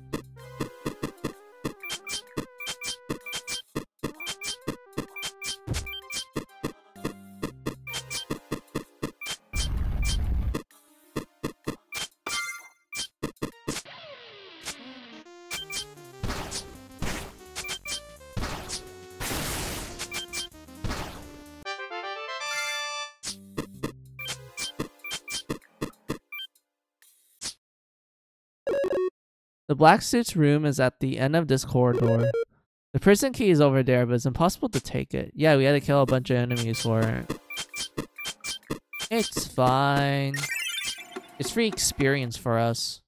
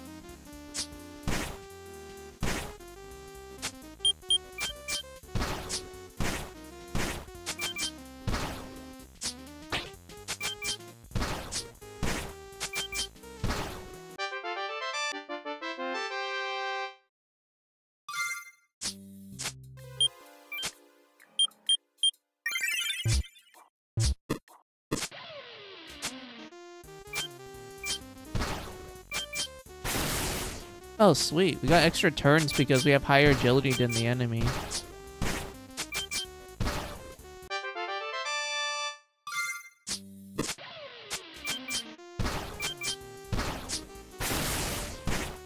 Like, you can tell that this minigame is literally designed to be simple. There isn't much you can do at the start of the game for this minigame. Later on in the game, you do have to, like, use items more often because items are, like, considered magic in this minigame. So because of that, it is recommended to use items often.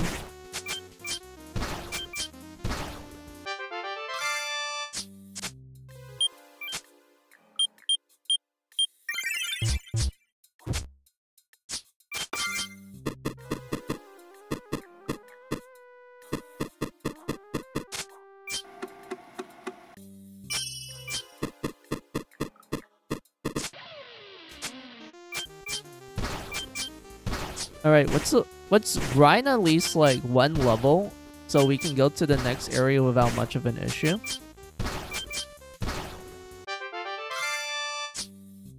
And this is, I think this is quite beneficial because like, we also get items for our trouble as well. And some of those items are like attack items too. So that will help us out for the later encounters in the game where they are immune to your whip and gun. So you have to use attack items to defeat them.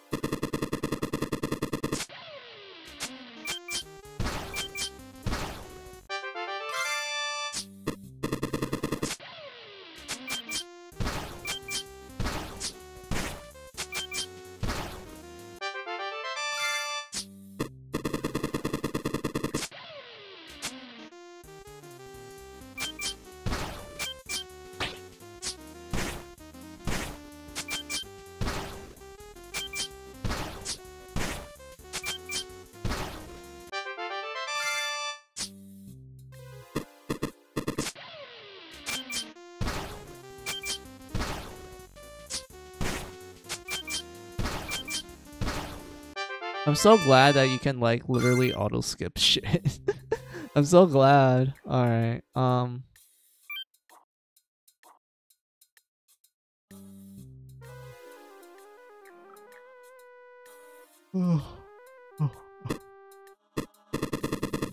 yawning too much, dude.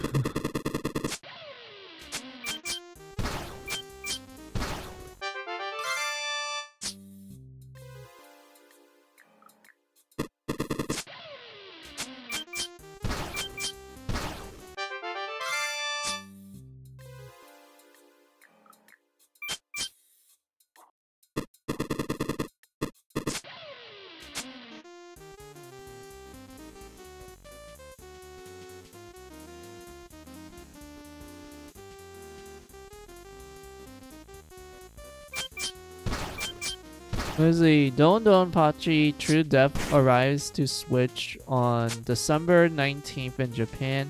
It is only localized in arcade so far. I know there's like a PC release for it. Like, I remember seeing it on Steam. Oh. I mean, more health is nice, but I would like more strength though.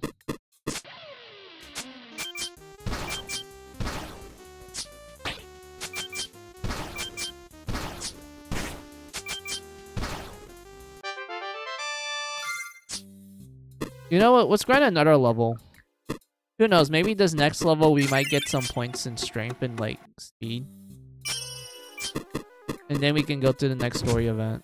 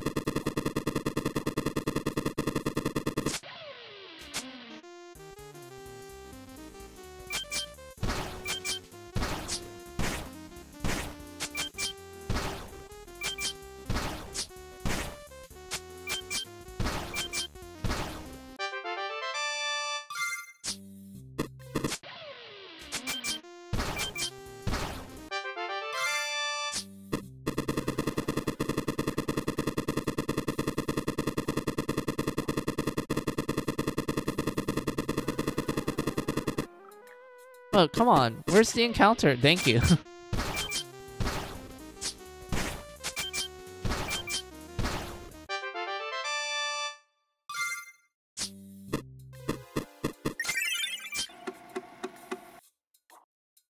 See, the only one I see in English so far is Resurrection. True Death is only arcade for now.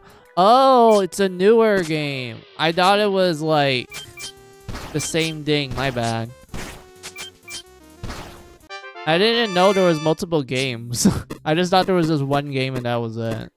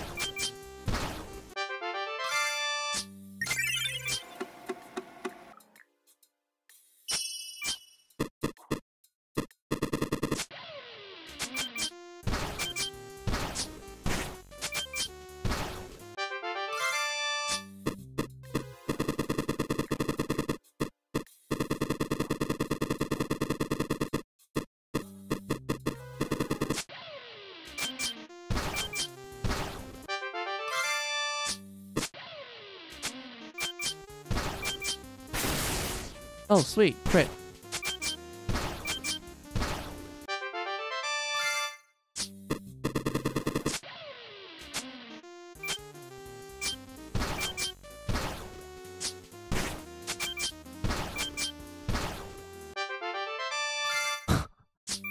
Oh my god, it's so close. It's literally one left. Oh my god, I hate when games do that. Ugh.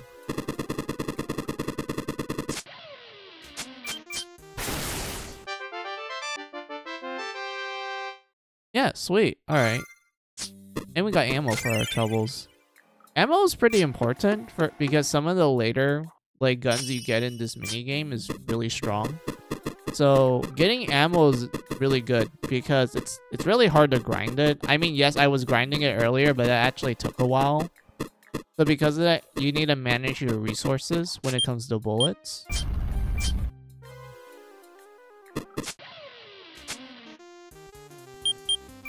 Let's see. Yeah.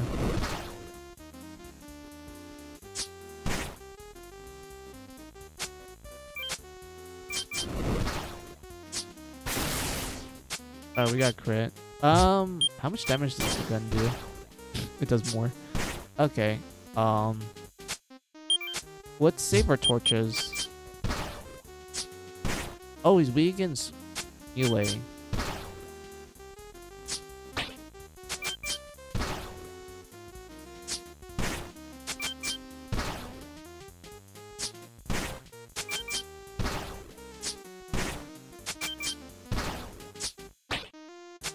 You missed.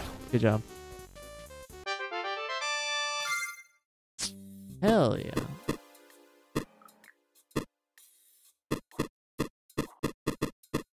This one we can't do anything about. Let's go back to the save point and save. Just in case like we might accidentally die or something. More ammo. Sweet. Alright.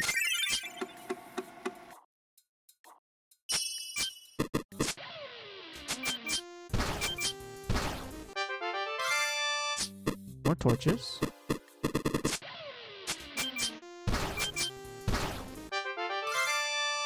Got a dart. 5 meat jerkies.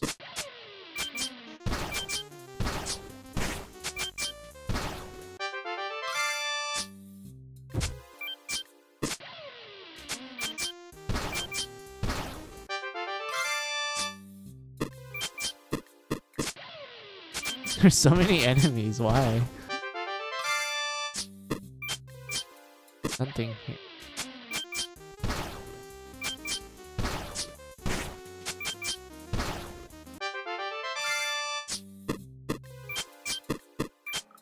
So there's only the meat jerkies. Alright.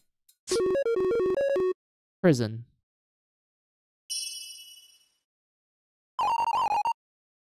Who is there? That voice. Is that you, Rockford? Are you alive? Back then, I got caught and they brought me here.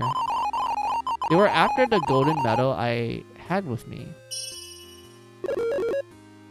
This one? Yes, that's the one. I know that if you're really the Rockford my dad trusted, then you will surely find the clue hidden in this medal. Oh, look at him. He's literally Indiana Jones in the later movies where he's like very ripped, like chest out, guns out, like oh my. Lady, because of you, my office is in ruins. And I had to come all the way to this desert. It's a treacherous trip. I'm sorry. Don't be. I wanted to find out the truth anyway. What was my father looking for when he died? What did he die for? It was his last will. What if I could never fulfill his wish? Comfort her. I don't think Ecker would be happy hearing this. Yeah. Alright.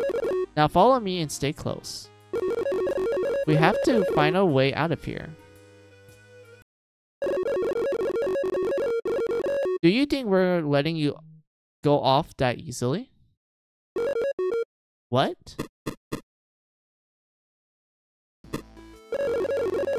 Welcome, Mr. Rockford. Rockford, this is the man running the excavation site. Chesmid?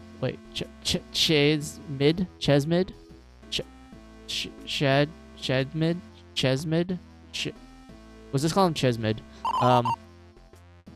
What? Thank you very much for being with us in the confines of the desert. I still have fond memories of the time when both of us used to attend Professor Ravenwood's archaeology courses at the university. I was the honor student at the time and you were the dropout. No matter how good my grades were, I always lost to you when it came to digging up things. You always lost to me when it came to digging for chicks. Oh, that hit him in... Oh boy, that actually hit him hard. But he does have two nice lady friends next to him. Well, two ladies to be more precise. Whatever the case, I don't hold you dearly in my heart. But you have no clue about this, do you?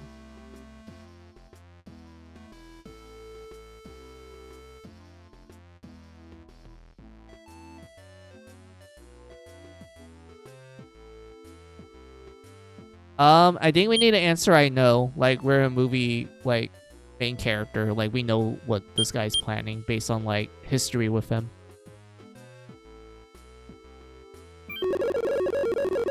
I understand your feelings, Chesmid. But treasures and women's are the same. To get them, you need courage and luck. Hehe. Well then, it seems like I have had both since I discovered this place. By the way, exactly. Is this the Golden Harbor? Kowloon. Indeed it is. These ruins are those that sunk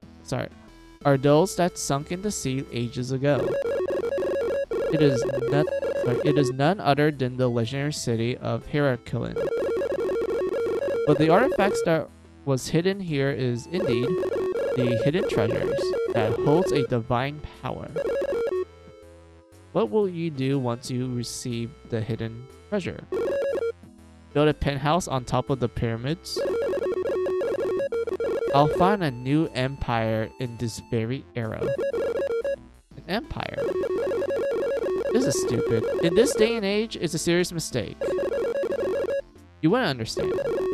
By finding all of the hidden treasures in the world and using their powers, it becomes possible to control everything very easily. Don't worry. I won't be controlling the world overnight. I need to find the hidden treasure of Kowloon. That's why I started it by finding my own circle that became the Peace in Black.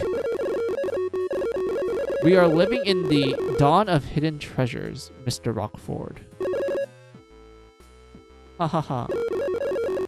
The good thing about mingling with the bad guys is realizing how good you are. So, this is why you have been hunting all these hidden treasures. Tis. Then you haven't understood Rockford.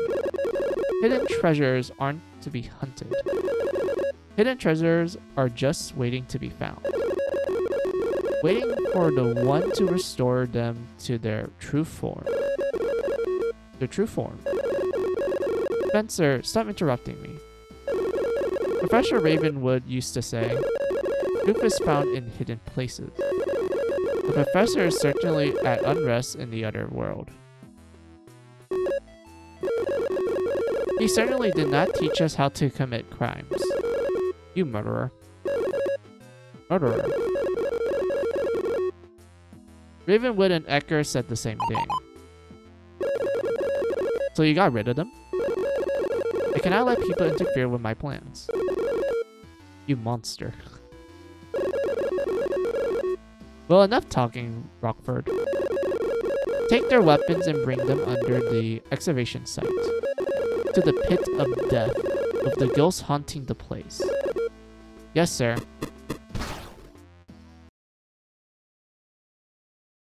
Safe? Yeah.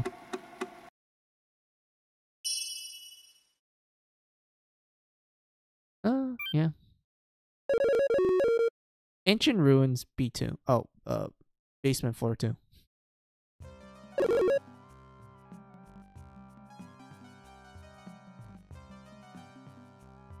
Oh. Are we under the excavation site? So this is not officially dug out yet. Ouch. Ow. Did they really have to bash my head in? That dirty schmidmid. Oh, I thought you were here to save us, but you're a prisoner too? Adults are so careless. What? What? Don't look at me like that. You. Are you one of the children from the village? Yes. Look there.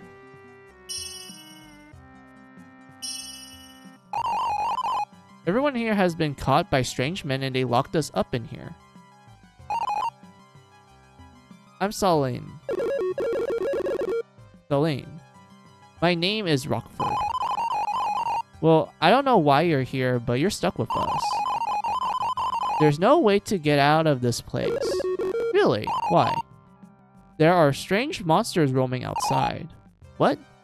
Could it be the keepers of these ruins?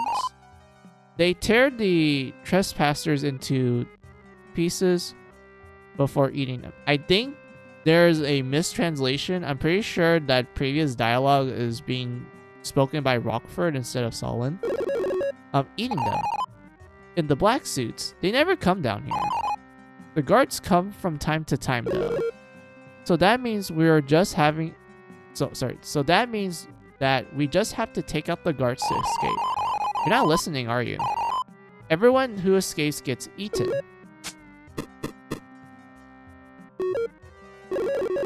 Hey, see the girl sitting in the back? Go in there and bring her to me. Understood. No, go away. Hey, what are you doing? Her father just disobeyed us. Someone needs to be punished. No, let me go. Stop it. Leave her alone. Quiet.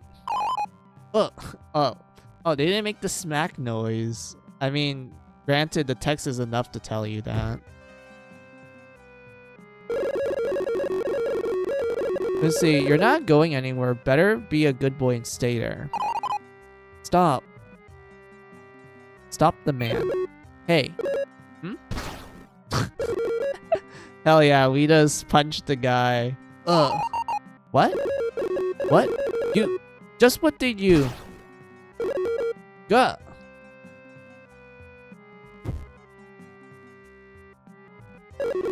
It looks like you have a present for me. Obtain pistol. Mister. That was dangerous. That's why I don't like children or women.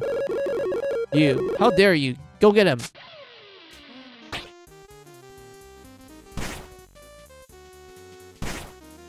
Oh, there's more of them. Hold on.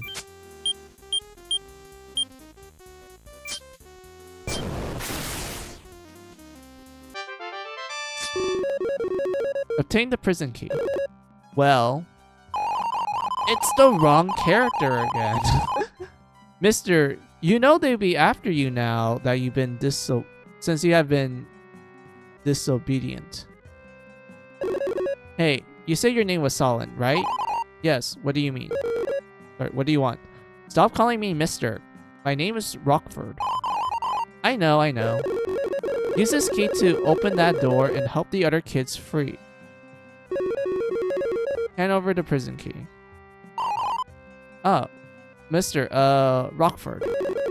Me, I have to be diving deeper into these ruins. What? These ruins with all the monsters inside? There's some woman somewhere down there who I must rescue. You must, huh? She's my best friend's daughter.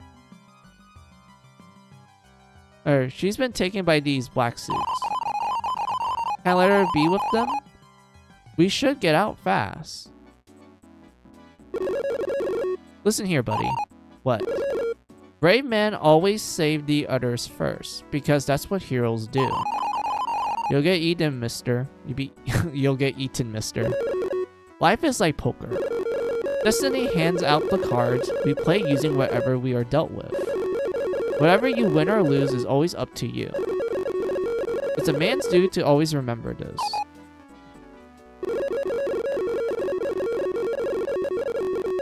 I'll go take care of the black suits. Use the diversion to escape with the kids. Okay, got it. Well, see ya if I'm still alive. Have you seen every device can be an Xbox camping? No, I don't even know what that is. Don't die, Rockford.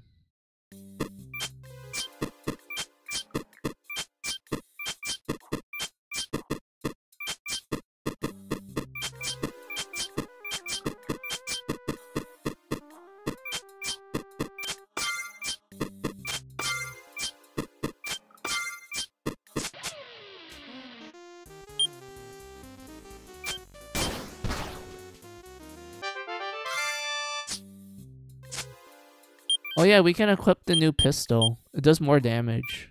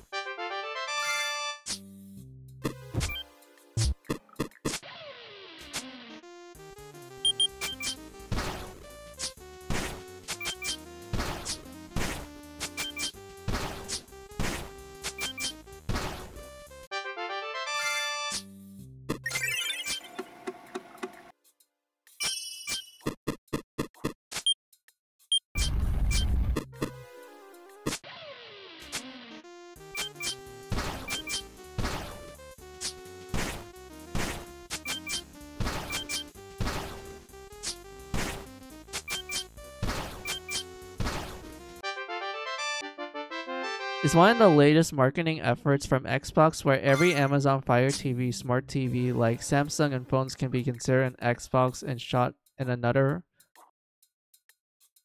in the foot instead of focusing on their wait, what? That makes zero sense. Why? Why would they put so much effort in that? Why not make a good console? Or like fix, I don't know, some of the problems that the Xbox have, or maybe make some new games for it to, like, I don't know, justify people wanting to get an Xbox. Why do this kind of marketing stunt? That doesn't work.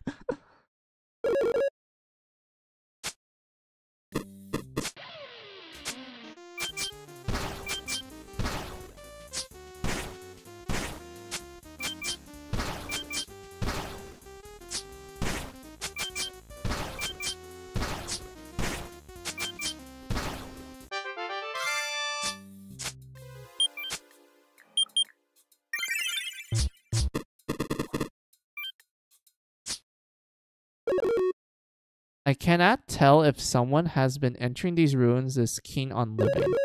If you want to live, you shouldn't go further down. The creatures down there are much stronger than any monster you have ever seen.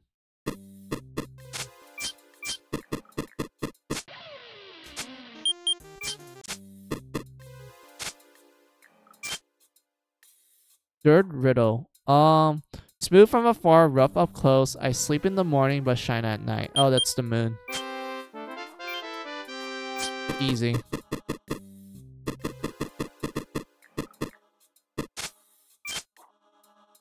I'm a crybaby carried by the wind, appearing, disappearing at his whim. Loud. Dude, I miss riddles like this. This is actually pretty smart. I know it's probably like a classic riddle that, I don't know, someone's grandpa probably told someone at some point in the past, but I actually like these type of riddles. These actually make sense to me.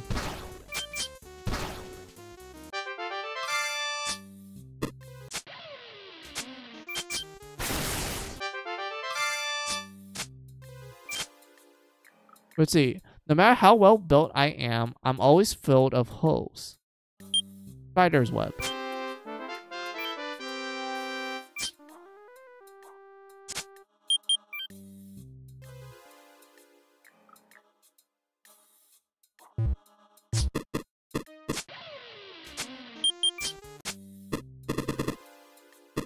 Wait.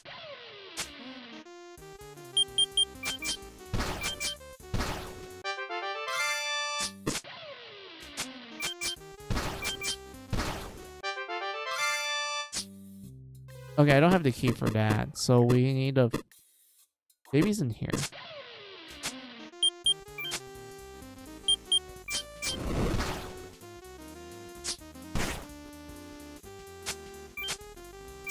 But these are one of the enemies that you can't use, like, melee or guns with because it's a spirit. So you need to use items. But it also respawns too. I think this is like a light reference to like Murphy's Ghost and Wizardry, where you have this respawning like ghost enemy that not only it's easy to kill, but it's also like a famous like grinding spot for people.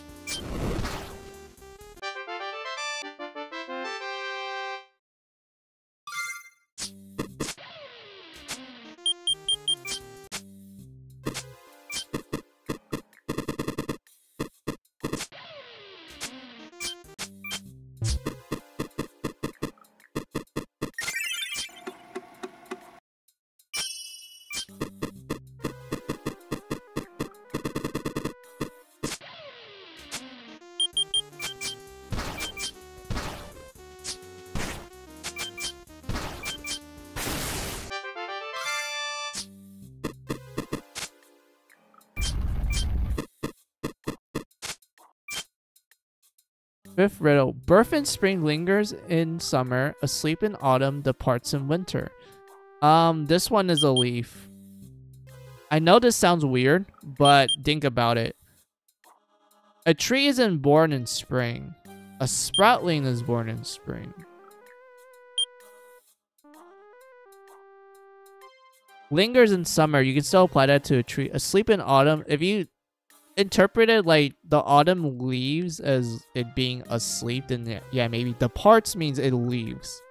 But the tree always stays. The tree is fixed. It doesn't leave. A sprout is like a baby seed, but it doesn't leave unless it, like, you know, doesn't have enough nutrients and it dies. So the only logical answer is leaf. It's born in the spring. It lingers in summer.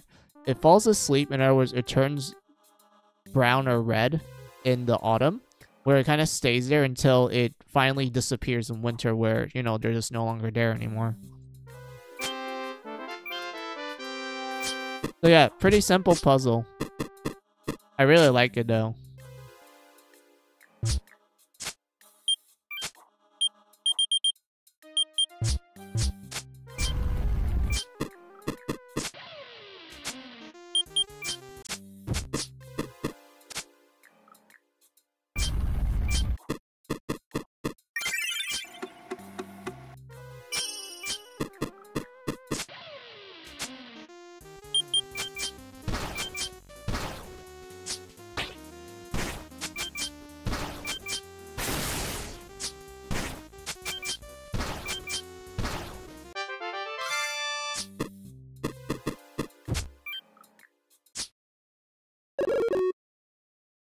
These scary monsters all have a weak point. You hold many items with you. Surely one of these will help you clear the way. I guess. Let's save. I kind of want to grind the ghost to like level 10. So let's do that.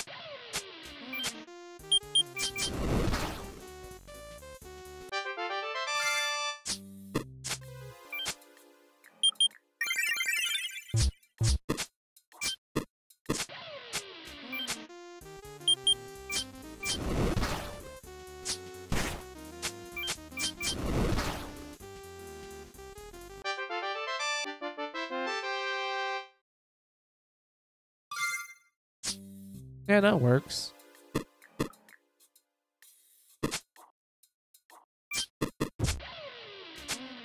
Let's see. I'll link some of the trailers for you to watch after stream, including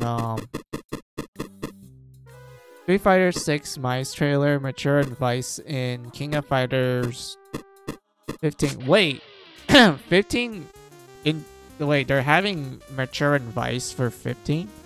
Dude, I haven't seen them in a while. Holy shit. That'd be cool.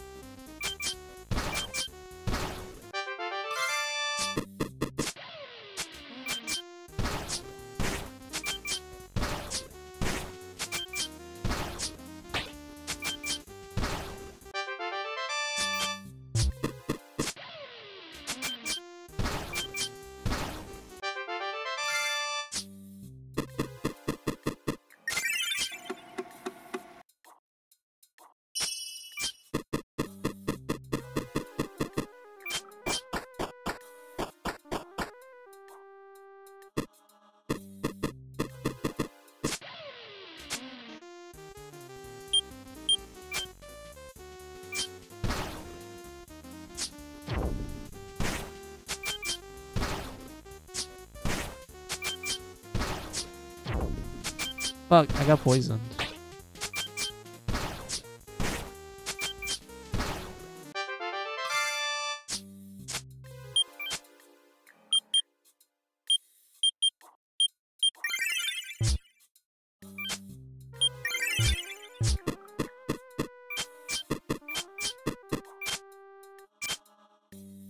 Let's see, edible only in my youth. I make great furniture when I grow old.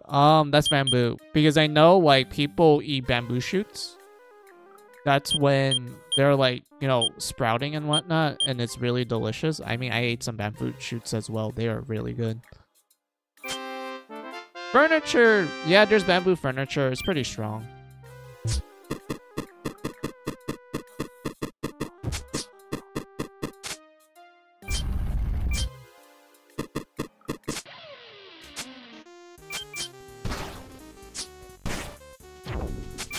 Poison again? Come on.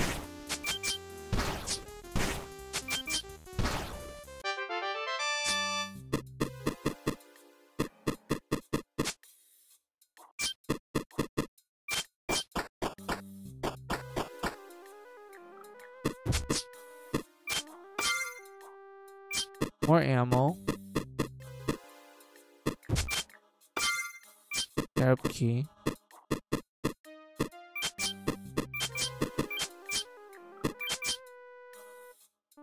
Let's see, King of Fighters 15 will have an Ultimate Edition game plus all the DLC for $60 along with Mature and Vice DLC launch on December 12th. The base game will be reduced by 30. Oh, that's neat. To be honest with you, it's been a while since I played a King of Fighters game, since like 13. Actually, no, the last one I played was 14. So I don't even know much of 15. I think the one I liked the most was 13. And I think the reason why is because I spend the most time in that game.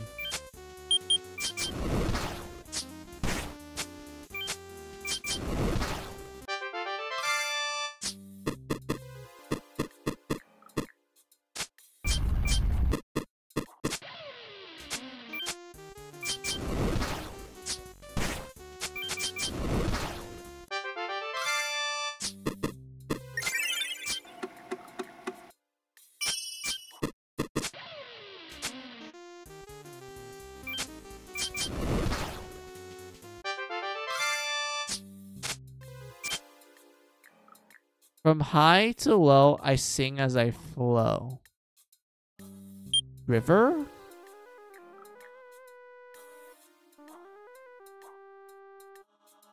Because I don't think land flows. Mountain is different. So something that flows will be a river.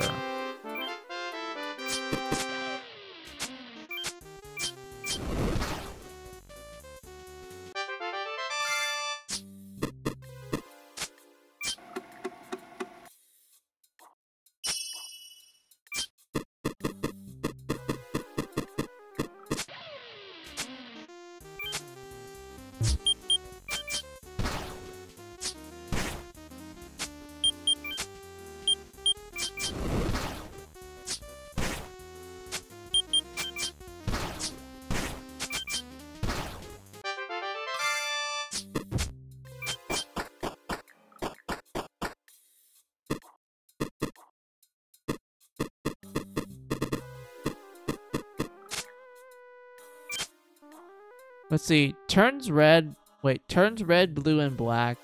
I invoke the whole world in my embrace.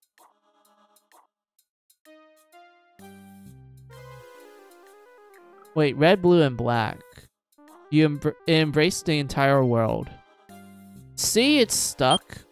I mean, C can have many colors, but stuck in one locale. Earth is weird. If they're talking about the history of Earth, I don't think there was a point when Earth was like this pitch black. Sky is the more reasonable one because you will see the sky no matter what.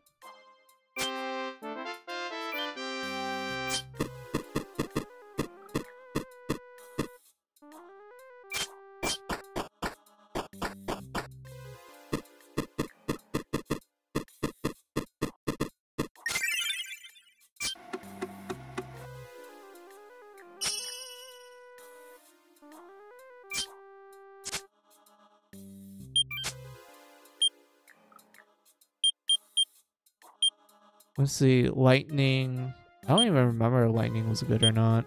Water, I do remember it being decent. I have max ammo because I haven't been spending it. Sleep gas.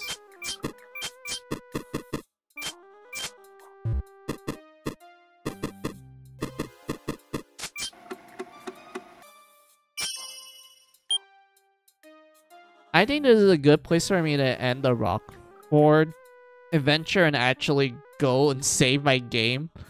Because the only thing saving does for this one is saving the minigame. It doesn't save like the actual, you know, real game.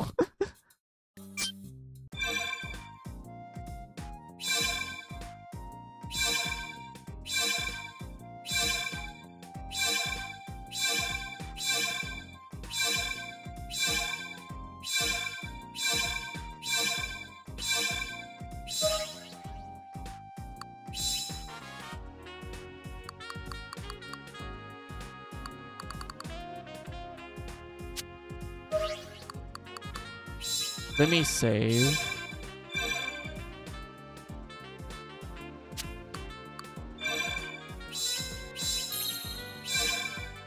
So yeah. Welcome to Rosetta. There's still something I want to check. Hold on.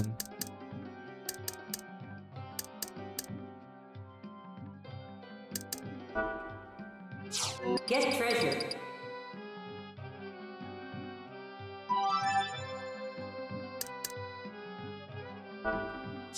Get treasure.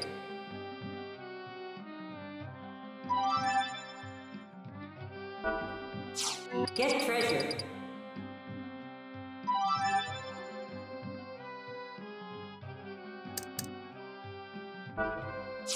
Get treasure.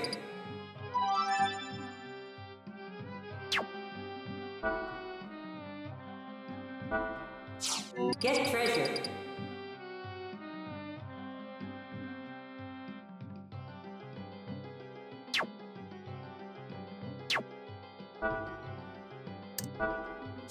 Get treasure.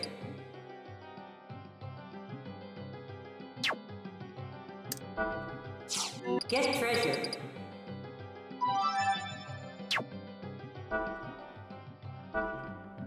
Get treasure. May the treasure be with you. Now, is this a step that so like when we get to the actual real dungeon in the game, we will do those side quests.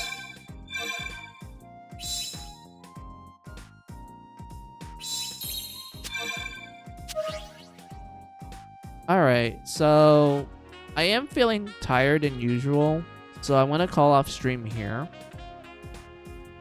Let me see what you guys wrote down real quick, and then we go to the ending screen.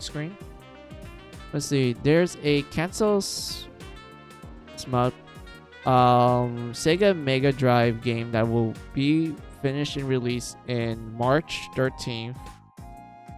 2025 in Japan called P47MD, which was originally called P47 Freedom Start, but was canceled in 1990. Oh, that's cool. Like, they're actually bringing back canceled projects. That's cool. Like, there's a lot of games I feel like should deserve like a second chance that got canceled like a long time ago. Like that one Fire Emblem game that was going in production for the Nintendo 64, but they canceled it. And it was very interesting sorry, it was very interesting as well. Like there was some interesting concepts they were like kind of throwing around for that game, but it was canceled. So yeah. Alright, so this is the end of stream. I'm not sure when I'm gonna stream again. I do have some free time tomorrow. So I'll probably do a stream tomorrow then. Like the usual time, 11 a.m. PST time. But if I end up getting too busy, then I will let you guys know on Twitter and also on Twitch that, hey, I'm sorry, I need to cancel tomorrow's stream because of something came up and whatnot. But I feel very confident that I don't think anything's going to happen tomorrow. So I would say, yeah, let's do a stream tomorrow then. Usual time, 11 a.m. PST time. We're still going to do Kowloon because I really want to get to the main game. The main gameplay. And such, just to like show you guys it and whatnot, because all we did was like the daytime stuff and like did the mini game, but I really want to show like the actual, you know, game. So because of that, tomorrow I hope I be able to finish Rockford like very quickly, and then once we do that, we can just go straight to the actual game dungeon and just do some side questing and like, you know, just me showing you the overall gameplay loop of the game and such. So like, yeah. And whatnot, who knows? Maybe like at some point in that stream, I might like switch it up to like a different game. Who knows? Is this very up to me at that point? But yeah, that's all I have to say. So schedule will be, I will do a stream tomorrow at the usual time, 11 a.m. PST time. We will still be continuing Kowloon unless I decide to switch games. But just know we're still going to be playing Kowloon. I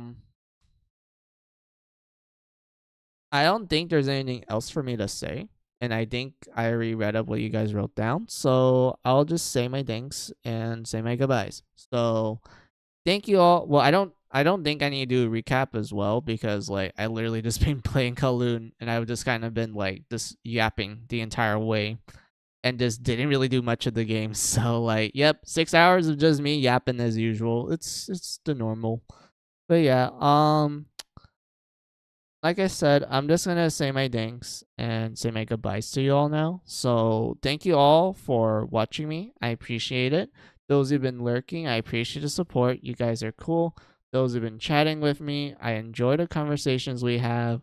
Today's conversations was just normal as usual because like it's been a while since I saw all of you and you guys just came in and be like, hey, here's some funny stuff and whatnot. I'm like, oh, that's neat. And we also got rated too by Joe as usual. I appreciate that, Joe. Oh, and whatnot. So yeah, like I said, as usual, thank you guys for just like watching me in general and just interacting with me. And I appreciate it a lot. So now it's time for me to say my goodbyes. So have a good day. Have a good night. Have a good afternoon, whatever time it is on your side of the world. This is Final Mizu saying goodbye. Goodbye. Also, let me see what you guys wrote down real quick. Yeah. Oh man, dude, I remember that anime and that meme. Very cute meme. But yeah, see ya. Bye bye.